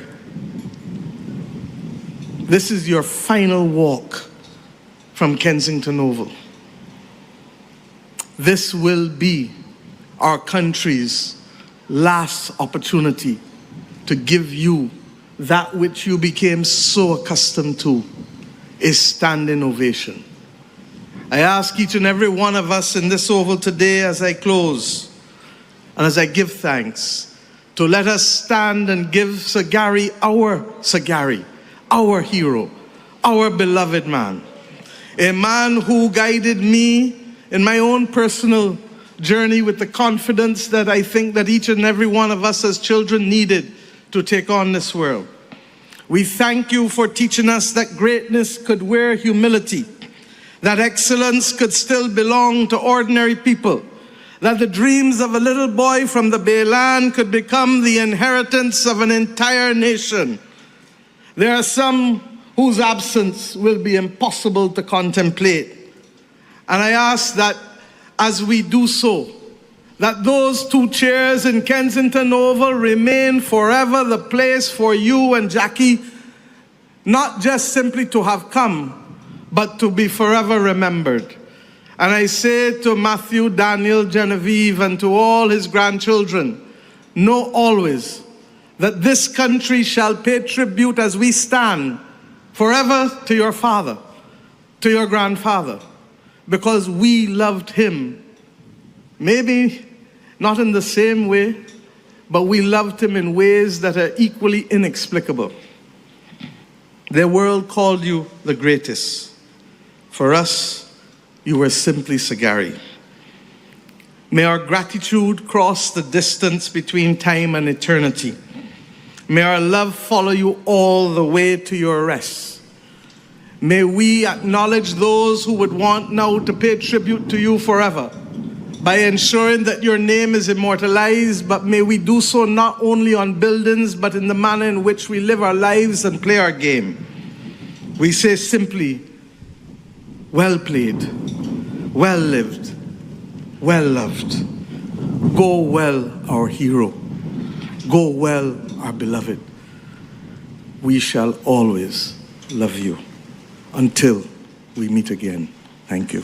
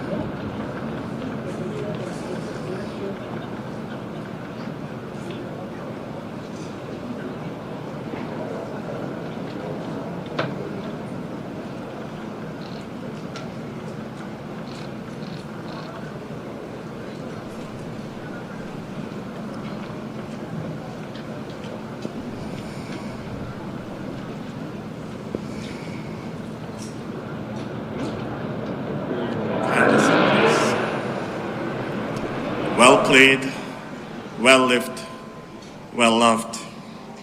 We will now have a tribute in song by the Most Honorable Anthony Carter. Well done.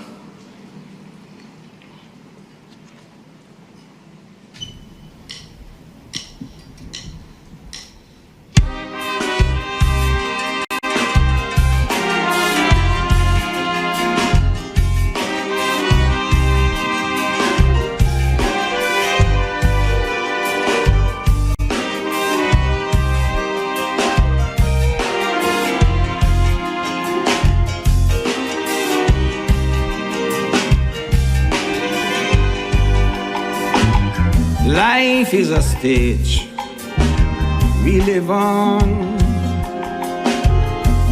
fully engaged since we born,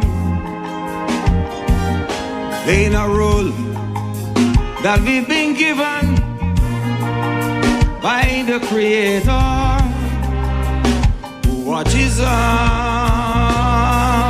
Sometimes it seems life is hard. You will receive only bad. Don't be afraid.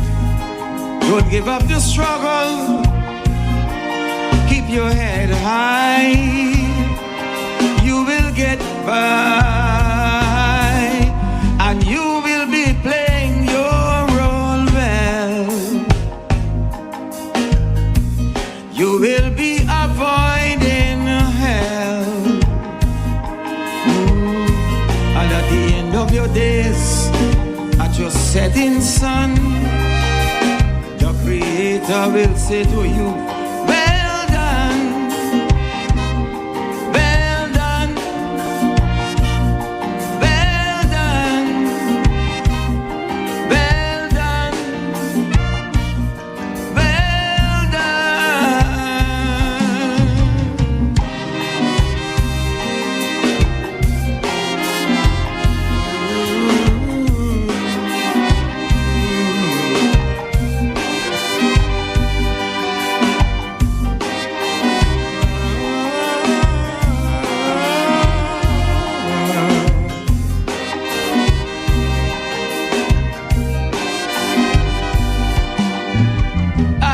Two will come, be prepared. Sadness and bliss will be shared. Then suddenly things will get better. Don't be complacent. See the future. Save all you can. Fill your need. But don't ever sow seeds of greed. Love your neighbor as you love your person. Life will be complete. Oh, life will be sweet. And you will be playing your role well.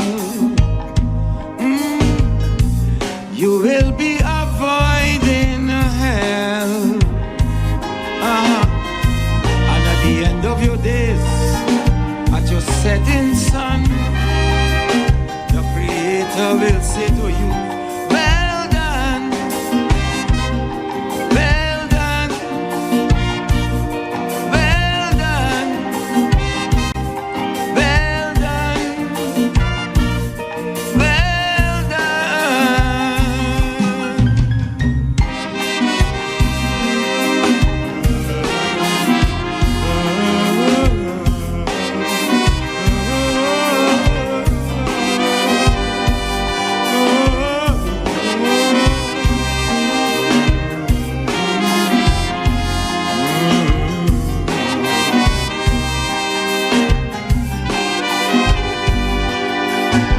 Act 3 will be Father Time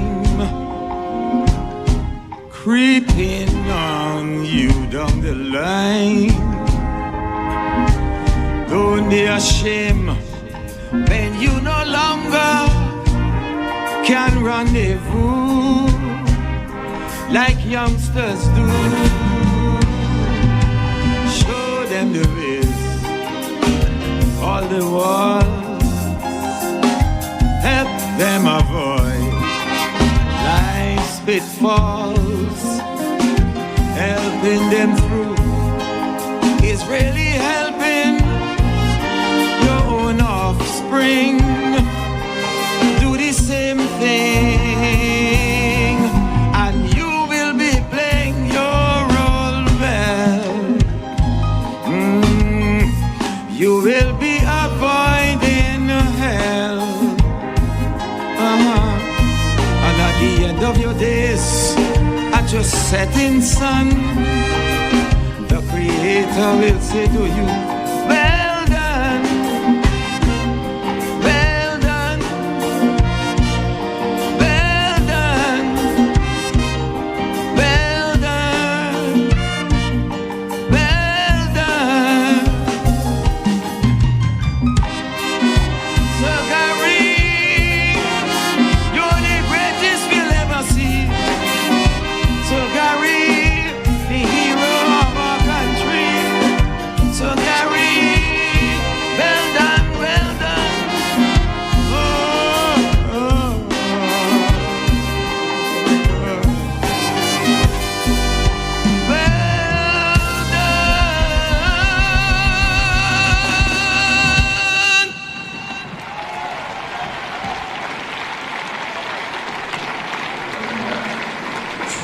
May we all aspire that at the end of our days we hear, well done.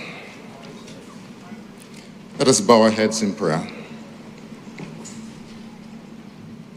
Almighty God, we remember before you today your servant Garfield, and we pray that, having opened to him the gates of larger life, you will receive him more and more into your joyful service, that with all who have served you in the past, he may share in the eternal victory of Jesus Christ our Lord, who lives and reigns with you in the unity of the Holy Spirit, one God, forever and ever. Amen.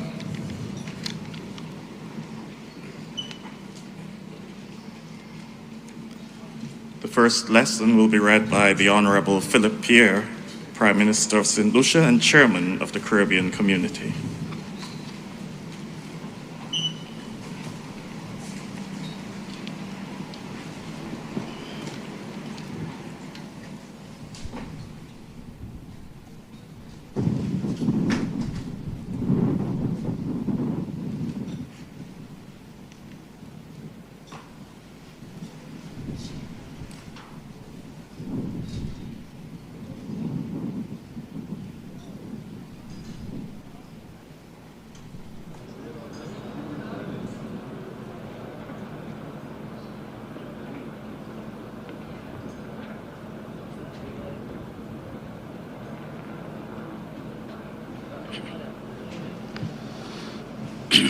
In the presence of God and of Christ Jesus, who is to judge the living and the dead, and in view of his appearing and his kingdom, I solemnly urge you, proclaim the message, be persistent whether the time is favorable or unfavorable, convince, rebuke, and encourage with the utmost patience in teaching. For the time is coming when people will not put up with the sound teaching, but having their ears tickled, they'll accumulate for themselves teachers to suit their own desires, and will turn away from listening to the truth and wander away to myths. As for you, be sober in everything, endure suffering, do the work of an evangelist, carry out your ministry fully. As for me, I'm already being poured out as a libation, and the time of my departure has come. I have fought the good fight, I have finished the race, I have kept the faith. The word of the Lord.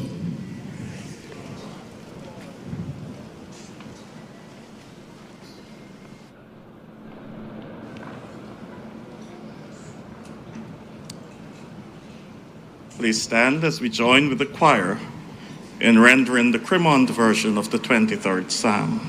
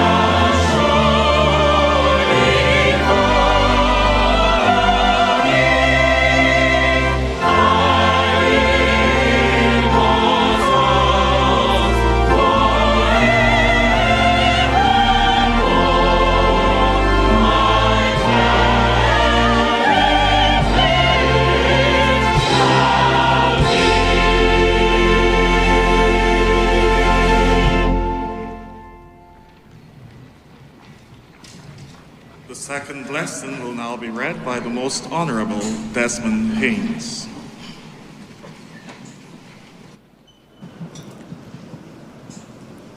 Good morning. A reading from the Word of God written in the Gospel according to John, chapter 14, reading from verses 1 to 6. Do not let your hearts be troubled.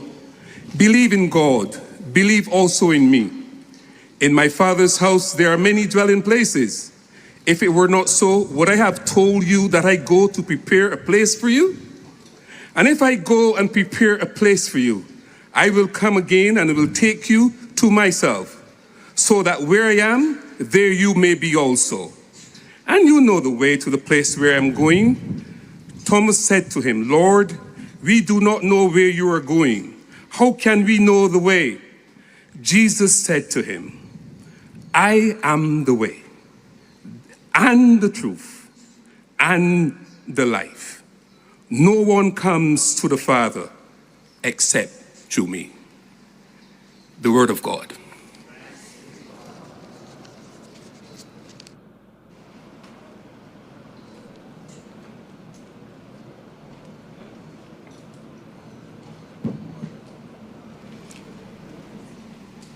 In Matthew chapter 20, we hear, "Whoever wishes to be great amongst you must be your servant, just as the Son of Man came not to be served, but to serve, and to give his life as a ransom for many."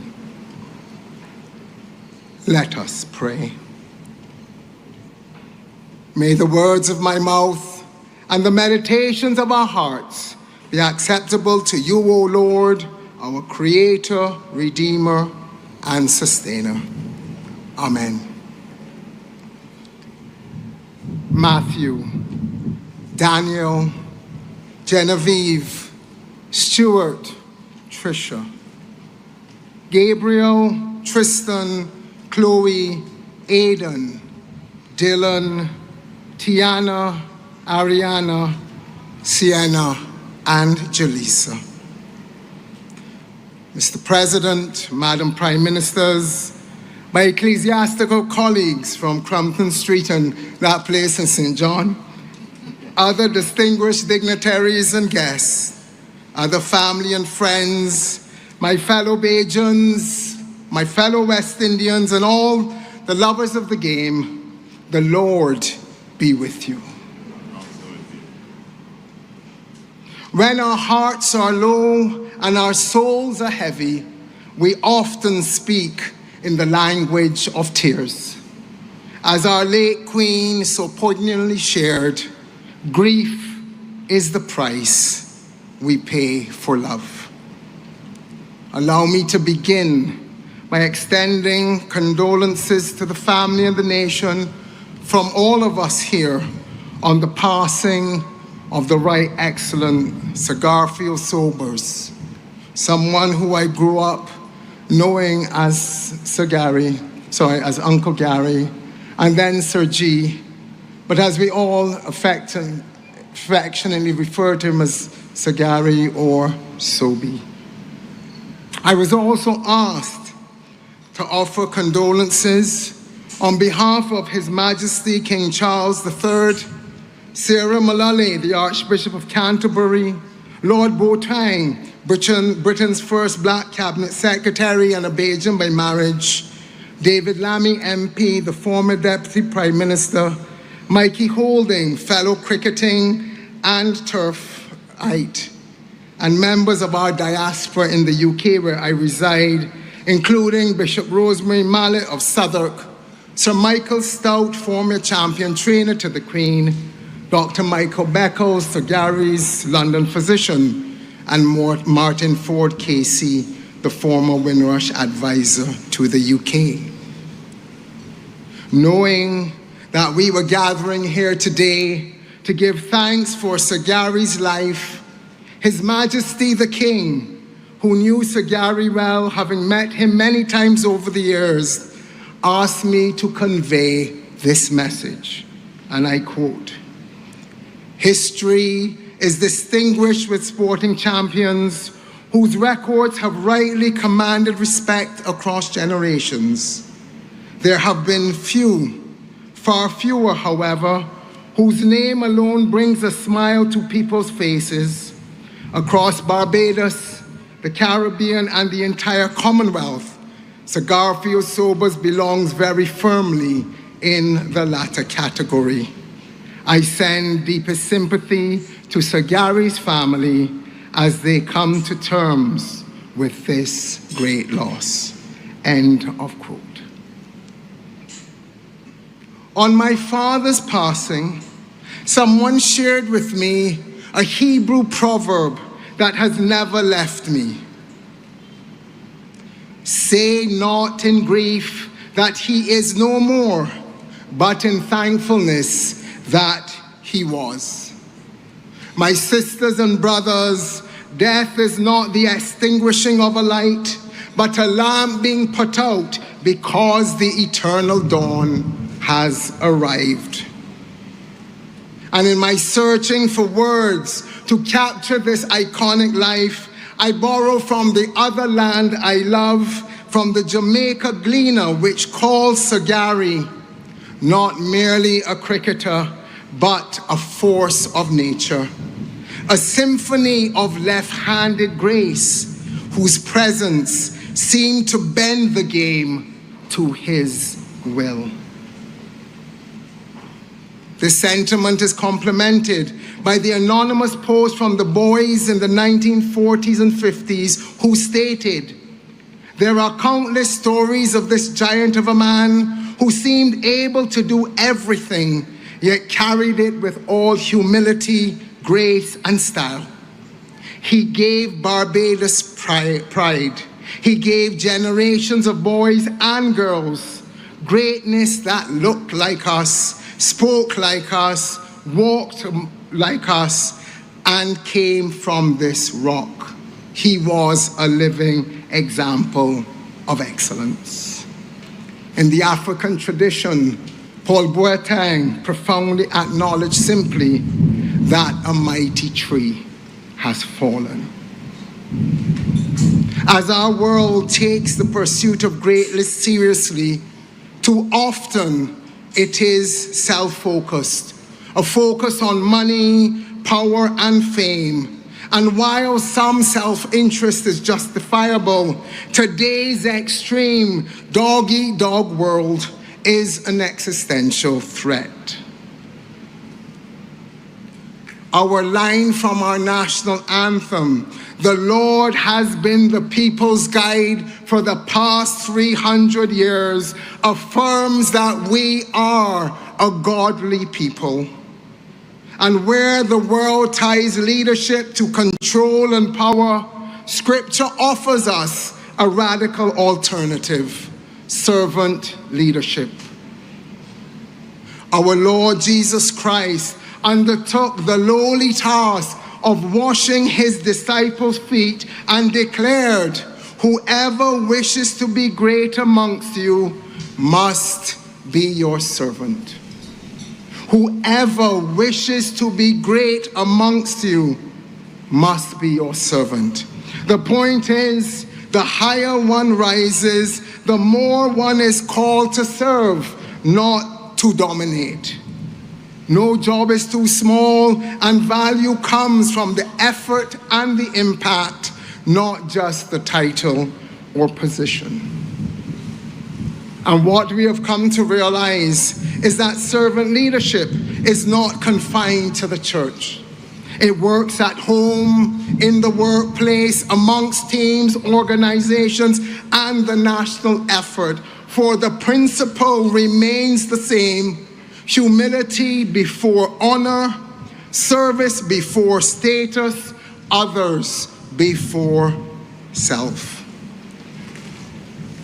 And as our Lord exemplified, servant leadership isn't weakness, but rather strength under surrender, having a vision big enough to change the world, but with humility small enough to notice each person in front of you. Of his many honors, Sir Gary equally held dear that his colleagues considered him one of the most honest and gentlemanly of cricketers. But it's important to underscore that the servant leadership model was not Christ's alone. Joseph and Moses and David, many of the apostles and the prophets were also servant leaders. And I share them because, importantly, we need to recognize that they were flawed, as each and every one of us are. St. Paul confessed, "I do not do the good I want, but the evil I do not want is what I do." Nelson Mandela, who Sir G had great admiration for, said of himself, "I am not a saint unless you think of a saint as a sinner who keeps on trying." So as we gather here To treat Sir Gary as more myth than man would do him a disservice, because it was his humanity that let us know that we too could be great like him. But in our journey, uncertainty exists to help us conquer our fears. And doubt is a normal part of the course. As Mandela said, the greatest glory in living lies not in never failing, but rising every time we fall. And Proverbs 3 tells us to trust in the Lord with all our heart and lean not on our own understanding. One of the most important lessons of my life's journey was to learn to let go and let God, to surrender what is beyond my reach while acting on what is within it. And each day is a new opportunity to hand our life over to the Good Shepherd who cares for every sheep, especially those who are lost. We write our names on history's page with expectations great. Our collective commitment to the common good is again inscribed in our anthem. And the West Indies cricket helped us feel that we were part of something larger, a shared pride, a proud legacy. As the Prime Minister and Sir David and Sir Clive said, they talked about in 1966, when the Right Excellent Era Walton Barrow was preparing to lead us into independence, our cricketers traveled to the mother country and defeated England at their game. That victory was built, as we heard, around Sir Gary's dominant performance and partnership. Our West Indian cricketers helped affirm our independence of identity and spirit, and to quote Buju, with God's grace to rule our destiny. As the world faces uncertainties for ourselves and our children's future, Today we stand, as we did 60 years ago, at the crossroads that call us patriotically to a path of national renewal. Sir Viv used to refer to Bob Marley as his battlefield music. So I want to borrow from another legend and ask you to reflect and ask yourselves, open your eyes and look within. Are you satisfied with the life you're living?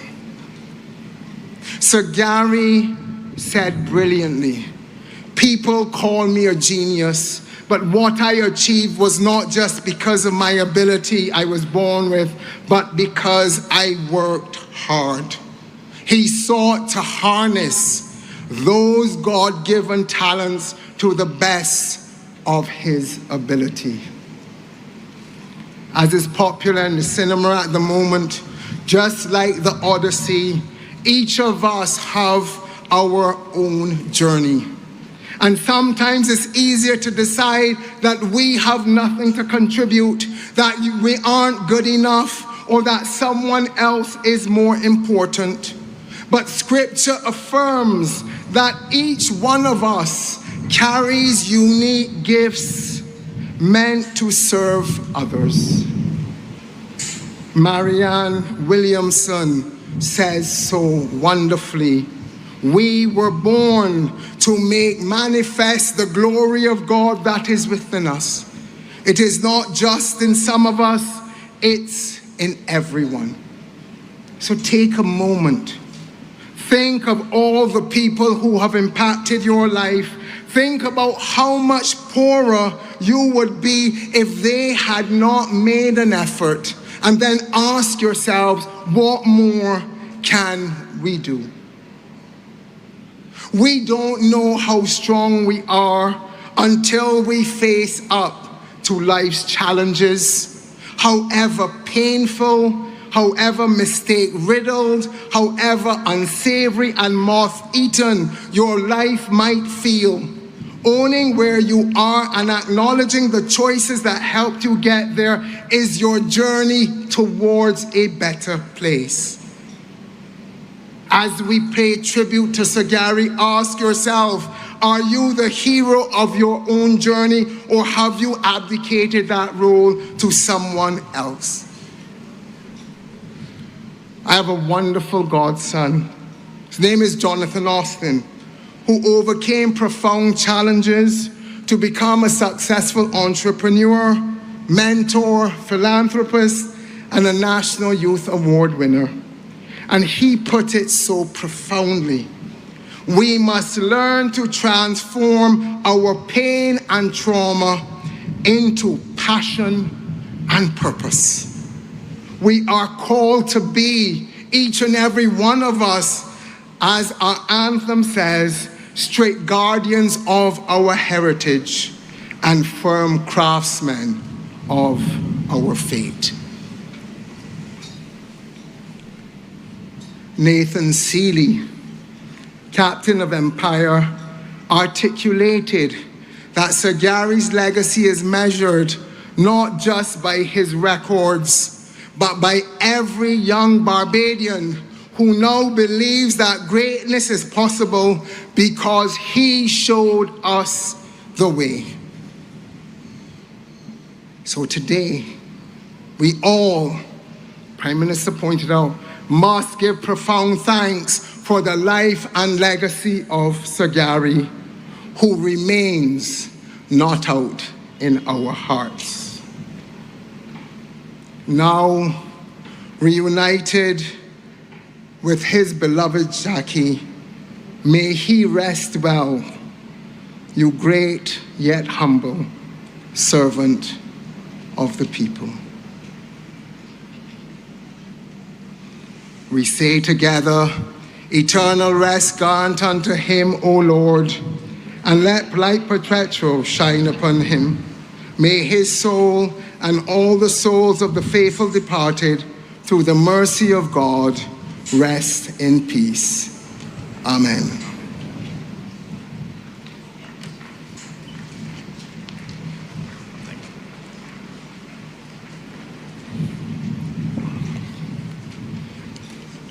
Let us now stand and reaffirm our faith in Almighty God as we say together the words of the Apostles' Creed, which can be found on page 13 in your booklet. I believe in God, the Father Almighty, creator of heaven and earth. I believe in Jesus Christ, his only Son, our Lord. He was conceived by the power of the Holy Spirit and was born of the Virgin Mary.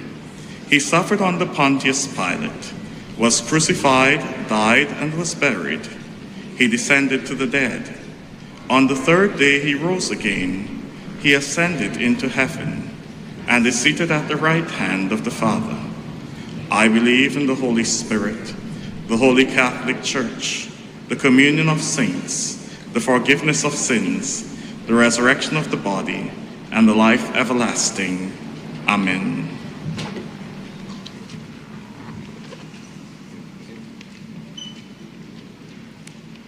The hymn 672, O Jesus, I have promised.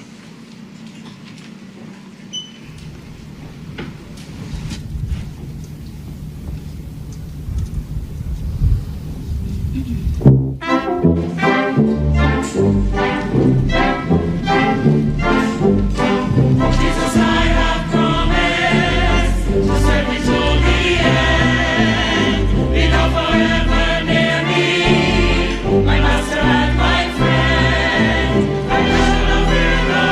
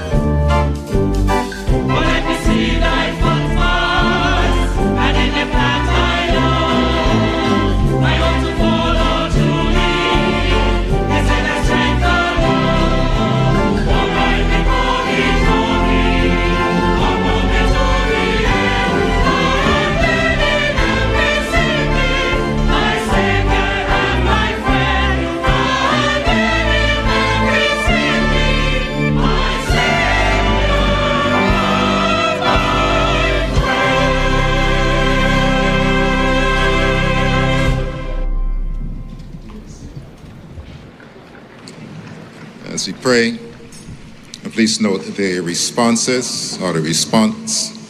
Hear us, Lord. You may be seated.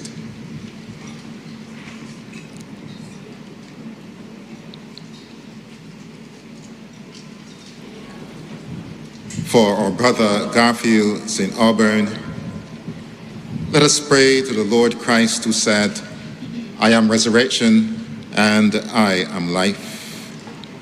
Lord, you consoled Martha and Mary in their distress. Draw near to us who mourn for Garfield St. Auburn, and dry the tears of those who weep. You wept at the grave of Lazarus, your friend. Comfort us in our sorrow. You raised the dead to life. Raise our brother to eternal life. You promised paradise to the thief who repented. Bring our brother to the joys of heaven. Our brother was washed in baptism and anointed with the Holy Spirit. Give him fellowship with all your saints. He was nourished with your body and blood. Grant him a place at a table in your heavenly kingdom. Comfort us in our sorrow at the death of our brother. Let our faith be our consolation and eternal life our hope.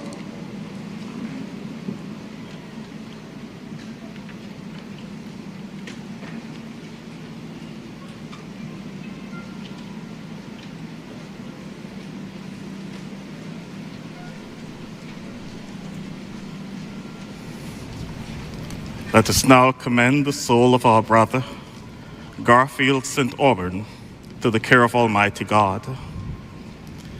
Give rest, O Christ, to your servant with your saints, where sorrow and pain are no more, neither sighing, but life everlasting. You only are immortal, the creator and maker of mankind, and we are mortal, formed of the earth, and to earth shall we return. For so did you ordain when you created me, saying, you are dust, and to dust you shall return. All of us go down to the dust, yet even at the grave we make our song. Alleluia, alleluia, alleluia. Give rest, O Christ, to your servant with your saints, where sorrow and pain are no more, neither sighing, but life everlasting. Deliver your servant, O Lord, from eternal death in that awful day, when the heavens and the earth shall be moved, when thou shalt come to judge this world by fire. Dread and trembling have laid hold on me, and I fear exceedingly, because of the judgment and wrath to come, when the heavens and the earth shall be moved. On that day of calamity and wrath, of sore distress and of all wretchedness, the day of exceeding bitterness, when thou shalt come to judge this world by fire.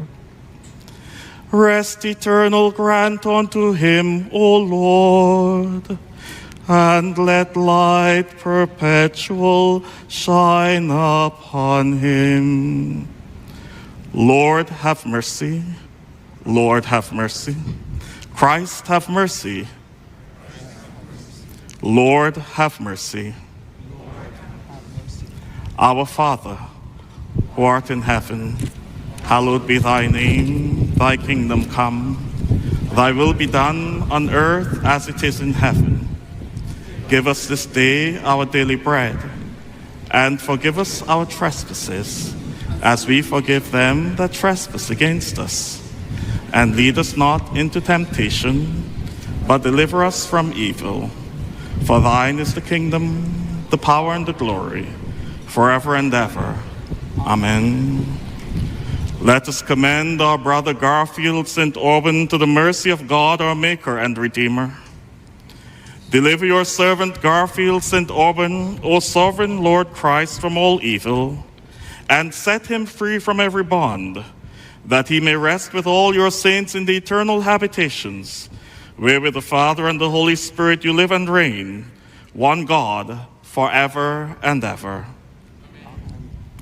Into your hands, O merciful Savior, we commend your servant Garfield St. Auburn. Acknowledge, we humbly beseech you, a sheep of your own fold, a lamb of your own flock, a sinner of your own redeeming. Receive him into the arms of your mercy, in the blessed rest of everlasting peace, and into the glorious company of the saints in light. Hail Mary, full of grace, the Lord is with thee. Blessed art thou among women, and blessed is the fruit of thy womb, Jesus. Holy Mary, Mother of God, pray for us sinners, now and at the hour of our death. Amen. Let us go forth in the name of Christ. Thanks be to God. The hymn 387, To God Be the Glory. You have to go back up.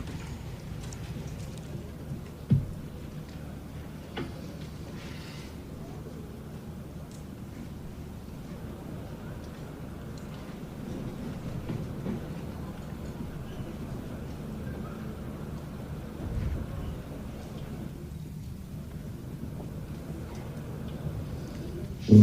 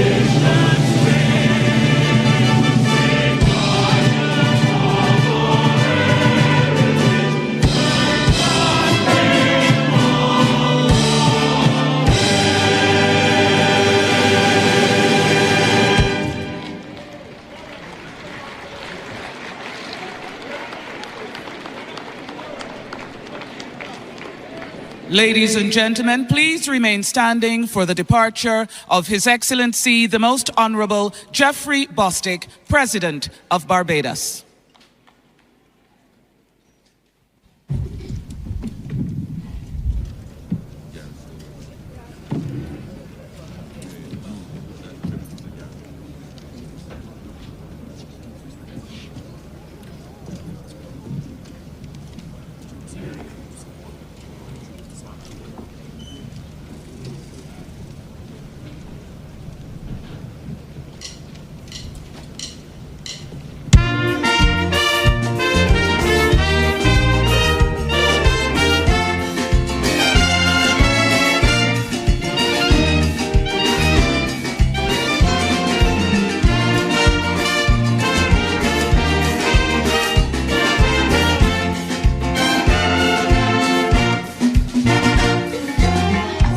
The great cricketer on earth, oh Mars. Anyone can tell you it's the great Sir Garfield Sobers. This handsome Barbadian lad really knows his work.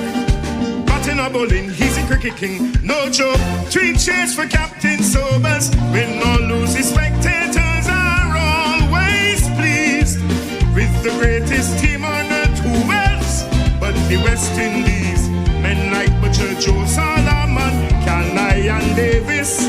I know some have to guess, Connor, Hutton, White, Gibbs, wicket keeper Hendricks.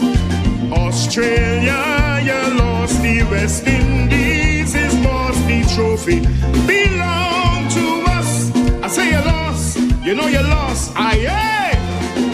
Australia, speak your mind. Australia, don't mind you lost. Better luck next time.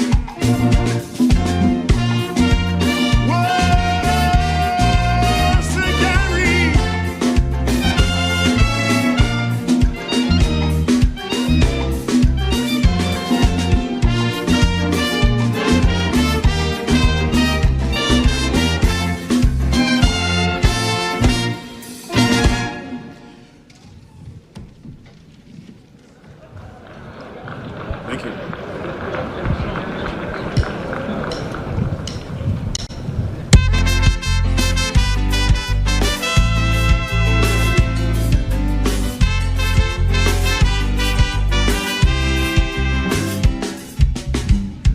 When a man good, he good. And when a man great, he great. So let us show him how much we really appreciate the kind of thrills he gave us, the many, many, many times he saved us. With ingenious bowling and exciting, glorious batting. Gary Sobers, when you call his name. Oh, you are speaking of the maestro of the cricket game. Be proud of this great West Indian, holy Menesti. He's the greatest cricketer the world has ever seen. The greatest cricketer the world has ever seen.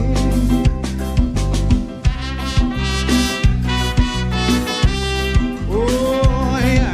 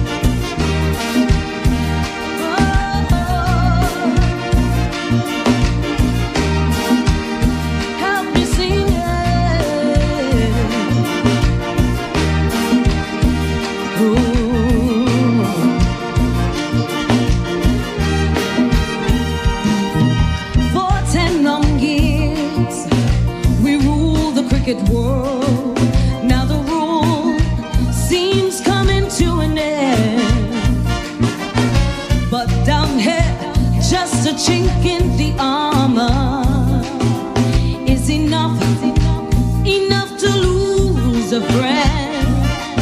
Some of the old generals have retired and gone, and the runs don't come as they did before. But as the two saints go, don't you know the destiny's come? We've lost the battle, but yet we will win the war. As long as we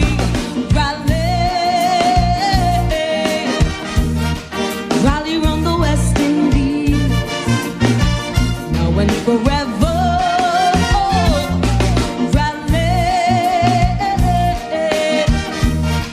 Rally round the West Indies, never say never.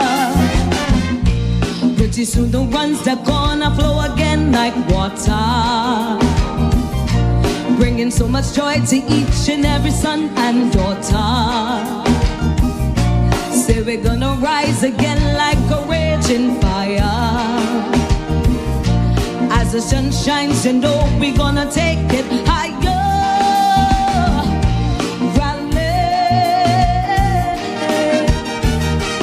Rally round the West Indies, now and forever.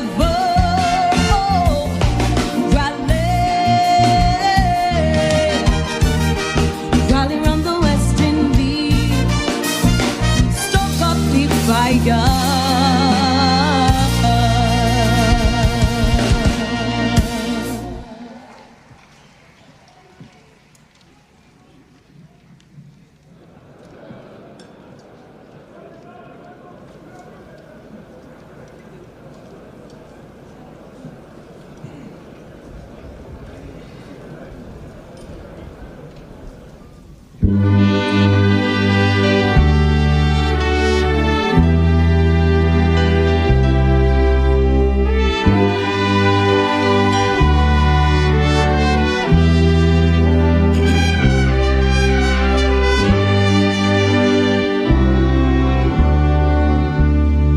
Quando sono solo sogno l'orizzonte, manca le parole. Sì, lo so che non c'è luce luna senza quando manca il sole. Se non ci sei tu con me su le finestre nostra tutti il mio cuore che hai acceso, chiudi dentro me la luce che hai incontrata per strada. Time to say goodbye. Paesi che io non mai vedo e visto con te. Adesso si li vivrò con te. Partirò su navi per morire, che io lo so. No, non è stesso con you. It's time to say goodbye. Quando sei lontana sogna l'orizzonte, manca le parole. E io sì lo so che sei con me. Tu mia luna, tu sei qui con me. Mio sole, tu sei qui con me.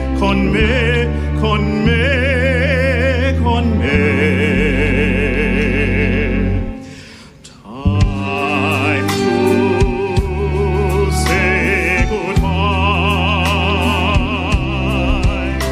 Paesi che io non mai vedo e visto con te. Adesso sì li vivrò con te.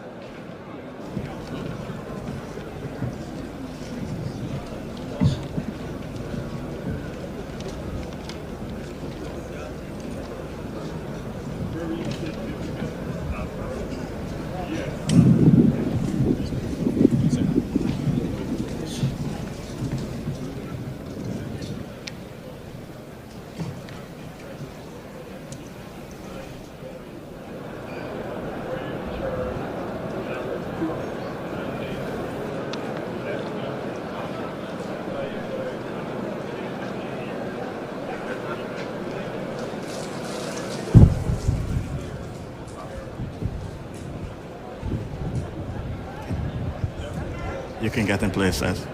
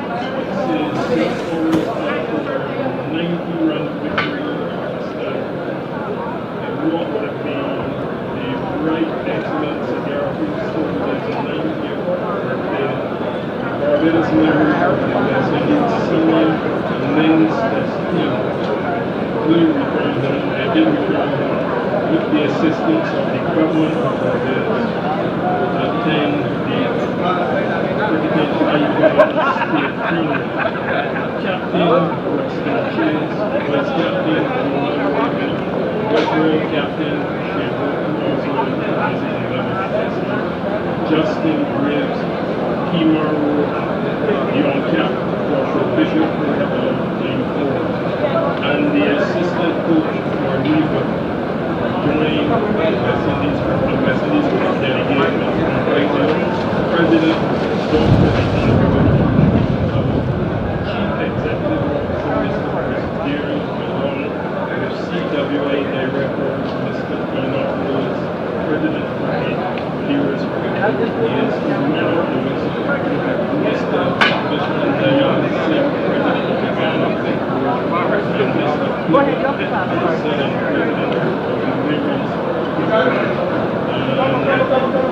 Here's a quote: the opportunity for Barbadian representatives to be present at the state funeral of the Right Excellency Garfield Sobers is a deeply meaningful moment for the Western cricket. The day when the cricket world celebrated its extraordinary life, the Queen honored his enduring legacy with a performance and reflected the courage, resilience, and skill that defines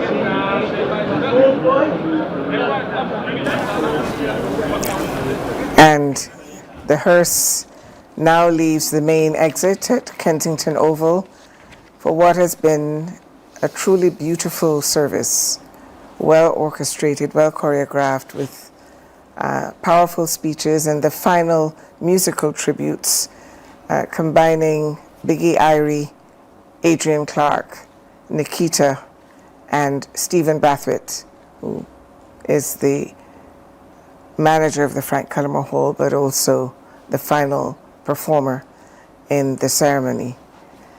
All of the tributes were moving as expected, and I think the family had a moment to say their farewell for the rest of the world, to appreciate the other side of the man that was owned by all of us. I think it is easy to forget that the people who loved him first are often forgotten when they are shared with the public. And we look forward now to them having their own quiet moment at Coral Ridge Memorial Gardens. But overall, I felt that the service captured the essence of the man with the mixture of tributes that were delivered. And so as we look at the images of Kensington Oval, we can only imagine that this really represents Sir Gary's last innings, the end of trips out of that dressing room onto the hallowed turf of Kensington Oval, scoring runs, capturing wickets, catching in the slips like an acrobat, and doing much more. It was the role of Canon Guy Hewitt to really encapsulate this man's life and his impact on the world. And it's interesting that the portrayal of Sir Garfield is not just in his exploits on the field, but certainly the impact he's made on the lives of many and the many roles he's taken on off the field as well. And more than once, people have drawn on our national anthem, guardians of our heritage, craftsmen of our fate, to describe this life, and also to use it as an example for all of us, and a call for us to be gracious and to honor not only the legacy of Sir Garfield, but many others as well. It's interesting to see that we drew on Emil Straker's lyrics, itself a portrayal of the great man himself. But strikingly, over and over again, we've heard one word that has literally been a score. The word has been humble. Great yet humble servant of the people, to quote Guy Hewitt. That, I think, is really the epitome of a service dedicated to one special Barbadian, West Indian world citizen. It's been a very emotional time. You know, I think we've had moments in there when we were singing along with the hymns that we know, bowing our heads in prayer. Julian even said to me in the green room, "It's time to pray, Josanne." I wasn't sure if he was, when I realized that, okay, I wasn't paying as close attention, but to underscore what you've both said, that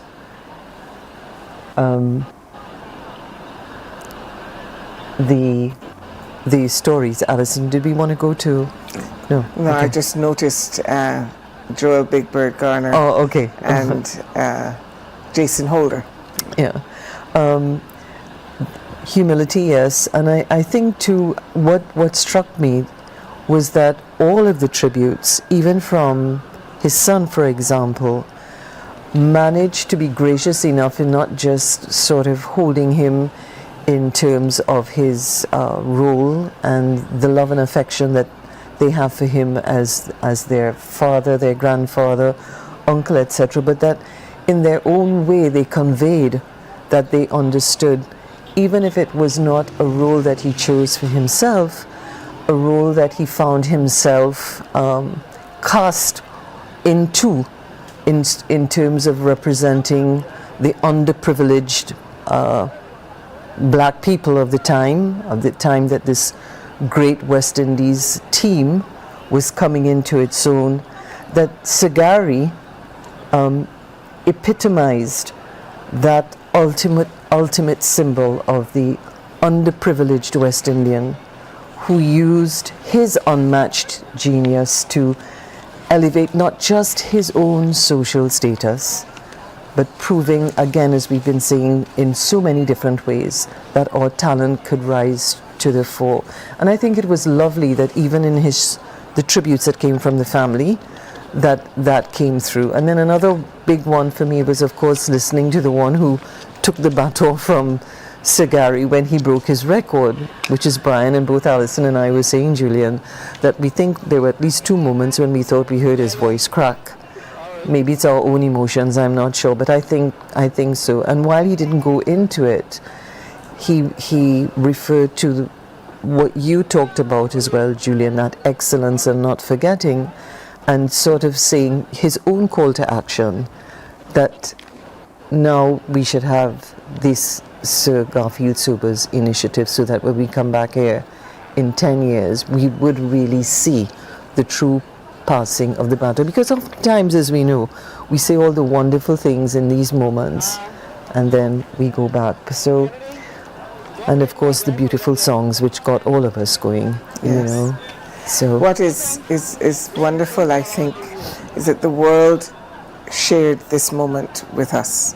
The High Commissioner for Barbados in Nairobi, Kenya, they're all assembled at the Sikh cricket ground, and members of the diaspora and Kenyans are all there to salute and honor Sir Garfield Sobers. I mentioned earlier former Prime Minister of St. Lucia and Director General of the Organization of Eastern Caribbean States, Sir Vaughan Lewis, and Lady Lewis, who all wanted to have their moment to honor him as Barbados gave this standing ovation to Sir Gary.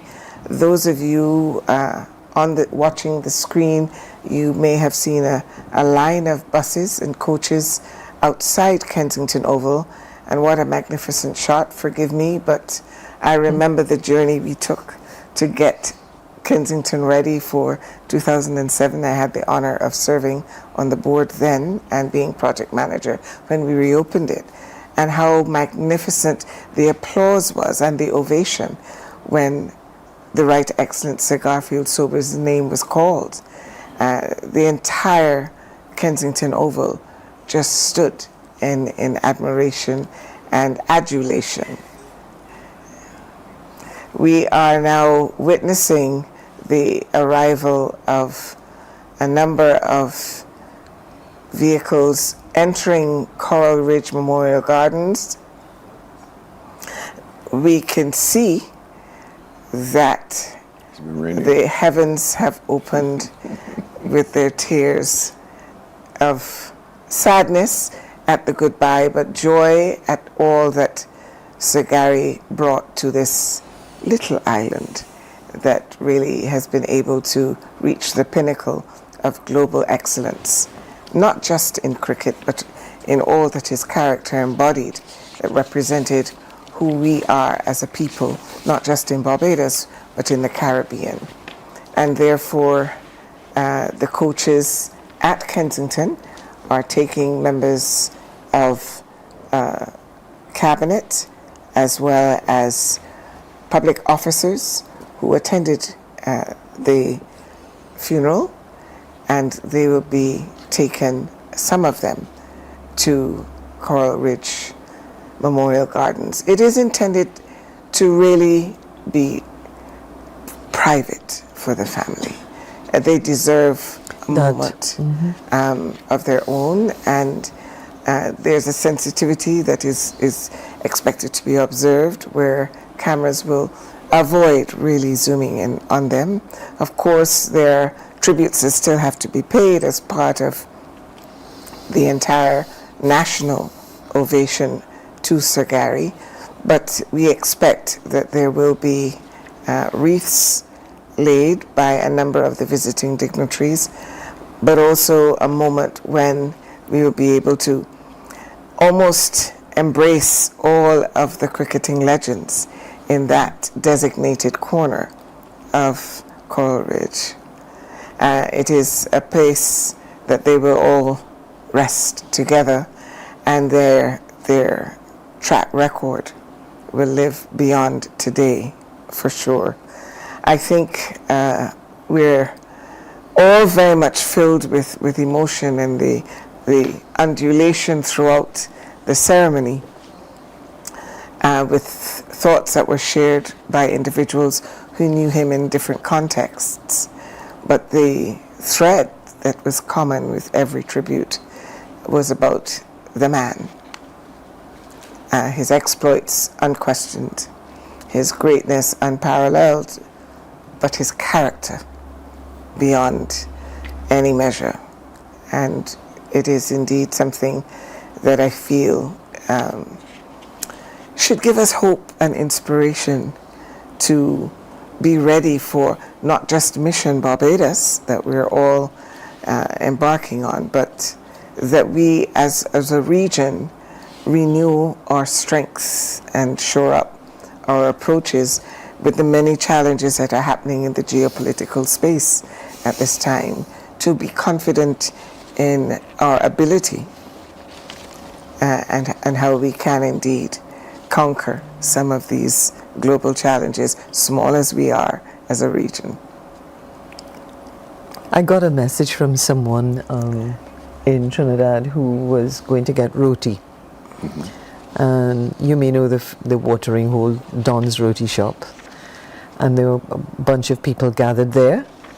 And she said to me, one gentleman said he was looking on his phone, and he said to tell everybody that all of we love Sir Gary. I mean, she literally put it in quotation, all of we love Sir Gary. Yes. And I think that, for all the wonderful things that we could say, and the expressions and the quotes and the tributes, when the ordinary people of the Caribbean, you could say that's our wee boy, as we say. That's our wee boy. I thought that the selections by the mass band of the police service and the defense force were wonderful, just to bring it back to the reality of our essence as Caribbean people. Sparrow's Song, Rally Around the West Indies, a nod to David Rudder, and of course, the Merry Men and Gary Sobers. And then the beautiful hymns, magnificently rendered by the mass choir.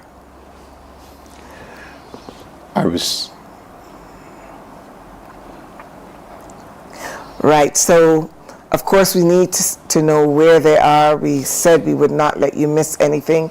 They're on the highway, they're making their way towards the Bussa roundabout, as we familiarly call it, and the Center for Emancipation. And the hearse is now leaving Kensington, and that is the route that they will be taking, appropriately so that they can. Barry, Wilkinson, and Cassandra were Kensington, and if they have any bird's eye views beyond ours,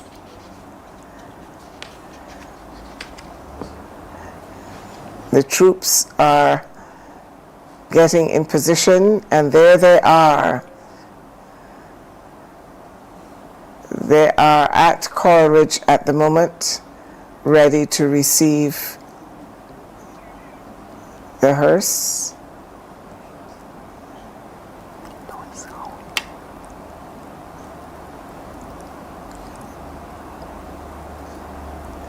And what a tribute. I believe we have Bell and Warrant Officer 1 Dean, who were with us in Parliament this morning. They are now at Coral Ridge Memorial Gardens. So Warrant Officer 1 Cheryl Dean and bell holder are in place.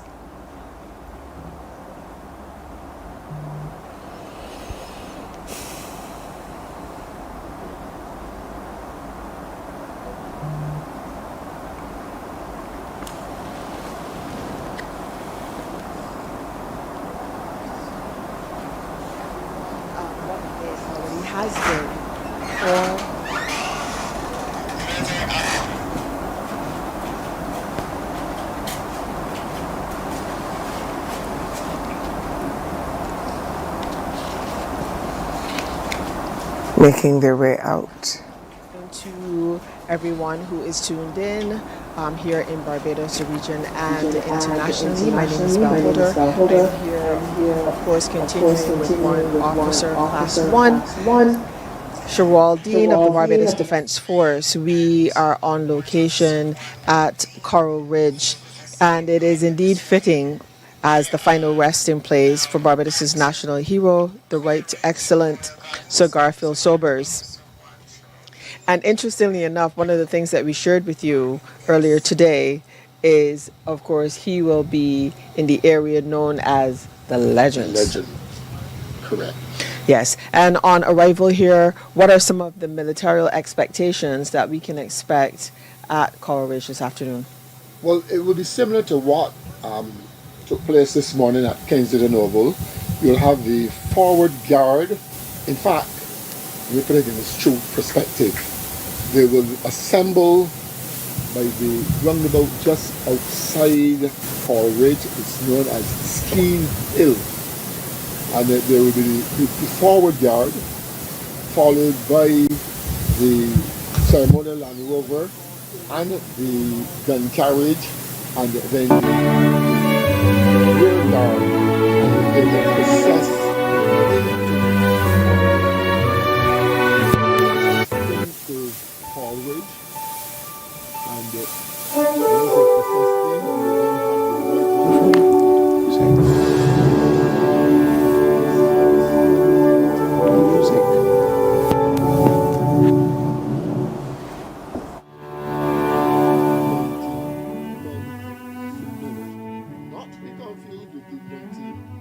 salute that was done this morning.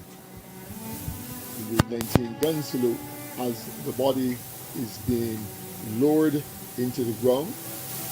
We will then have the last post followed by the Great Valley, and then they'll place the cover over the grave, and then we'll have the grief laying ceremony, of which there will be approximately 11 reefs as part of reef laying.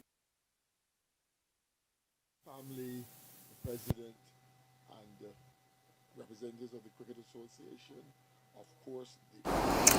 And of course, we are watching the journey of the hearse make its way along the mighty Griner Highway onto their journey to Coral Ridge Memorial Gardens.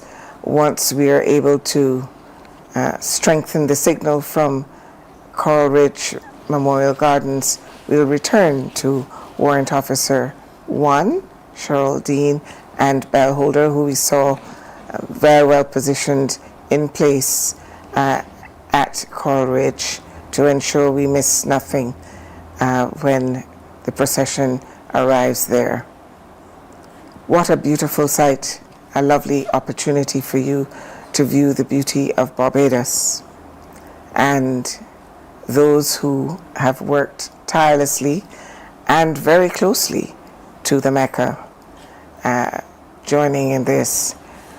Crop over is, of course, we are in the midst of it, and Sir Gary was a man who was in the midst of most things in the country.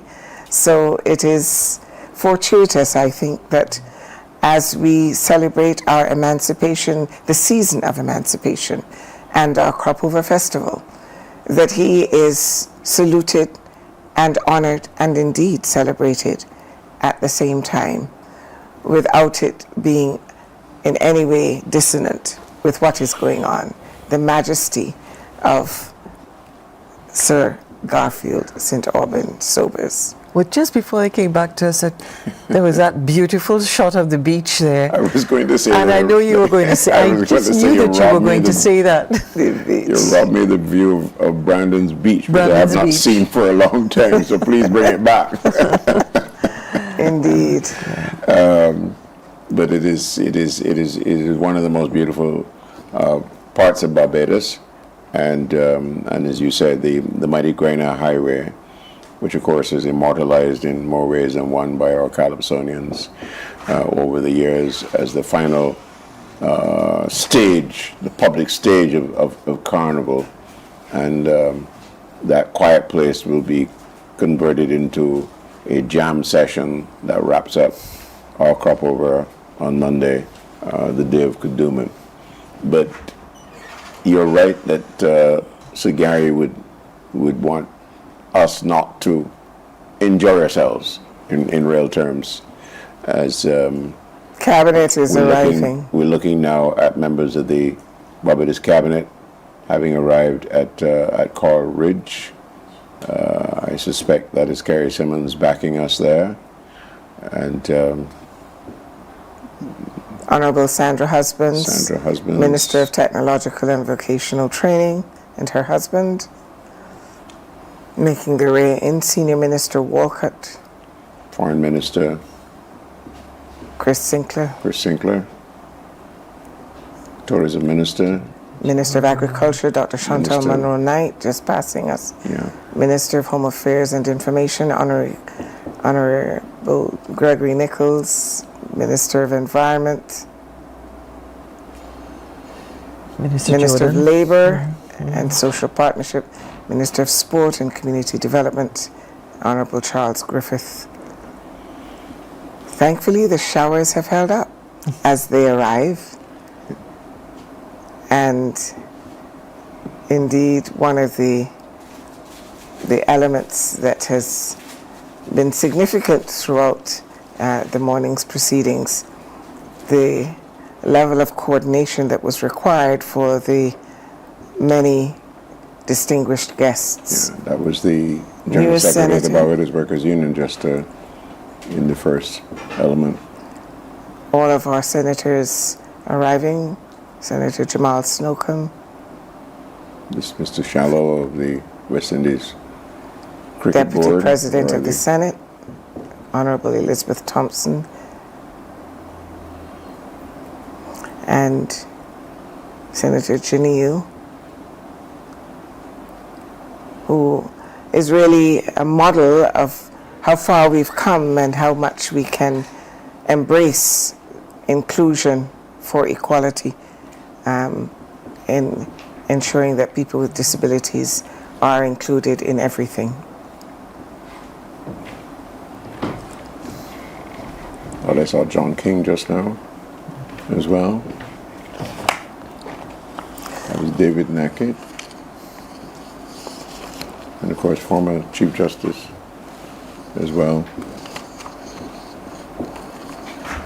Selwyn Cambridge, husband of Minister Lisa Cummins, Attorney General Wilfred Abrams and his wife Natalie. Lisa Cummins, of course, was the chair of the National Organizing Committee for this event. Jessica Odle from the Prime Minister's office, just walking away from the scene there. And our honorary pallbearers getting ready to be part of this ceremony. Mr. Matthew Sobers, Mr. Daniel Sobers, Mr. Gabriel Sobers, Mr. Cecil Sobers, Mr. Kenneth Holford, Mr. Cameron Miller, and coming out now the Speaker of the House, Mr. Holder and his wife,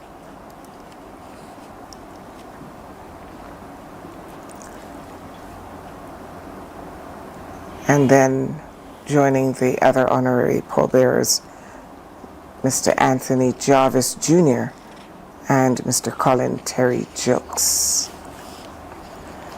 Of course, there were a lot of ushers as well. We see the procession coming along the University of the West Indies Hill. Cave Hill. Towards Hines Hill. And those clouds look ominous, but they're so far staying away. And we expect that along the highway they will be able to make people are coming out to line the streets in pockets along the route to make sure they get their last look and wave their farewell to Sir Gary. There's another group of Barbadians saying their farewell as we head to the Coral Ridge Memorial Gardens. I trust that there are no showers there yet. If Bell and Warrant Officer Dean can hear us, we'd love to hear from you. And it will take a 19 minutes for the gun. But they were fired one cannon every minute for 19 minutes. Here at Coral Ridge, we now have a 19 gun salute. So the cannon will fire 19 rounds, because the thing is that you would receive in death what you would also receive in life. And as I said before, if it were a president, he would be entitled, here in Barbados, he would be entitled to a 21 gun salute. Yes. The highest form of honor that you can pay. As a national hero or a prime minister, he'll be entitled to a 19 gun salute. Yes. And of note is that we're talking about being fired from a gun as opposed to what you will see at a funeral service for a fallen colleague, where you'll have a rifle being fired. It's not using a rifle, but it is using a cannon, a high caliber cannon.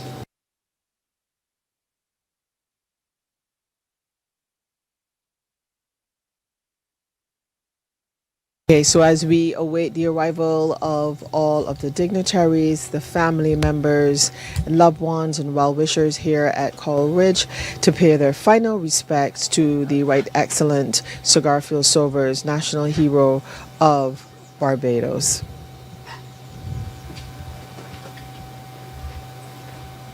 Again, more dignitaries are arriving out of our camera view, and that is because they are coming through the northern gate as opposed to the eastern gate, where the procession into Coral Ridge would come.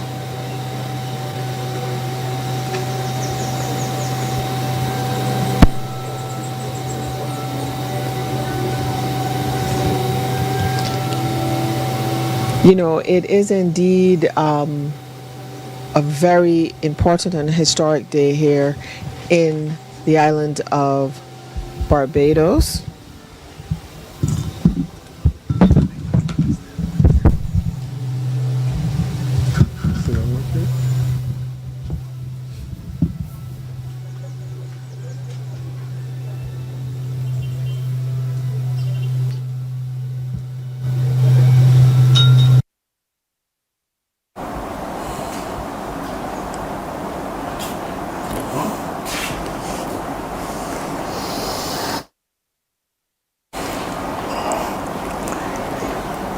There we have Canon Guy Hewitt, members of the clergy arriving at Coral Ridge Memorial Gardens for the final moments of today's proceedings.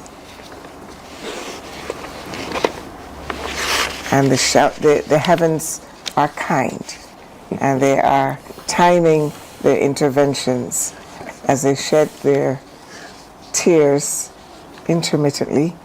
We see the buses of other dignitaries making their way along the highway to ensure they too get to Coral Ridge to pay their final respects. I think we should let people know what is expected at Coral Ridge. Certainly the cortege will arrive there shortly. I see them making good headway on the highway, headed in that direction towards the airport area. And then the gun carriage will be moved through the Guard of Honor in slow time at that location and be positioned right opposite the deck path to the grave site. And that's where the family and the official mourners are going to be escorted to their seats. The bearer party will take that casket from the gun carriage to the grave, and of course the coffin will be draped in the national flag. And that flag will eventually be folded and presented to the next of kin by the officer in charge of the bearer party, and then we'll begin the committal proceedings with the prayers and the 19-gun salute that Warrant Officer 1 referred to earlier. The President is now arriving at Coral Reef. Of course, he's got his outrider corps to ensure that there's no traffic Coral Ridge to impede his progress to this particular site. Some of the other things, activities that will be taking place for our viewers and listeners as we await the arrival of the hearse, and especially for those who are coming in late, this is now the final leg of what has been an absolutely momentous occasion filled with all kinds of emotions.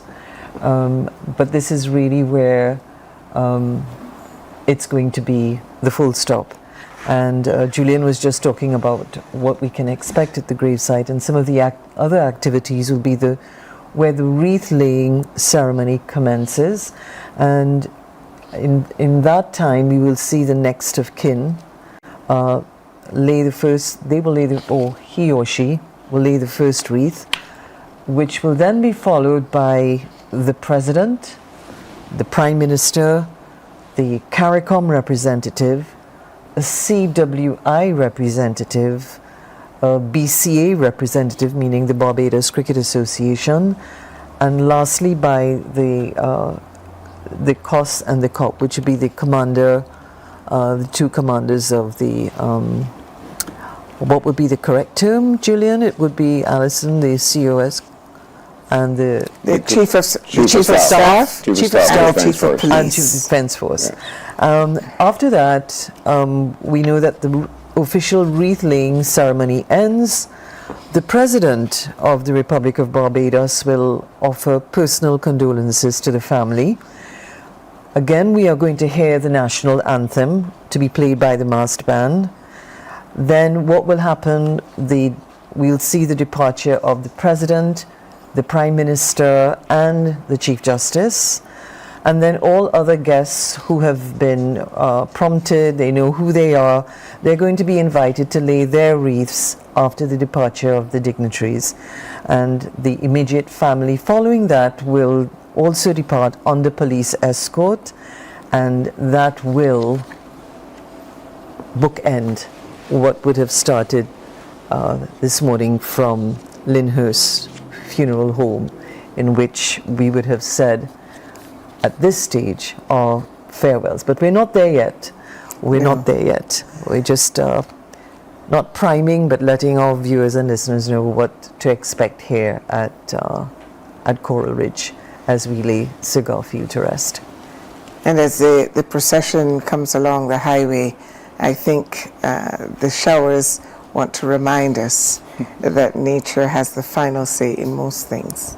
So I noticed that the showers were returning to the Coral Ridge Memorial Gardens.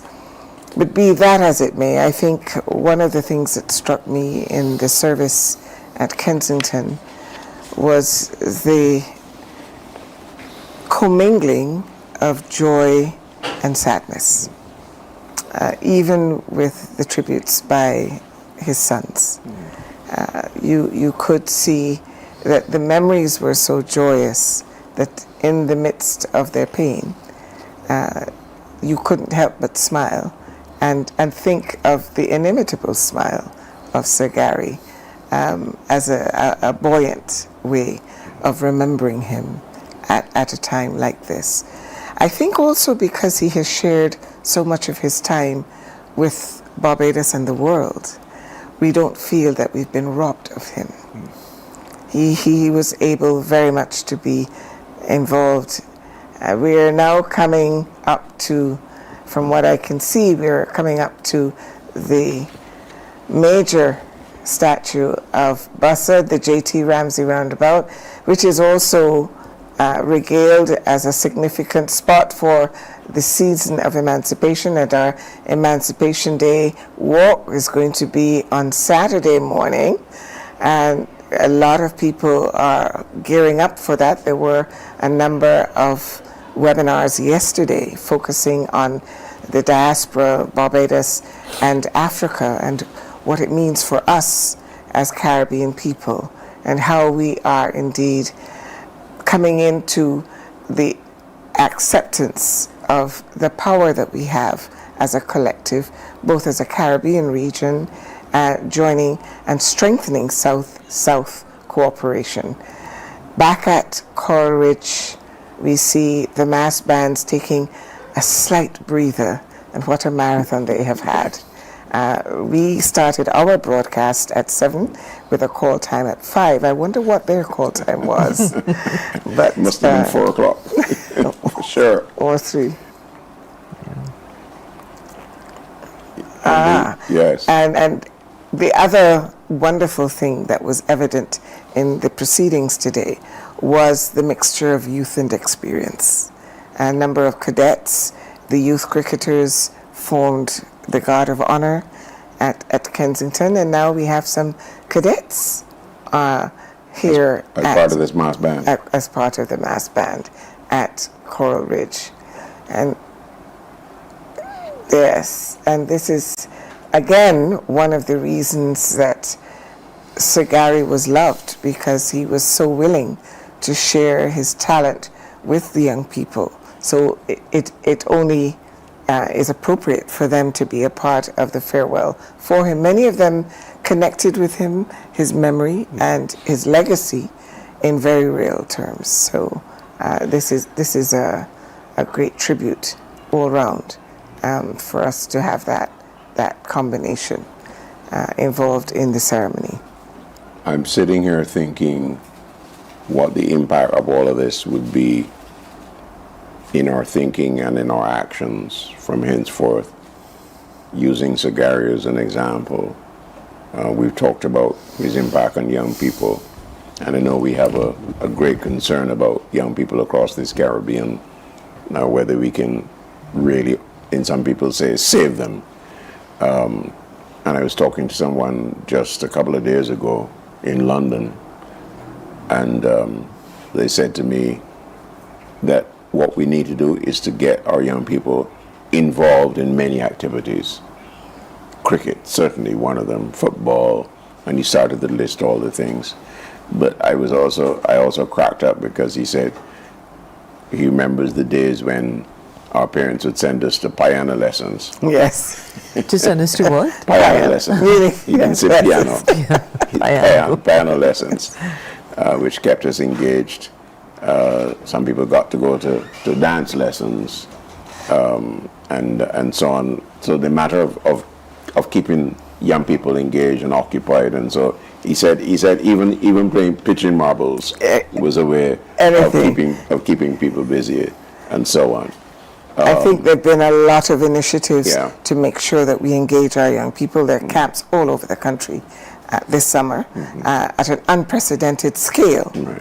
Certainly more than I've ever seen.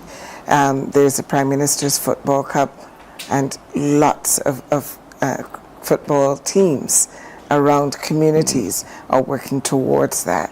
And then naturally with cricket, the Gary Sobers initiative.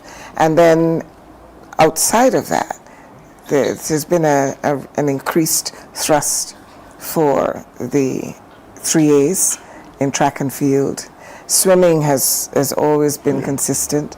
So I think there are very intentional steps being taken to ensure that our young people are exposed to a range of things. We can't talk about that, of course, without addressing the digital realities, digital fluency that we're aiming for in order to compete globally.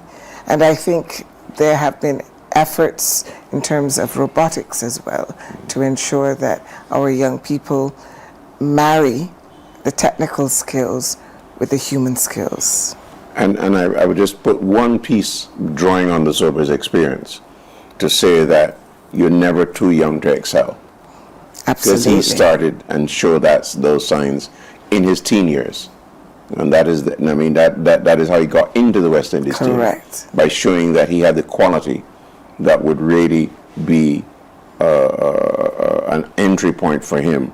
And he never lost it. No. In other words, he never, that I think is one of the significant elements in his life.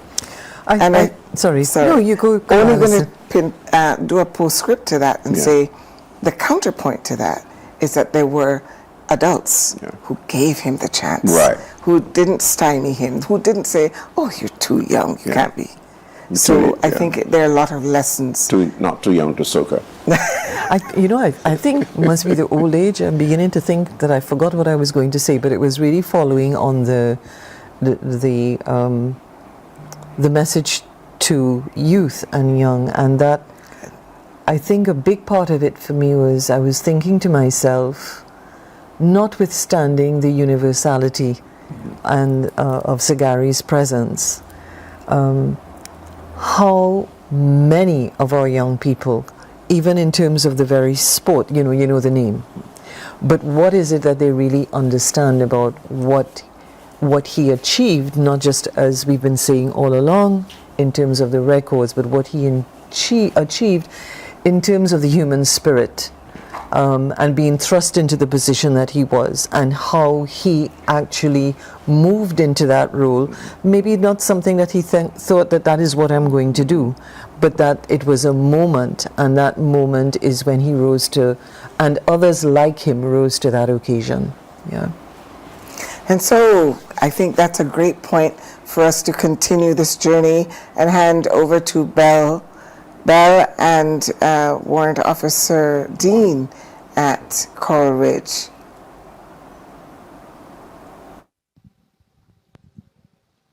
Good afternoon, everyone. As the service for the Right Excellent St. Auburn Sobers, the Garfield Sobers, National Hero of Barbados. We are here at Coral Ridge, and of course I am ably assisted by Warrant Officer Class 1, Well, we are hearing Bell, but she is quite low. So hopefully... it's not a bell sound. It isn't a bell sound. It's blowing in the wind. Yeah. But we'll fix the that. winds are there. We'll fix that. So I just want to also, I suppose every now and again we should remind people that we're the CBC in Bridgetown, Barbados, and that thanks to a whole army of people, we're able to bring you coverage of this particular event. And also say our thanks to the Caribbean Media Corporation, who have relayed this event as well to partner stations across the region and beyond. And, to both of you, I was thinking back earlier about how times have changed in terms of our coverage of cricket. And I know the older generation will remember the days of literally carrying their radios on transistor radios on their ears deep in the night because of cricket that was either coming from Australia or from India. And what was required to bring that cricket was a cable and wireless link all the way from those far-off grounds up to Boarded Hall here, just beyond where we are at CBC in the Pine. And for that relay to be going to the radio stations across the Caribbean for us to keep track of the exploits of our West Indies team. And I have to share this because one thing that stayed with me over the years is the test signal that came from cable and wireless, which the radio stations would know that the signal is coming through, and it was this is a test transmission for circuit adjustment purposes made by a station of cable and wireless. That's it. Yes. Yeah. And that went on over and over again until the commentary came online. But that was our test, and I never forget that. So here we are now, with the ability to deliver pictures and sound with a far more sophisticated environment. Bearing in mind that we do have every now and again what we call a dropout, but I think that anybody who has been not only in the industry but also as an audience understand that these things do happen. But we've come a long way from the squawk of the dial-up, right?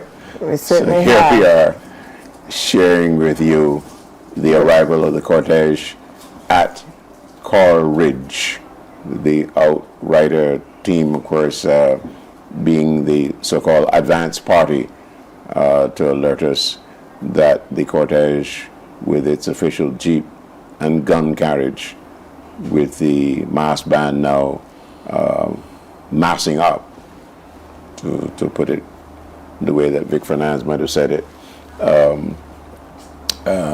for this final stage of this significant ceremony. Yes, we could see the procession approaching Skeene Hill roundabout before proceeding to Coral Ridge. And I believe we have Bell and Warrant Officer 1 Dean. We will try one more time to see if they can share with us what they're Good experiencing. afternoon, everyone. As the farewell service for the Right Excellent Sir Garfield Sobers continues here in Barbados, we are at Coral Ridge, where Barbados' national hero will take his final resting place. I continue to be assisted by Warrant Officer Class 1, Rob Dean of Barbados Police Force. And a pleasant good evening to all of you, wherever you are. And at the present moment, we are just awaiting the start of the procession from just outside of Coral Ridge by the roundabout at Skeene Hill. And here inside the grounds of itself, we've already seen the arrival of the Prime Minister, the arrival of the President, and the arrival of a number of other dignitaries. And they have already taken their seats under the tent, which is around the burial site of itself. The mass band of the Barbados Police Service and the Barbados Defence Force have also taken up their position under the tent, and they'll be providing music for the occasion. You know, we've had intermittent showers all afternoon, and, you know, in my view, showers of blessing and a fitting send-off. But of course, the proceedings have to continue here.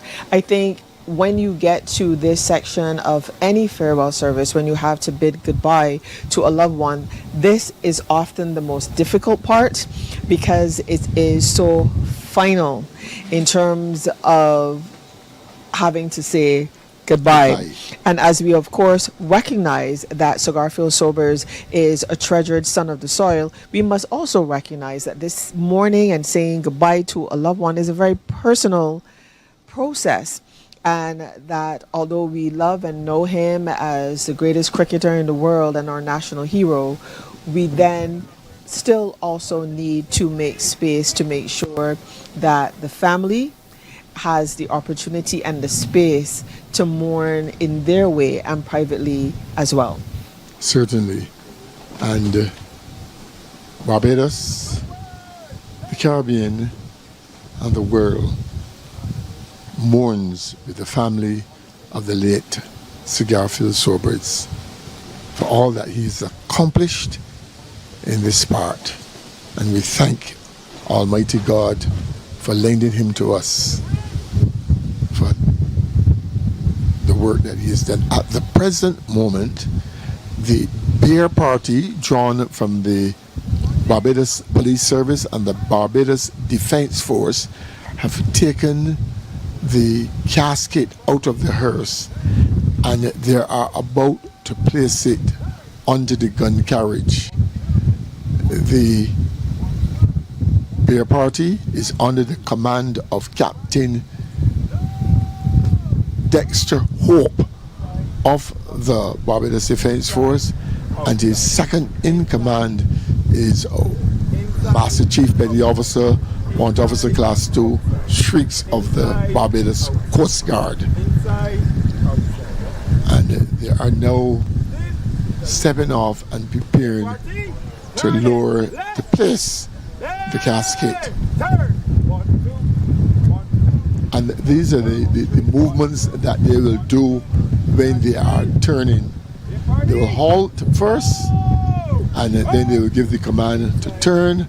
And once they've turned, they will then step off in slow time, starting with the inside foot, which is either the left or the right foot, so that the casket which is on their shoulder is not sliding from side to side. With the transfer going on, the forward escort and the rear escort will be at the present arms as a form of respect and salute. Get party, prepare to feed. Feed. Very slowly, very meticulously. Right up. Done. Leave it. Got it. And once ready? It has been placed on the gun carriage, 1, 2, then 1, 2, the casket 1, 2, is 1, 2, secured. 1, 2, 1, 2, 1, 2, 1, 2, 1, 2, 1, 2, still. Big party, upwards, turn. All beers consistent of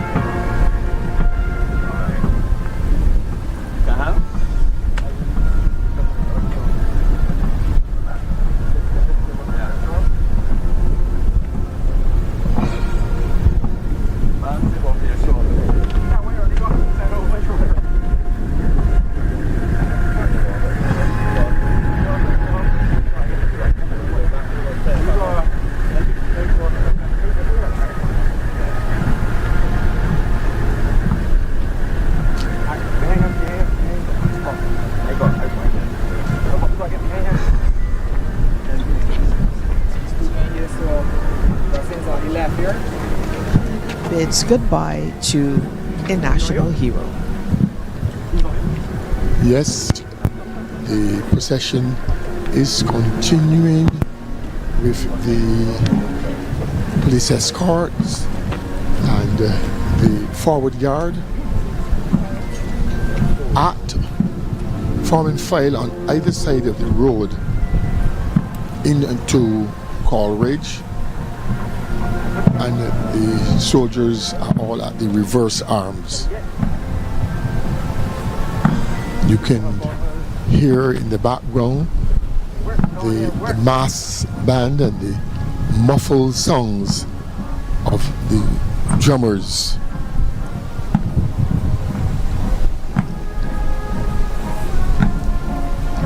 On this occasion, the parade commander is in the center of the parade, and out front would be the commander of the right half of the guard, Captain Brian Cole.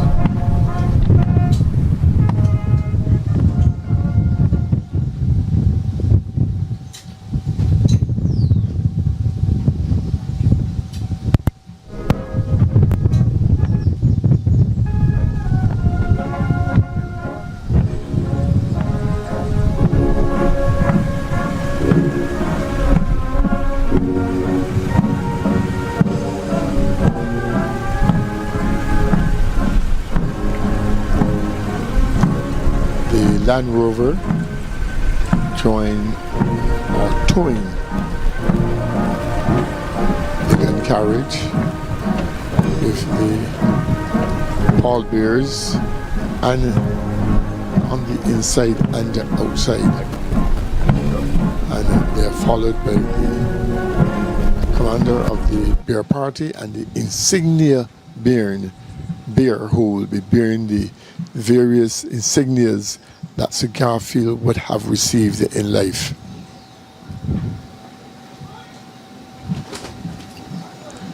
We know that he was an honorary, he was a national hero. We also know that he received the Order of the Caribbean Community, the OCC, and he was also an honorary citizen of Australia.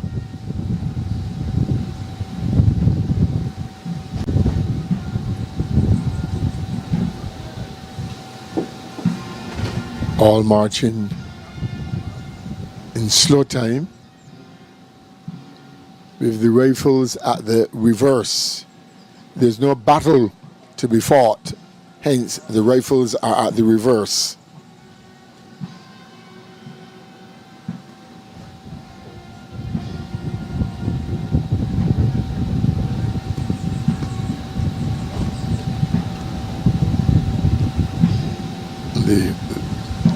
The forward escort formed by members of the Barbados Defence Force now entering through the gates of Coleridge Memorial Gardens. Here, large crowds have already assembled, and they've all taken their seats, and they're just awaiting this procession.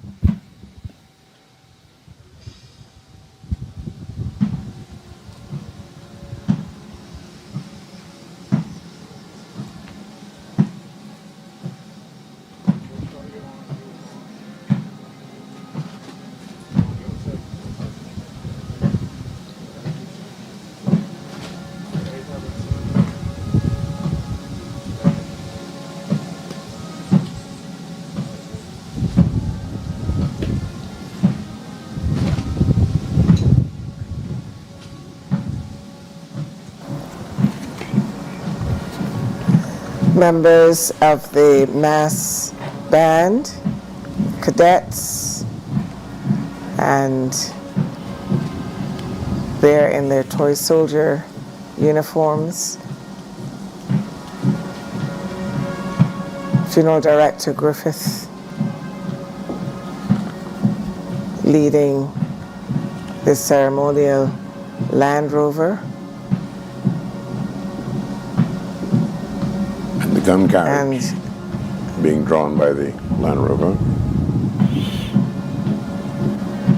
Gun carriage and the combined troops of the Barbados Police Service and the Barbados Defense Force. One nation saying goodbye to one hero. Loved by Barbados, the Caribbean, and the world. This is the last stage of the journey of farewell.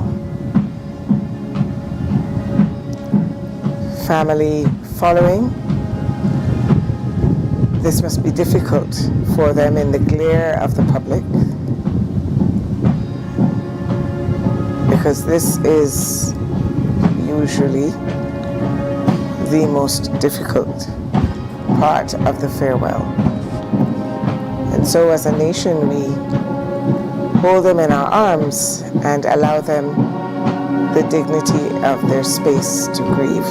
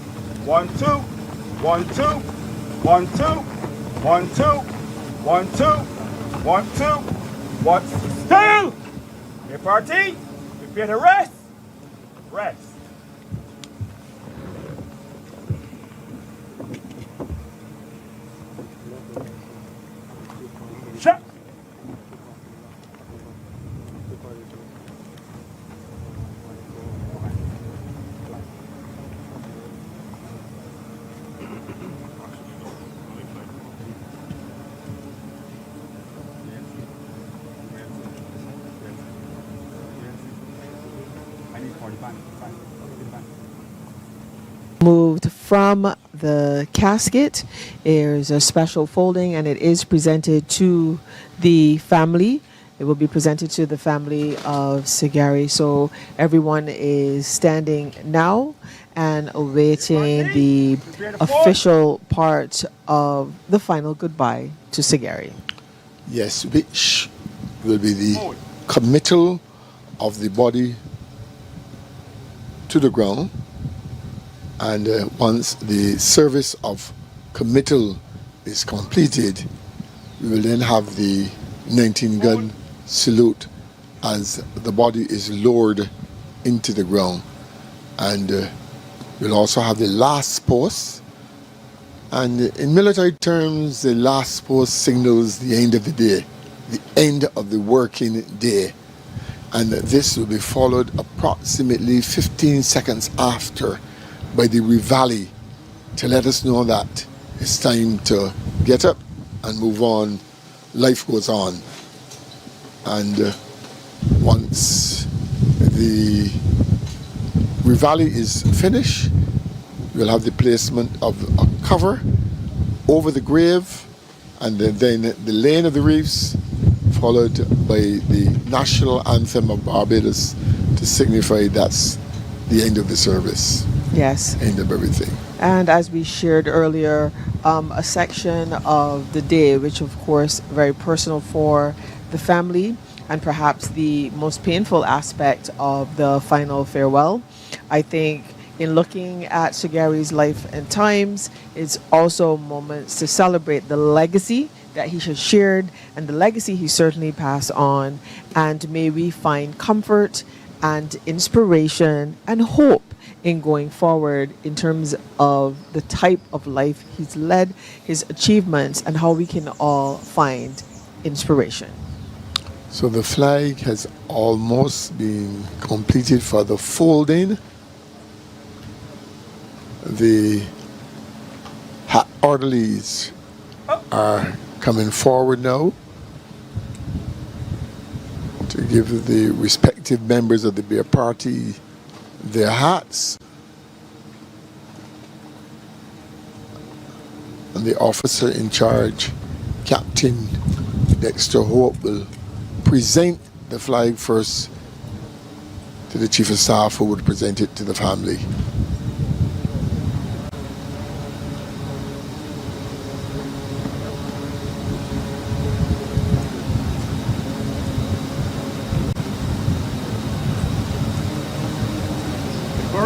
Outwards! Turn! And the thing about it is that the family would have the privilege of keeping that flag. Yes.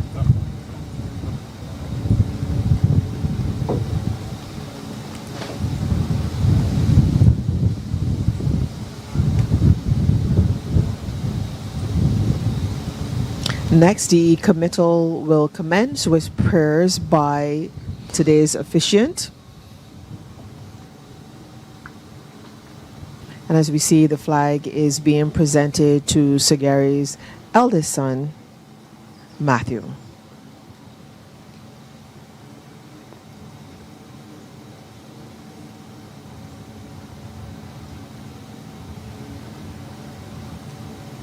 I'm sure with words of encouragement.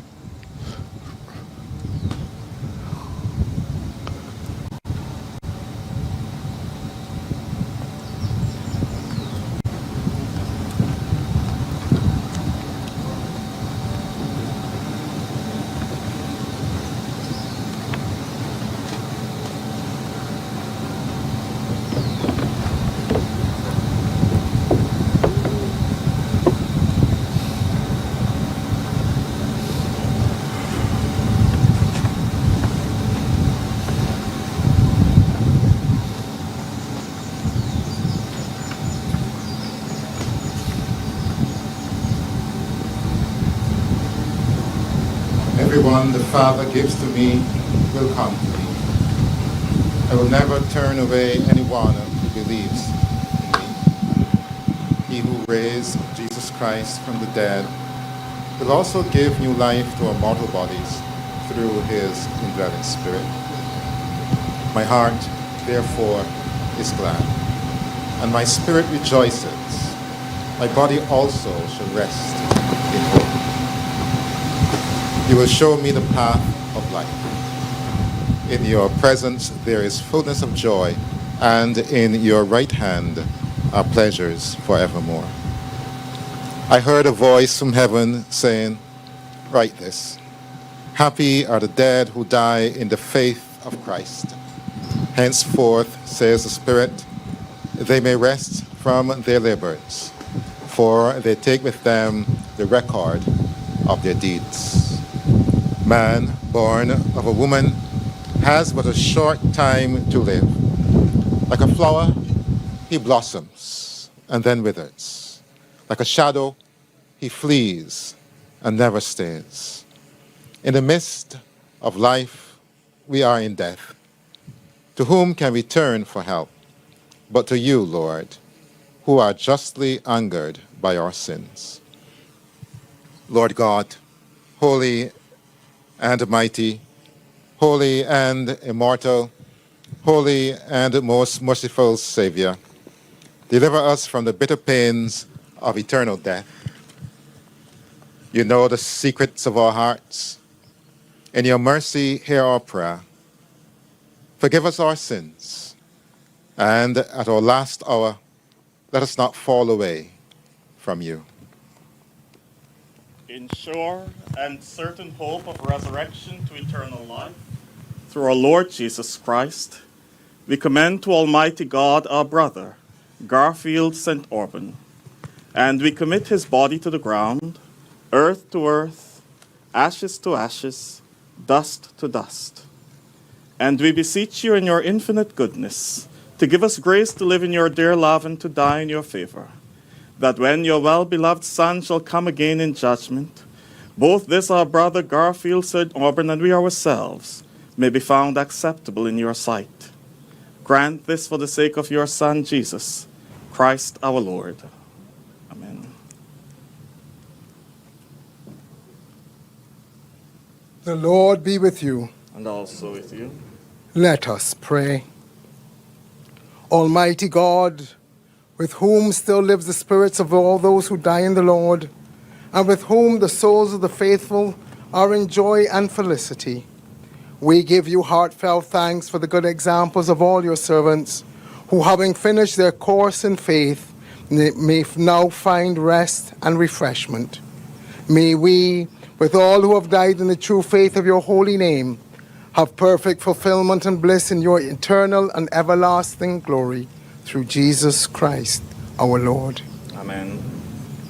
O merciful God, the Father of our Lord Jesus Christ, who is the resurrection and the life, we humbly beseech you to raise us from the death of sin into the life of righteousness, that when we shall depart this life, we may rest in him, and that at the great resurrection on the last day, we may be found acceptable in your sight and receive that blessing which your well-beloved Son shall pronounce to all who love and fear you, saying, Come, you blessed children of my Father, receive the kingdom prepared for you from the beginning of the world. Grant this, we beseech thee, O merciful Father, through Jesus Christ, our mediator and Redeemer. Amen. Rest eternal grant unto him, O Lord, and let light perpetual shine upon him. May he and all the faithful departed, through the mercy of God, rest in peace. Amen. The Lord bless him and keep him. The Lord make his face to shine upon him and be gracious unto him. May the Lord lift up the light of his countenance upon him and give him peace, now and forevermore. Amen.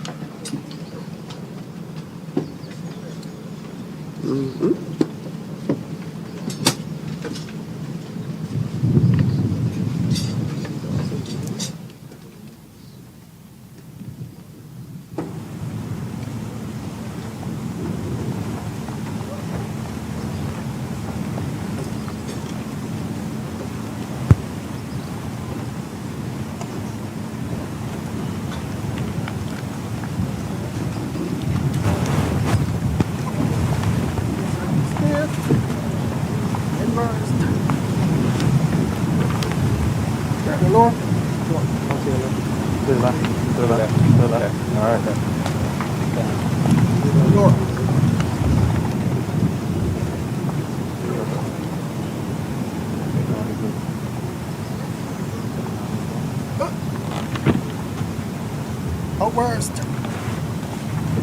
Quick march.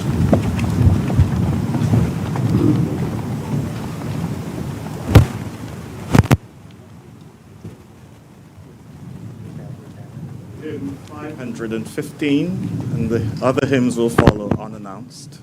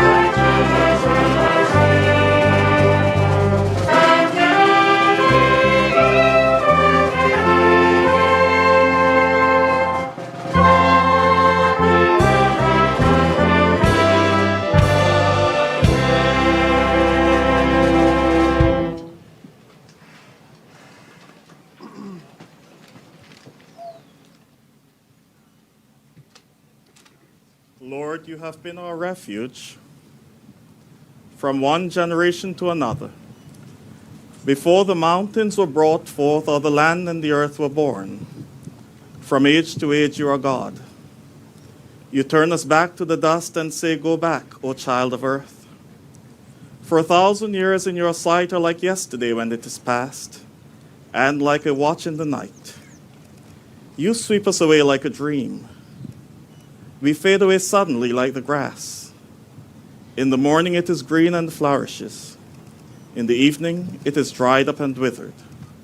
For we consume away in your displeasure. We are afraid because of your wrathful indignation. Our iniquities you have set before you, and our secret sins in the light of your countenance. When you are angry, all our days are gone. We bring our years to an end like a sigh. The span of life is 70 years, and perhaps in strength even 80. Yet the sum of them is but labor and sorrow, for they pass away quickly, and we are gone. Who regards the power of your wrath? Who rightly fears your indignation? So teach us to number our days, that we may apply our hearts to wisdom. Return, O Lord. How long will you tarry? Be gracious to your servants. Satisfy us by your loving kindness in the morning. So shall we rejoice and be glad all the days of our life. Make us glad by the measure of the days that you have afflicted us, and the years in which we have suffered adversity. Show your servants your works and your splendor to their children. May the graciousness of the Lord our God be upon us. Prosper the work of our hands. Prosper our handiworks.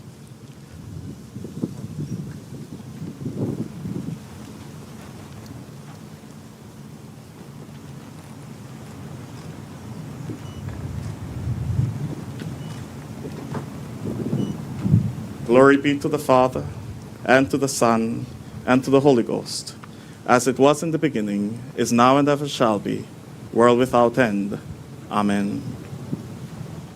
Ladies and gentlemen, I take this opportunity to say thank you so much for joining us today as Barbados bids farewell to our national hero, the Right Excellent Sir Garfield Sobers. Warrant Officer Sheraldine of the Barbados Defence Force, I want to thank you as well for your expertise and your information in the way that you share, and also in recognition of the men and women of the armed services who really represented the island today. It was my absolute honor to be a part of today's historic moment, and I take this opportunity to say thank you all who have taken the opportunity to tune in today to join us in saying goodbye to the Right Excellent Sir Garfield Sobers.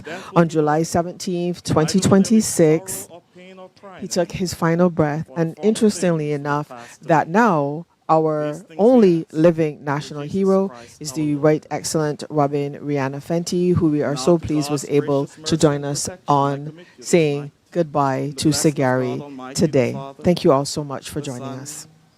And the Holy Spirit be with you and remain. And thank you, Bell, and Warrant Officer 1 Dean, and our entire team along the route. Damien Best, Cassandra Crawford, and Barry Wilkinson. And of course, the team... Damien Best as well. Yes. I called him first. Yeah. The best man.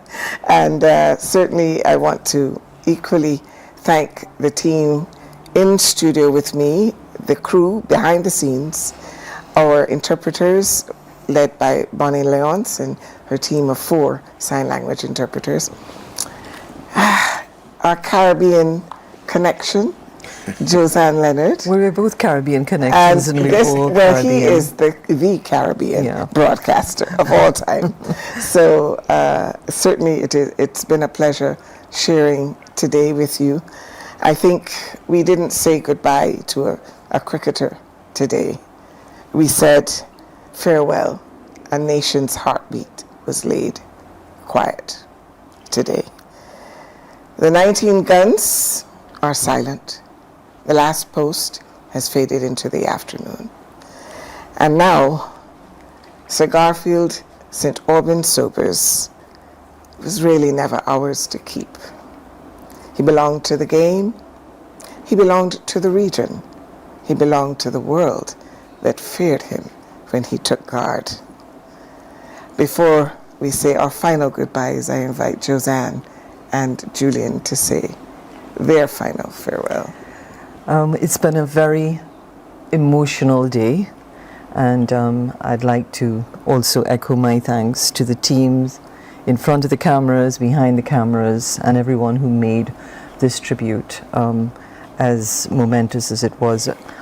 But, you know, I love our philosophy, and I'll keep this really brief. I just really want to invoke C.L.R. James as he spoke about Sagari and that team that he led during the 50s and the 60s. And in his landmark book, Beyond the Boundary, he framed Sagari's team not just as an athletic squad, but as a crucial instrument of West Indian nationalism, anti-colonial expression, and social revolution. And one quote, when he said, "There are lives whose meaning transcends the boundaries of nation," C.L.R. James. I refer, of course, to Sir Garfield Sobers. In my heart,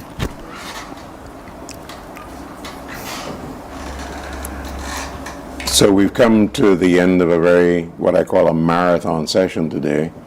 And we've had our own marathon session as broadcasters, with certainly everybody involved in the preparation for today's event would have done far more hours than we have.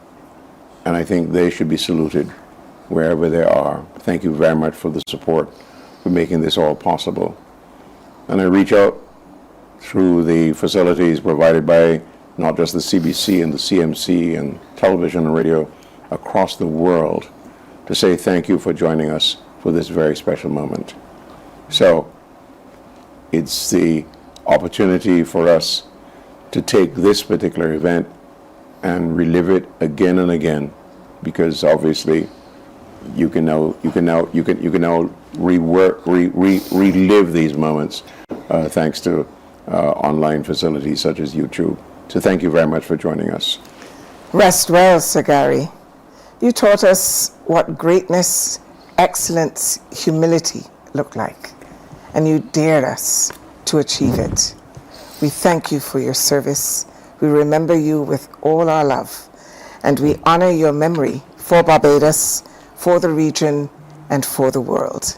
Thank you for watching with us and sharing him with the world. And Alison Leacock, joined by Josanne Leonard and the Julian Rogers. Thank you for being a part of today with us.